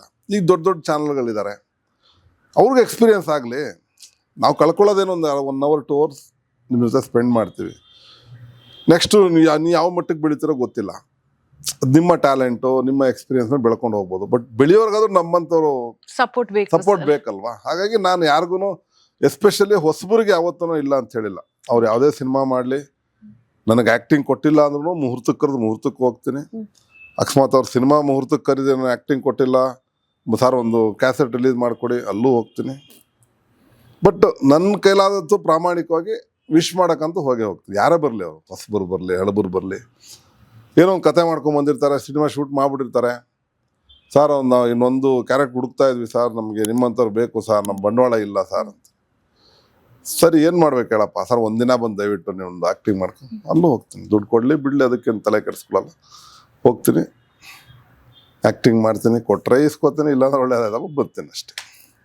ಸರ್, ಯಾವುದೋ ಒಬ್ರು ಡೈರೆಕ್ಟ್ರು ಕ್ಯಾಮರಾ ಹಿಂದ್ಗಡೆ ಇದ್ದ ಅಂತಂದ್ರೆ ನಿಮ್ಗೊಂದು ಕಂಫರ್ಟೇಬಲ್, ಸೊ ಆ ಡೈರೆಕ್ಟರ್ ಇದ್ರೆ ನಂಗೊಂದು ಹೋಪ್ಸ್ ಅಂತ ಇದ್ರೆ ಯಾವ ಡೈರೆಕ್ಟರ್ ಹೆಸರು ತಗೊಳಕ್ ಇಷ್ಟಪಡ್ತೀರಾ? ಅಲ್ಲ, ಇದು ಎಲ್ಲಾ ಡೈರೆಕ್ಟ್ರು ಅವರ ಒಂದು ಸಿನಿಮಾ ಚೆನ್ನಾಗಿ ಮಾಡ್ಬೇಕು ಅಂತಿರ್ತಾರೆ. ಸೊ ಹಾಗಾಗಿ ನಮ್ಮನ್ನ ಅವರು ಕರೆದು ಆಕ್ಟಿಂಗ್ ಕೊಟ್ಟಾಗ ಎಲ್ಲಾ ಡೈರೆಕ್ಟರ್ ಹೋಪ್ ಇಡ್ಲೇಬೇಕು ನಾವು. ಅದ್ರಲ್ಲಿ ಹೋಪ್ಸ್ ಬಗ್ಗೆ ನಾವು ಸಿನಿಮಾ ಬಗ್ಗೆ ನಮ್ಮ ಆಕ್ಟಿಂಗ್ ಬಗ್ಗೆ ಹೋಪ್ ಕಳ್ಕೊಳಕ್ಕಾಗಲ್ಲ. ಅವ್ರಿಗೆ ಎಷ್ಟು ಹೋಪ್ ಇರುತ್ತೋ ಅಷ್ಟೇ ನಾವು ಇಟ್ಕೋಬೇಕಾಗುತ್ತೆ. ಸೊ ಎಲ್ಲಾ ಡೈರೆಕ್ಟರು ಹೋಪ್ ಇಟ್ಕೊಂಡೇ ಸಿನಿಮಾ ಮಾಡ್ತಾರೆ. ಸ್ಟೋರಿ ಕೇಳ್ದೇನೆ ಸೆಟ್ಟಿಗೆ ಹೋಗ್ತೀನಪ್ಪ ಅಂತ ಇದ್ರೆ ಅದ್ ಯಾವ ಡೈರೆಕ್ಟರ್ ಸರ್? ಮೇಡಮ್, ಇತ್ತೀಚಿನ ದಿನಗಳು ಯಾರು ಸ್ಟೋರಿ ಹೇಳ್ಬಿಟ್ಟು ನಿಮ್ ಸೆಟ್ಟಿಗೆ ಕರ್ಸಲ್ಲ. ಓಕೆ, ನಿಮ್ದೇನು ಲೈನ್ ಅಷ್ಟೇ ಹೇಳ್ತಾರೆ. ಯಾಕಂದ್ರೆ ಸ್ಟೋರಿ ಕೇಳೋಷ್ಟು ಟೈಮು ಇರಲ್ಲ. ಕೆಲವು ಕಡೆ ಸ್ಟೋರಿನೇ ಮಾಡ್ಕೊಂಡಿರಲ್ಲ ಅವರು, ಅವ್ರ ಸ್ಟೋರಿಯಲ್ಲಿ ಹೇಳ್ತಾರೆ. ಕೆಲವು ಡೈರೆಕ್ಟರ್ ಸ್ಟೋರಿನೇ ಮಾಡ್ಕೊಂಡಿರಲ್ಲ. ಎಕ್ಸ್ಪೀರಿಯನ್ಸ್ ಆಗಿದೆ ಸರ್, ತುಂಬಾ ಎಕ್ಸ್ಪೀರಿಯನ್ಸ್ ಆಗಿದೆ. ಒಪ್ಕೊಂಡಿದ್ದೀರಾ? ಆದ್ರೂ ನೀವು ಹೋಗ್ಲೇಬೇಕಲ್ಲ. ಈಗ ಹೋಗಿರ್ತೀವಿ ಸರ್, ಇಂಥ ಒಂದು ಬಾಯ್ ಮಾತಾ ಹೇಳಿರ್ತಾರೆ ಸರ್, ಈ ತರ ಒಂದು ಕತೆ ಇದೆ ಸರ್, ಈ ತರ ಆ ತರ ಮಾಡ್ತೀವಿ, ಈ ತರ ಮಾಡಿ ಶುದ್ಧ ಹೇಳಿರ್ತಾರೆ. ಅಲ್ಲಿ ಹೋದ್ರೆ ಸ್ಕ್ರಿಪ್ಟೇ ಇರಲ್ಲ, ಅವ್ರ ಹತ್ರ ಡೈಲಾಗೇ ಬರ್ದಿರಲ್ಲ. ಕ್ಯಾಮ್ರಾ ಮುಂದೆ ನಿಲ್ಲಿಸ್ಬಿಟ್ಟು ಸರ್, ಇದು ಒಂದು ಕತೆ ಇದೆ ಸರ್, ಈಗ ನಿಮ್ಮ ಮಗಳು ವಯಸ್ಸಿಗೆ ಬಂದಿರ್ತಾಳೆ, ಹುಡುಗನ್ ಲವ್ ಮಾಡ್ಬಿಟ್ಟಿರ್ತಾಳೆ, ನಿಮ್ಗೆ ಇಷ್ಟ ಇರಲ್ಲ, ಬಟ್ ಆ ಹುಡುಗಿ ಇಷ್ಟಪಟ್ಟು ಓಡೋಗ್ಬಿಟ್ಟಿರ್ತಾಳೆ, ಅವಾಗ ಒಂದು ಡೈಲಾಗ್ ಸೇರಿಸ್ಕೊಂಡು ಡೈಲಾಗ್ ಮಾತಾಡಿ ಸರ್ ಅಂತಾರೆ. ಏನ್ ಮಾಡ್ತೀರಾ? ಏನು ಬರ್ದಿಲ್ಲ ಅವರು. ಅಲ್ಲ ರೀ, ನಮ್ಗೆ ಏನು ಸರ್, ನಿಮ್ಗೆ ಎಕ್ಸ್ಪೀರಿಯನ್ಸ್ ಇದೆ ಮಾಡಿ ಸರ್, ನೀವು ಸರ್ ಕ್ಯಾಮ್ರಾ ಪದ ಕೊಟ್ಬಿಟ್ಟಿದ್ದೀವಿ ಸರ್, ಲೊಕೇಶನ್ ಫಿಕ್ಸ್ ಮಾಡ್ಬಿಟ್ಟಿದ್ದೀವಿ ಸರ್, ಪ್ರೊಡ್ಯೂಸರ್ ಗೊತ್ತಾಗ್ಬಿಟ್ರೆ ಬಡಿತಾರೆ ಸರ್, ಏನೋ ಒಂದು ಮಾಡಿ ಸರ್, ನಿಮ್ಮ ಬಾಯಿಗೆ ಒಂದು ಹೇಳಿ ಸರ್, ನೀವು ಗೊತ್ತಿದೆ ಹೇಳಿ ಸರ್ ಅಂತಾರೆ. ನಿಮ್ಮನ್ನ ನಂಬ್ಕೊಂಡು ಪ್ರೊಡ್ಯೂಸರ್ ಬಂದಿದಾರಲ್ಲಪ್ಪ ಅಂತ ಹೇಳ್ಬಿಟ್ಟು ಮಾಡಿ ಬರ್ತೀರ. ಇನ್ನೇನ್ ಮಾಡೋದು? ಆ ಥರ ಸುಮಾರಾಗಿದೆ ಎಕ್ಸ್ಪೀರಿಯನ್ಸ್. ಏನ್ ಮಾಡಕ್ಕಾಗಲ್ಲ. ಎಲ್ಲ ಕೆಟ್ಟದ್ ಮಾಡಕ್ ಹೋಗ್ಬಾರ್ದು, ಒಳ್ಳೇದ್ ಮಾಡಕ್ಕಾಗಿಲ್ಲ ಕೆಟ್ಟದಾಗ ಮಾಡಕ್ ಹೋಗ್ಬಾರ್ದು. ಕೆಟ್ಟದ್ ಮಾಡೋ ಬದಲು ಸುಮ್ಮನೆ ಇದ್ಬಿಡು, ಒಳ್ಳೇದ್ ಮಾಡಕ್ಕಾಗಲ್ಲ ಸುಮ್ಮನೆ ಇದ್ಬಿಡು. ಅದು ಆ ಒಂದು ಥಿಯರಿ ಇಟ್ಕೊಂಡು ಬಂದವ್ ನಾನು. ಸರ್, ಇವಾಗ ಇಷ್ಟು ದಿನದ ನಿಮ್ಮ ಜರ್ನಿಯಲ್ಲಿ ಯಾರಿಗೋ ಒಬ್ರಿಗೆ ಆ ಟೈಮಲ್ಲಿ ಸಾರಿ ಹೇಳಕ್ಕಾಗಿಲ್ಲ, ಥ್ಯಾಂಕ್ಸ್ ಹೇಳಕ್ಕಾಗಿಲ್ಲ ಅಂತಂದ್ರೆ ಅದು ಯಾರಿಗೆ, ಯಾಕೆ ಸರ್? ನೀನು ಆ ಥರ ಏನಿಲ್ಲ ಮೇಡಮ್, ಯಾರಿಗೂ ನಾನು ಸಾರಿ ಕೇಳೋಷ್ಟು ದೊಡ್ಡ ತಪ್ಪು ಮಾಡಿಲ್ಲ ಅನ್ಕೋತೀನಿ. ಓಕೆ, ಏನಿದ್ರು ಅಲ್ಲಿಂದ ಅಲ್ಲಿಗೆ ಕ್ಲಿಯರ್ ಮಾಡ್ತೀರಾ, ತಪ್ಪೇ ಮಾಡಲ್ಲ? ತಪ್ಪು ಅಂದ್ರೆ ತಪ್ಪು ಮಾಡಿದ್ರೆ ಮನುಷ್ಯ ಅಲ್ಲ, ತಪ್ಪು ಮಾಡಿರ್ತೀವಿ. ಬಟ್ ತಪ್ಪು ಮಾಡಿ ಅವ್ರ ಹತ್ರ ಆ ಟೈಮಲ್ಲೇ ಅದು ನನ್ನ ತಪ್ಪಾಗಿದೆ ಸಾರಿ ಕೇಳಿ ಅಲ್ಲೇ ಬಗೆಹರಿಸ್ಕೊಂಡಿರ್ತೀವಿ. ಬೈ ಚಾನ್ಸ್ ಅವ್ರಿಗೆ ತಪ್ಪು ಅನ್ಸಿದ್ದು ನಮಗ್ ತಪ್ಪು ಅನ್ಸದೆ ಇದ್ರೆ ಅದು ನಿಮ್ ಮುಖಾಂತರ ಸಾರಿ ಕೇಳ್ಬೋಣ, ಅದು ತಪ್ಪೇನಿದೆ. ಸಾರಿ ಕೇಳೋದು ನಮ್ದೇನು ಕಳ್ಕೊಳ್ಳೋದೇನಿಲ್ಲ. ಅವ್ರ ಮನ್ಸಲ್ಲಿ ನಮ್ಗೆ ಗೊತ್ತಿಲ್ಲದೆ ಬಚಾನ್ ನಿಮ್ಮ ಈ ಬಿಯಾಂಡ್ ದ ಲಿಮಿಟ್ಸ್ ಚಾನಲ್ ನೋಡಿದ್ರೆ ನಾನೇನಾದ್ರೂ ಅವ್ರಿಗೇನಾದ್ರೂ ನನಗೆ ಗೊತ್ತಿಲ್ಲದೆ ನನಗೆ ತಪ್ಪು ಒಂದು ನನಗನ್ಸಿರಲ್ಲ, ಬಟ್ ಅವ್ರಿಗೆ ಅನ್ಸಿದ್ರೆ ಸಾರಿ ಕೇಳ್ತೀನಿ, ತಪ್ಪೇನಿಲ್ಲ. ಸಾರಿ ಮರ್ತ್ಬಿಡಿ ಎಲ್ಲ ಮುದಾಯ್ತು. ಸರ್, ನಿಮ್ಮನ್ನ ನೋಡಿದಾಗ ನಮ್ಗೆ ಅನ್ಸೋದು ಇವ್ರು ಖಡಕ್ ಆಗಿದ್ದಾರೆ, ಸ್ಟ್ರಿಕ್ಟ್ ಆಗಿದ್ದಾರೆ, ಮಾತಿಗೂ ಕೋಪ ಮಾಡ್ಕೋತಾರೆ ಅಂತ ಅನ್ಸುತ್ತೆ. ಬಟ್ ಇಷ್ಟೊತ್ತಲ್ಲ ನನಗೆ ಆತರ ಅನ್ಸಿಲ್ಲ. ಅಲ್ಲ, ಇಲ್ಲಿ ಬೇಡ ಅಂತ ಕಂಟ್ರೋಲ್ ಮಾಡಿದ್ರ ಸರ್? ಇಲ್ಲ, ಕೋಪ ಎಲ್ಲಿ ಮಾಡ್ಕೋಬೇಕು ಅಲ್ಲಿ ಮಾಡ್ಕೋಬೇಕು, ಎಲ್ಲಾ ಕಡೆ ಮಾಡ್ಕೊಂಡ್ರೆ ಪ್ರಯೋಜನ. ಇವಳು ಅವಾಗಿಂದ ತಲೆ ತಿಂತಾಳಂತ. ಯುವರ್ ಜಾಬ್, ಅದು your duty, you are doing your duty, I am doing my duty ಅಷ್ಟೇ. ಸರ್, ನಿಮ್ಮ ಲೈಫಲ್ಲಿ ಬ್ಯಾಕ್ ಬೋನ್ ಅಂದ್ರೆ ಯಾರು ಸರ್? ಈ ಪರ್ಸನ್ ಇದ್ದು ನನ್ನ ಲೈಫ್ ಇದ್ರೇನೆ ನನ್ನ ಲೈಫ್ ಅನ್ನೋ ತರ. ಈಗ ಸದ್ಯಕ್ಕೆ ನನ್ನ ಶ್ರೀಮತಿನೇ. ಓಕೆ, ಯಾಕಂದ್ರೆ ಎಲ್ಲಾ ಮನೆ ಹೊರೆ ಎಲ್ಲ ಅವರೇ ಎತ್ಕೊಂಡು ಅವರೇನೆ. ಅವ್ರು ಎಷ್ಟೇ ಕಷ್ಟ ಇರಲಿ ಏನೇ ಇರಲಿ, ಅವರು ಮನೆ ಸರಿ ದೂಗ್ಸೋದಿರ್ಬೋದು, ಮಕ್ಕಳನ್ನ ಸಾಕಿರೋದಿರ್ಬೋದು, ನಮ್ಮ ತಂದೆ ತಾಯಿನ ಸಾಕಿರೋದಿರ್ಬೋದು, ಎಲ್ಲ ಅವಳೆ, ಬ್ಯಾಕ್ ಬೋನ್ ಅವಳೆ. ನಿಮ್ಮ ತಂದೆ ಬಗ್ಗೆ 2 ಮಾತು ಹೇಳ್ಬೇಕಂದ್ರೆ? ನಮ್ಮ ತಂದೆ ಬಗ್ಗೆ, ಅವರು ನಿವೃತ್ತಿ ಆದ್ಮೇಲೆ ನಮ್ಗೆ ಜಾಸ್ತಿ ಒಡನಾಟ ಸಿಕ್ಕಿದ್ದು. ನಮ್ಮ ಬಾಲ್ಯನ ಅವ್ರಿಲ್ದೆ ಕಳೆದಿದ್ದೀವಿ. ಸೊ ಈಗ ಅವ್ರಿಲ್ದೇನೂ ಕಳೀತಾ ಇದ್ದೀವಿ. ಮಧ್ಯದ ಸ್ವಲ್ಪ ವರ್ಷ ಮಾತ್ರ ಅವ್ರ ಜೊತೆ ಇದ್ದಿದ್ದಷ್ಟೇ. ಬಾಕಿ ಎಲ್ಲ ಅವ್ರು ಮಿಲ್ಟ್ರಿ, ಯುದ್ಧ ಅಂದ್ಬಿಟ್ಟು ಅಲ್ಲೇ ಕಾಲ ಕಳೆದ್ರು ಅವರು. ಅವರು ಮಕ್ಕಳನ್ನ ಆಡ್ಸೋ ಟೈಮಲ್ಲಿ ಅವ್ರು ಇರಲಿಲ್ಲ, ಮಕ್ಕಳಾಗಿ ಅವ್ರ ಜೊತೆ ನಾವು ಆಟೋ ಟೈಮಲ್ಲಿ ನಮ್ಮ ಜೊತೆ ಇಲ್ಲ ಅವರು ಅಷ್ಟೇ. ಅಷ್ಟು ಒಡನಾಟ ನಿಮ್ಗೆ ಸಿಕ್ಕಿಲ್ಲ ತಾಯಿ ಇಲ್ಲ ಜೊತೆ? ಆಗ ಎಲ್ಲಿ ಮಿಲಿಟ್ರಿಲ್ದ ಯಾರಿಗೂ ಸಿಗಲ್ಲ, ನಮ್ಮನಿಗೆ ಅಲ್ಲ, ಮಿಲಿಟ್ರಿ ಪರ್ಸನ್ಸ್ ಯಾರಿಗೂ ಸಿಗಲ್ಲ. ನಮಗೆ ನಮ್ಮ ತಾಯಿ ಅಷ್ಟೇ ಸರ್ವಸ್ವ. ಅವರೇ ನಮ್ಮನ್ನ ಹೊಡೆದು ಬಡ್ದು ಸಾಕಿದ್ದು ಓದಿಸಿದ್ದೆಲ್ಲ ಅವರೇನೆ. ಈ ಫಂಕ್ಷನ್ಗೆ ಈ ಪ್ರೋಗ್ರಾಮ್ಗೆ ನಮ್ ತಂದೆ ಇದ್ರೆ ಒಳ್ಳೇದಿತ್ತು ಅಂತ ಅನ್ಸಿದ್ರು ಖಂಡಿತ ಇವಾಗ ನನ್ನ ಒಂದು ಎಲ್ಲ ಒಂದು ಕಾರ್ಯಕ್ರಮಗಳು ಅವ್ರು ಇದ್ರೆ ಬಹಳ ಸಂತೋಷ ಅನಿಸ್ತದೆ. ಬಟ್ ವಿಧಿ ಇಲ್ಲ. ನನ್ನ 2 ಸಿನಿಮಾಗೆ ನಮ್ಮ ತಾಯಿ ಅಂತ ದೊಡ್ಡ ಥಿಯೇಟರ್ ನೋಡೇ ಇರಲಿಲ್ಲ, ಮಾಲ್ಗಳು. ನಮ್ಮ ತಾಯಿನ ವೀಲ್ ಚೇರ್ಲ ಕೂರಿಸ್ಕೊಂಡಾಗ 2 ಸಿನಿಮಾ ತೋರಿಸ್ಕೊಂಡ್ ಬಂದಿದ್ದೀನಿ. ಅಷ್ಟು ಸಾಕಲ್ಲ ಮನುಷ್ಯನ ತೃಪ್ತಿ. ನೀವು ಸಿನಿಮಾದ ಏನೋ ಕಳ್ಕೊಂಡ್ಬಿಟ್ವಿ, ಹೌದು ಕಳ್ಕೊಂಡಿದ್ದು, ದುಡ್ಡು ಇಲ್ಲ ಅಂತಲ್ಲ, ಬಟ್ ಆತ್ಮತೃಪ್ತಿ ಅಂತೂ ಕಳ್ಕೊಂಡಿಲ್ಲಲ್ಲ. ನಮ್ಮ ತಾಯಿಗೆ ಸಿನಿಮಾ ತೋರಿಸ್ತಿದ್ದೀನಿ, ವೀಲ್ ಚೇರ್ಲ್ ಕರ್ಕೊಂಡೋಗಿ ಸಿನಿಮಾ ತೋರಿಸ್ತಿದ್ದೀನಿ, ಖುಷಿಯಾಗಿ ನೋಡೋದು ಸಿನಿಮಾ. ಅವರು ಸಾಕು, ಆ ಅಮ್ಮ ಖುಷಿ ಪಟ್ರೆ ನೀವು ಎಷ್ಟೇ ಲಕ್ಷ ಕೊಟ್ಟರು ಆ ಅಮ್ಮನ ಮುಖದಲ್ಲಿ ನಗು ಬರ್ಸಕ್ಕಂತೂ ಆಗಲ್ಲ. ಹೌದು. ಸೊ ಏನೋ ಒಂದು ಸಿನಿಮಾ ನನ್ನ ಮಗ ದೊಡ್ಡ ಸಿನಿಮಾ ಮಾಡಿದ್ದಾನೆ, ಅದು ಇಷ್ಟು ದೊಡ್ಡ ಅವ್ರು ಮಾಲ್ ನೋಡಿದ ತಕ್ಷಣ ಹಳ್ಳಿಯವ್ರು ಯಾವತ್ತೂ ನೋಡೇ ಇರಲಿಲ್ಲ. ಅವರು ಅಂತ ದೊಡ್ಡ ಮಾಲ್ ನೋಡಿದ್ರು, ಜನ ನೋಡಿದ್ರು, ಸಿನಿಮಾ ನೋಡಿದ್ರು, ಖುಷಿ ಆಯ್ತು. ಏನ್ ಅವ್ರು ಹೇಳಿದ್ರು ಖುಷಿಯಾಗಿದ್ದಾರೆ. ಸರ್ ಆಮೇಲೆ? ಖುಷಿ ಪಟ್ರು. ನಾನು ಇಂಥ ಸಿನಿಮಾ ನೋಡೇ ಇರಲಿಲ್ಲ, ಇಂಥ ದೊಡ್ಡ ಥಿಯೇಟರ್ ನೋಡಿರಲಿಲ್ಲ ನಾನು, ಇವತ್ತು ನೀನು ತೋರಿಸ್ದೆ, ನಿನ್ನ ದಯೆಯಿಂದ ಪಿಕ್ಚರ್ ನೋಡಿದೆ ಅಂದರು. ಬೇರೆ ಪಿಕ್ಚರ್ ನೋಡಿರ್ಬೋದು ಅವರು, ಬಟ್ ನನ್ನ ಸಿನಿಮಾ ನೋಡೋಕ್ಕಾಗಿಲ್ಲ. ಥಿಯೇಟರ್ ಸೀರಿಯಲ್ ಬಂದರೆ ಅವರು ಫಸ್ಟು ನಮ್ಮ ಸೀರಿಯಲ್ ಹಾಕೊಂಡು ಕೂತಿರ್ತಾರ ಅವ್ರು. ನಾನು ಇಂಥ ಟೈಮ್ ಹೇಳ್ಬಿಟ್ರೆ ಅವ್ರು ಎಲ್ಲೂ ಅಲ್ಲಾಡಲ್ಲ ಥಿಯೇಟರ್ ಸೀರಿಯಲ್. ಅವರು ಪರ್ಮನೆಂಟ್ ವ್ಯೂವರ್ಸ್ ಅಂತ. Permanent viewer. ಅದೊಂದು TRP ಬಂದೇ ಬರ್ತದೆ ಚಾನಲ್ಗೆ. ಅಷ್ಟು ಇಂಟ್ರೆಸ್ಟ್ ಆಗಿ ನೋಡ್ತಾರೆ. ಅಂದರೆ ಅವ್ರ ಮಕ್ಕಳು ಬೆಳೆದು ಅವ್ರಿಗೂ ಒಂದು ಖುಷಿ ಅಲ್ವಾ, ಹೌದು ಸರ್. ಸಂತೋಷ ಇರುತ್ತೆ. ಸರ್ ಆಗ್ಲೇ ಹೇಳಿದ್ರಿ ನೀವು, ನಾನು ಒಂದಷ್ಟು ಸೋಷಿಯಲ್ ಕೆಲಸಗಳನ್ನ ಮಾಡ್ತಾ ಇದ್ದೀನಿ ಅಂತ. ಏನ್ ಯೋಜನೆಗಳಿದೆ ಸರ್ ಅದರಲ್ಲಿ? ಮೇಡಮ್, ಸೊಸೈಟಿಲಿ ಇದ್ದಾಗ ಸೋಷಿಯಲ್ ವರ್ಕ್ಸ್ ಮಾಡಲೇಬೇಕು. ಇಲ್ಲ ಸೊಸೈಟಿಲಿದ್ದು ನಾವು ಪ್ರಯೋಜನ ಇಲ್ಲ. ಪ್ರಾಣಿಗಳಿಗೂ ನಮಗೂ ಏನು ಡಿಫ್ರೆನ್ಸ್ ಇಲ್ದಂಗೆ ಆಗ್ಬಿಡುತ್ತೆ. ಸೊ ಸೊಸೈಟಿಲಿದ್ದಾಗ ಏನಾರು ಒಂದು ನಾವು, ಸೊಸೈಟಿ ನಮಗೆಲ್ಲ ಕೊಟ್ಟಿದೆ, ಅಟ್ಲೀಸ್ಟ್ ನಾವು ಸೊಸೈಟಿಗೆ ಏನಾದರೂ ಕೊಡಬೇಕಲ್ಲ. ಈಗ ನಾವು ಓದೋ ಸಮಯದಲ್ಲಿ ನಮಗೆ ಸರಿಯಾಗಿ ಬಟ್ಟೆನೂ ಇರ್ತಾ ಇರಲಿಲ್ಲ, ಕಷ್ಟಪಟ್ಟು ಓದಿದ್ದೀವಿ. ಸೊ ಅದನ್ನು ಗೌರ್ಮೆಂಟ್ ಅವ್ರು ಎಷ್ಟು ಅಂತ ಮಾಡ್ತಾ ಇದ್ದಾರೆ. ಅವ್ರೂ ಸರ್ಕಾರಿ ಶಾಲೆಗಳಲ್ಲಿ ಉಚಿತವಾಗಿ ವಿದ್ಯಾಭ್ಯಾಸ ಕೊಡ್ತಾ ಇದ್ದಾರೆ, ಉಚಿತವಾಗಿ ಅನ್ನ ಭಾಗ್ಯ ಕೊಡ್ತಾ, ಎಲ್ಲವೂ ಕೊಡ್ತಾ ಇದ್ದಾರೆ. ಬಟ್ ಎಲ್ಲೋ ಒಂದು ಕಡೆ ಎಲ್ಲವೂ ಸರ್ಕಾರದ ಮೇಲೆ ನಂಬ್ಕೊಂಡ್ರೆ ಆಗಲ್ಲ. ಸರ್ಕಾರದಲ್ಲಿ ಎಲ್ಲರೂ ಅಷ್ಟೇ ಪ್ರಾಮಾಣಿಕವಾಗಿ ಮಾಡಿಬಿಟ್ರೆ ತುಂಬ ಚೆನ್ನಾಗಿ ಇಂಪ್ರೂವ್ ಆಗುತ್ತೆ. ಬಟ್ ಸರ್ಕಾರ ನಡೆಸೋದಕ್ಕೆ ಪ್ರಾಮಾಣಿಕತೆ ಬಂದಿದ್ರೆ ಸಾಲಲ್ಲ. ಸರ್ಕಾರ ನಡೆಸೋದಕ್ಕೆ ಅವರು ಭ್ರಷ್ಟಾಚಾರವನ್ನು ಮಾಡಬೇಕು. ಯಾಕಂದ್ರೆ ಆ ಸ್ಥಾನಕ್ಕೆ ಬರ್ಬೇಕಂದ್ರೆ ಎಷ್ಟೋ ಕೋಟ್ಯಾಂತರ ಖರ್ಚು ಮಾಡಿ ಬಂದಿರ್ತಾರೆ ಅವರು. ಒಬ್ಬ MLA ಆಗ್ಬೇಕಂದ್ರೆ, ಇವತ್ತು ಒಂದು ಕ್ಷೇತ್ರದ MLA ಆಗ್ಬೇಕಂದ್ರೆ ಮಿನಿಮಮ್ 50 ಕೋಟಿ ಇಲ್ಲದೆ MLA ಆಗಕ್ಕೆ ಸಾಧ್ಯನೇ ಇಲ್ಲ. ಚಾಲನೆ ಬೇಕು. ಅವ್ರು ಎಲ್ಲಿ ಬೇಕಾದ್ರೂ ಬಂದು ಪ್ರಮಾಣ ಮಾಡ್ಬಿಡಿ, ಯಾವ MLA ಆದ್ರೂ 50-60 ಕೋಟಿ ಇಲ್ಲದೆ ಯಾವ MLAನೂ ಗೆಲ್ಲಕ್ಕೆ ಸಾಧ್ಯನೇ ಇಲ್ಲ. ಸೊ ಆ 50 ಕೋಟಿ ಖರ್ಚು ಮಾಡಿ ಅಲ್ಲಿಂದ ಬರ್ತದೆ ಅವ್ರಿಗೆ. ಆಮೇಲೆ ತೆಗಿತಾರೆ. ಆಮೇಲೆ ತೆಗಿಬೇಕಲ್ವಾ. ಆಮೇಲೆ ತೆಗಿತಾ ಏನಾಗುತ್ತೆ, ಅಷ್ಟು ದುಡ್ಡನ್ನು ತೆಗೆದವರು ನೆಕ್ಸ್ಟ್ ಎಲೆಕ್ಷನ್ 100 ಕೋಟಿ ಖರ್ಚು ಮಾಡ್ತಾರೆ. ಸೊ 500 ಕೋಟಿ ಪ್ರಾಪರ್ಟಿ ಮಾಡಿರ್ತಾರೆ. ಸೊ ಇದೆಲ್ಲ ಒಂಥರ ಚೈನ್ ಲಿಂಕ್ ಸಿಸ್ಟಮ್ಮು. ಈಗ ಓಟ್ ಹಾಕೋರು ಕೂಡ ಸುಮ್ಮನೆ ಯಾರು ಓಟ್ ಹಾಕಲ್ಲ. ಅವ್ರದೇ ಆದ ಖರ್ಚು ವೆಚ್ಚಗಳು ನೋಡ್ಕೋಬೇಕು, ಬೂತ್ಗೆ ಇಷ್ಟು ಒಂದು ಕೊಡಬೇಕು, ಒಂದು ಓಟಿಗೆ ಇಷ್ಟು ಒಂದು ಕೊಡಿ, ಏನೇನೋ ಇರ್ತದೆ ರಾಜಕೀಯದ. ಪೊಲಿಟಿಕ್ಸ್ಗೆ ಎಂಟ್ರಿ ಆಗಬೇಕು ಇಂದಿನ ಪೊಲಿಟಿಕ್ಸ್ ಅಲ್ಲಿ ಇದೀನಿ ನಾನು. ಇದ್ರೂ ಕೂಡ ಆ ಒಂದು ಸುಳಿಲ್ ಸಿಗಾಕೊಂಡಿಲ್ಲ ನಾನು. ಪಾಲಿಟಿಕ್ಸ್ ಅಲ್ಲಿ ಇದ್ರೂ ಕೂಡ ಆ ಒಂದು ಸುಳಿಲ್ ಸಿಗಾಕೊಳ್ಳೋಕೆ ಇಷ್ಟಪಡ್ತಾರೆ. ಯಾಕಂದ್ರೆ ಆಗ್ತಾ ಇಲ್ಲ ಅದು. ಪ್ರತಿಯೊಂದಕ್ಕೂ ನಾವು ಸುಳ್ಳು ಹೇಳಬೇಕು, ಪ್ರತಿಯೊಂದಕ್ಕೂ ಮೋಸ ಮಾಡಬೇಕು, ಪ್ರತಿಯೊಂದರಲ್ಲೂ ನಾವು ಬೇರೆಯವ್ರನ್ನ ಡಿಪೆಂಡ್ ಆಗಬೇಕು, ಏನೇನೋ ಇದೆ ಅದು ರಾಜಕೀಯ. ಅದು ನಮ್ಮ ಮಟ್ಟದಲ್ಲಿ ಅಷ್ಟೇ ಸಾಕು, ಅದು ಜಾಸ್ತಿ ಹೋಗೋದು ಯಾಕೋ ಇದಾಗ್ತಾ ಇಲ್ಲ. ಸೊ ಹೀಗಿರುವಾಗ ನಾವು ಏನಾದರೂ ಒಂದು ಸೋಷಿಯಲ್ ಸರ್ವಿಸ್ ಮಾಡಬೇಕು ಅಂತ ಮೊದಲು ನಾನು ನಮ್ಮ ಬಿಸ್ನೆಸ್ ಇದ್ದಾಗಲೇ ಸೋಷಿಯಲ್ ಸರ್ವಿಸ್ ಮಾಡ್ತಾ ಇದ್ದೆ. ನಾನು ನಮ್ಮದು ಯಶವಂತಪುರ ಮತ್ತಿಕ ನಾಗರಿಕ ವೇದಿಕೆ ಕಟ್ಕೊಂಡು ಅಲ್ಲೇ ಸೋಷಿಯಲ್ ಸರ್ವಿಸ್ ಮಾಡ್ತಾ ಇದ್ದೆ. ಸೊ ಹಾಗೆ ಈಗಲೂ ಮಾಡ್ತಾ ಇದ್ದೀನಿ. ಮತ್ತು ಹಾಗೆ ನಮ್ಮೂರಲ್ಲಿ ಒಂದು ಬಸವಣ್ಣ ಎತ್ತು ದೇವ್ರಿಗೆ ಬಿಟ್ಟಿರ್ತಾರೆ, ದೊಡ್ಡ ಗುಳಿ ಥರ, ಅದು ಸತ್ತೋಯ್ತದು. ಅದು ನಮ್ಮ ಮನೆ ಪಕ್ಕದವ್ರು ಯಾರೋ ಒಂದು ಸಾಕಿದ್ರು, ಅದು ತೀರ್ಕೊಂಡ್ಬಿಡ್ದು. ಅದು 11 ದಿನದ ಪೂಜೆಗೆ ಊರವರೆಲ್ಲ ಕರೆದ್ರು. ನಮ್ಮ ಸ್ನೇಹಿತರು ಮಲ್ಲೇಶು, ಸಿದ್ದಪ್ಪ ಶೆಟ್ಟಿ ಎಲ್ಲ ಸುಮಾರು ಜನ ಇದ್ದಾರೆ. ಅವರೆಲ್ಲ ಅಣ್ಣ ಪೂಜೆಗೆ ಬಂದು ಹೋಗು ಅಂದರು. ಸೊ ಪೂಜೆಗೆ ಹೋದಾಗ ಅಲ್ಲೆಲ್ಲ ಸೇರಿಕೊಂಡು ಅಣ್ಣ ಇದಕ್ಕೊಂದು ಏನಾದರೂ ಶೆಡ್ ಕಟ್ಸ್ಕೊಡು ಅಂತ ಹಾಕೋದು. ಸರಿ ನೋಡೋಣ ಅಂದ್ಬಿಟ್ಟು ಆಯಿತು ಕಟ್ಸೋಣ, ಏನಾಗುತ್ತೆ ಕೊಡೋಣ ಅಂದ್ಬಿಟ್ಟು ನಾನು ಏನೋ ಒಂದು ಸ್ವಲ್ಪ ಕೊಟ್ಬಿಟ್ಟು ಬರೋಣ ಅಂತ ಪ್ಲ್ಯಾನ್ ಮಾಡಿಕೊಂಡೆ.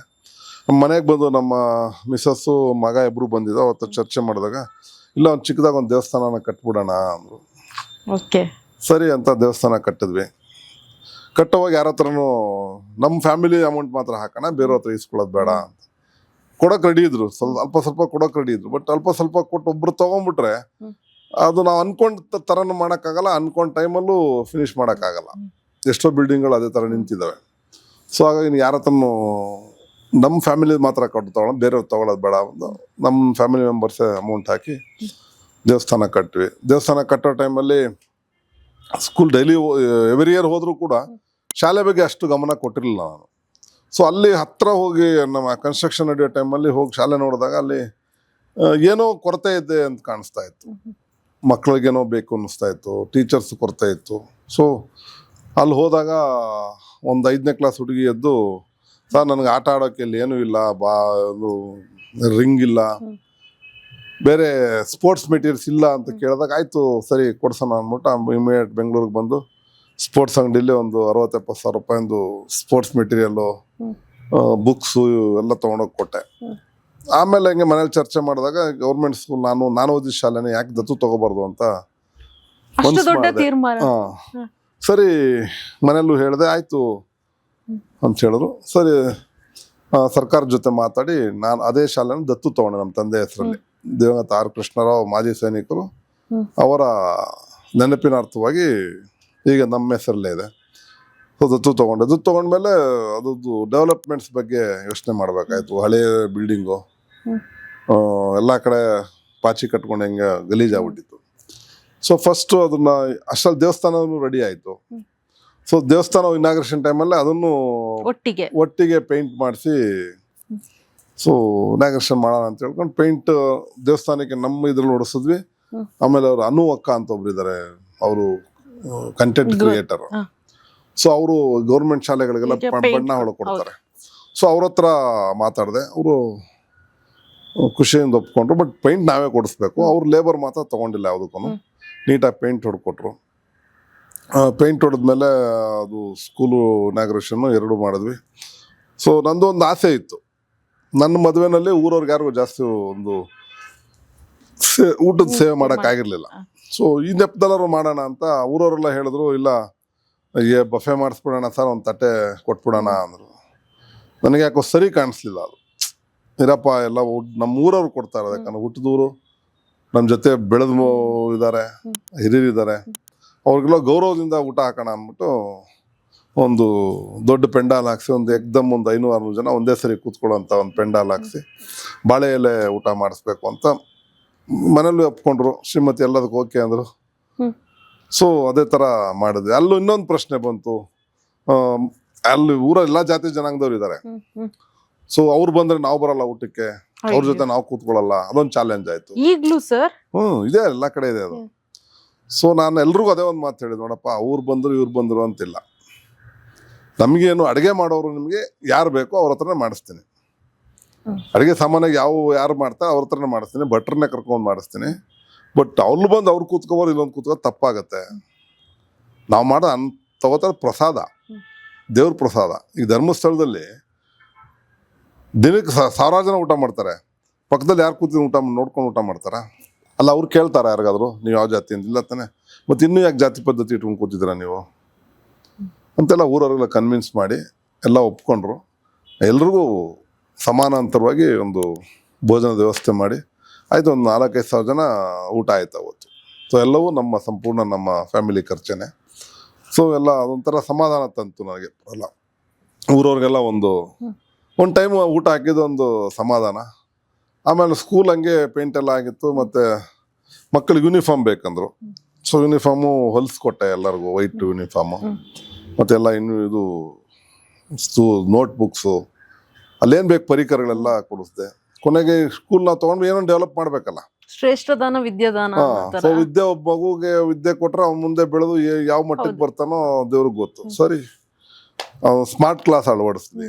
ಅದೊಂದು ಬೆಂಗಳೂರಲ್ಲಿ ಒಂದು ಕಂಪ್ನಿ ಹತ್ರ ಮಾತಾಡಿ ಅವ್ರ ಹತ್ರ ಗೌರ್ಮೆಂಟ್ ಸ್ಕೂಲ್ಗೆ ಬೇಕಂತ ಕನ್ಸೆಷನ್ ರೇಟಲ್ಲಿ ಆ ಸ್ಕ್ರೀನು, ಪ್ರೊಜೆಕ್ಟರ್ಸು ಮತ್ತು ಸ್ಟಡಿ ಮೆಟೀರಿಯಲ್ಲು. ಇಲ್ಲೇನು ಇವಾಗ ಟೆಕ್ನೋ ಸ್ಕೂಲ್ಗಳು ನಡೀತಾ ಇದೆ ಬೆಂಗಳೂರಲ್ಲಿ, ದೊಡ್ಡ ದೊಡ್ಡ ಸ್ಕೂಲ್ಗಳಲ್ಲಿ. ಆ ಕಾನ್ಸೆಪ್ಟನ್ನೇ ಅಲ್ಲಿ ಗೌರ್ಮೆಂಟ್ ಸ್ಕೂಲ್ಗೆ ಅಳವಡಿಸಿ ಅದು ಚೆನ್ನಾಗಿ ನಡೀತಾ ಇದೆ. ಈಗ ನಾನು ತಗೊಂಡಾಗ 78 ಜನ ಇದ್ರು, ಈಗ 95 ಜನ ಮಕ್ಕಳಾಗಿದ್ದಾರೆ, ಒಂದು 18 ಜನ ಮಕ್ಕಳು ಜಾಸ್ತಿ ಆಗಿದ್ದಾರೆ. ಅದೊಂದು ಆತ್ಮತೃಪ್ತಿ. ಹೀಗೆ ಏನೋ ನನ್ನ ಕೈಲಿ ಸೇವೆ ಮಾಡ್ಕೊಂಡು ಹೋಗೋಣ ಅಂತ ತೀರ್ಮಾನ ಮಾಡಿದ್ದೀನಿ. ಸ್ಕೂಲ್ಗಳು ದತ್ತಕ್ ತಗೊಳ್ಳೋಂಗ ಇಲ್ಲ, ಅದೊಂದು ಸ್ಕೂಲ್ ನಾನು ತಗೊಂಡ್ಮೇಲೆ ಸುಮಾರು ಜನ ಬಂದ್ರು, ಅಕ್ಕಪಕ್ಕದವ್ರ ಸ್ಕೂಲೆಲ್ಲ ಬಂದ್ರು. ಬಟ್ ನಾನು ಹೇಳಿದ್ದವ್ರಿಗೆಲ್ಲ ಇದೊಂದು ಫಸ್ಟ್ ನಮ್ಮ ಸ್ಕೂಲ್ ರೆಡಿ ಮಾಡ್ತೀನಿ, ಆಮೇಲೆ ನೋಡೋಣ, ದೇವ್ರ ಶಕ್ತಿ ಕೊಟ್ರೆ ಮಾಡೋಣ ಬಿಡಿ ಅಂತ ಅವ್ರು ಹೇಳಿ ಕಳಿಸ್ದೆ. ಮತ್ತು ಈ ಸರಿ ಕ್ಲಸ್ಟರ್ ಲೆವೆಲ್ ಸ್ಪೋರ್ಟ್ಸ್ ಕೂಡ ನಾವೇ ಮಾಡಿದ್ವಿ, ನಮ್ಮ ಅಂಡರ್ಲೇನ್ ಆಯ್ತದು, ನಮ್ಮ ಸ್ಕೂಲಿಗೆ ಕೊಟ್ಟರು ನೀವೇ ಮಾಡಬೇಕು ಅಂತ. ಅದನ್ನು ಸಕ್ಸಸ್ಫುಲ್ ಆಗಿ ಮಾಡಿದ್ವಿ. ಏನೋ ಒಂದು ಹುಟ್ಟಿದ ಊರಿಗೆ ಏನೋ ಒಂದು ಮಾಡ್ತಾ ಇದೀವಿ ಅನ್ನೋ ಸಮಾಧಾನ ಅಷ್ಟೆ. ಎಲ್ರಿಗೂ ಈ ಭಾಗ್ಯ ಸಿಗಲ್ಲ, ಎಲ್ರಿಗೂ 100 ಕೋಟಿ ದುಡಿತಾರಿಲ್ಲ ಅಂತಲ್ಲ, ಎಲ್ರಿಗೂ ಈ ಮನ್ಸು ಬರಲ್ಲ. ಅಲ್ಲ ಅದನ್ನ ಹೇಳಿದ್, 100 ಕೋಟಿ ದುಡಿಯೋರ್ಗು ಮಾಡ್ಬೇಕು ಅನ್ನೋ ಮನ್ಸು ಬಂದ್ರೆ ಯಾರು ಬೇಕಾದ್ರೂ ಮಾಡ್ಬೋದು. ಬಟ್ ಅದು ಅವ್ರ ಅದೃಷ್ಟ, ಮಾಡೋರ್ಗೆ ಅದೃಷ್ಟ ಇರ್ಬೇಕು, ಮಾಡೋದಕ್ಕೂ ಅದೃಷ್ಟ ಇರ್ಬೇಕು. ಹಾಗಾಗಿ ಆ ಅದೃಷ್ಟ ನನಗೆ ಸಿಕ್ಕಿದೆ, ನಾನು ಮಾಡ್ತಾ ಇದ್ದೀನಿ ಅಂತ ನಾನು ಭಾವಿಸ್ಕೊತೇನೆ ಅಷ್ಟೇ. ಆಗ್ಲಿ ಸರ್, ಇನ್ನಷ್ಟು ಒಳ್ಳೆ ಒಳ್ಳೆ ಯೋಜನೆಗಳು ಬರ್ಲಿ ಸರ್ ನಿಮ್ ಕಡೆಯಿಂದ. ಸರ್, ಇಷ್ಟೊತ್ತು ನಮ್ ಜೊತೆ ಇದ್ದು ನಿಮ್ಮ ಮನಸ್ಸಿನ ಮಾತುಗಳನ್ನ ನಮ್ ಜೊತೆ ಶೇರ್ ಮಾಡಿದಕ್ಕೆ ತುಂಬಾ ಖುಷಿ ಆಯ್ತು ಸರ್. ಒಂದು ಕಾಲ್ ಮಾಡಿ ಪ್ಲೀಸ್ ಒಂದು ಇಂಟರ್ವ್ಯೂ ಕೊಡ್ತೀರಾ ಅಂತ ಹೇಳಿದ್ರೆ ಕೂಡ ಆಯ್ತಮ್ಮ ಮಾಡೋಣ ಅಂತ ಒಪ್ಕೊಂಡಿದ್ದಕ್ಕೆ thank you so much sir. ಒಳ್ಳೇದಾಗ್ಲಿ, ಬೆಳೀರಿ, ಒಳ್ಳೊಳ್ಳೆ ಇನ್ನು ಉನ್ನತ ಸ್ಥಾನಕ್ಕೆ ಬೆಳೆದು ದೊಡ್ಡ ಆಂಕರ್ ಆಗಿ ಒಳ್ಳೇದ್ ಮಾಡ್ಲಿ. Thank you sir. ವೀಕ್ಷಕರಿಗೆ ಏನ್ ಹೇಳಕ್ ಇಷ್ಟಪಡ್ತೀರಾ ಸರ್? ವೀಕ್ಷಕರು ಈ ಒಂದು ಹೊಸಬ್ರು ಏನು ಪ್ರಯತ್ನ ಪಡ್ತಾ ಇದ್ದಾರೆ, ಅವರ ಚಾನಲನ್ನು ಲೈಕ್ ಮಾಡಿ, ವ್ಯೂ ಮಾಡಿ, ಸಬ್ಸ್ಕ್ರೈಬ್ ಮಾಡಿ, ಕಾಮೆಂಟ್ಸ್ ಹಾಕಿದ್ರೆ ಅವರು ಬೆಳೀತಾರೆ. ನಿಮಗೂ ಒಂದು ಯಾರಿಗೂ ಒಂದು ಯಾವುದೋ ರೀತಿಯಲ್ಲಿ ಸಹಾಯ ಮಾಡಿದ್ದು ಒಂದು ತೃಪ್ತಿ ಸಿಗುತ್ತೆ. ಎಲ್ರಿಗೂ ಒಳ್ಳೇದಾಗಲಿ. ನೋಡ್ತಾ ಇರಿ beyond the limits. Thank you sir. ನೋಡೋದ್ರಲ್ಲ ವೀಕ್ಷಕರೇ, ಇಷ್ಟು ಹೊತ್ತು ಗಣೇಶ್ ರಾವ್ ಸರ್ನ ಮನದಾಳದ ಮಾತುಗಳನ್ನ ಇವತ್ತಿನ ಸಂಚಿಕೆ ನಿಮ್ಮೆಲ್ರಿಗೂ ಇಷ್ಟ ಆಗಿದೆ ಅಂತ ಅನ್ಕೊಳ್ತೀನಿ. ನಾಳೆ ಇಂಥದೇ ಒಂದು ಡಿಫ್ರೆಂಟ್ ಆದ ಗೆಸ್ಟ್ ಜೊತೆ ನಾನು ನಿಮ್ಮನ್ನ ಜಾಯ್ನ್ ಆಗ್ತೀನಿ. ಅಲ್ಲಿವರೆಗೂ ನೋಡ್ತಾ ಇರಿ ಬಿಯಾಂಡ್ ಲಿಮಿಟ್ಸ್. ನಮಸ್ಕಾರ.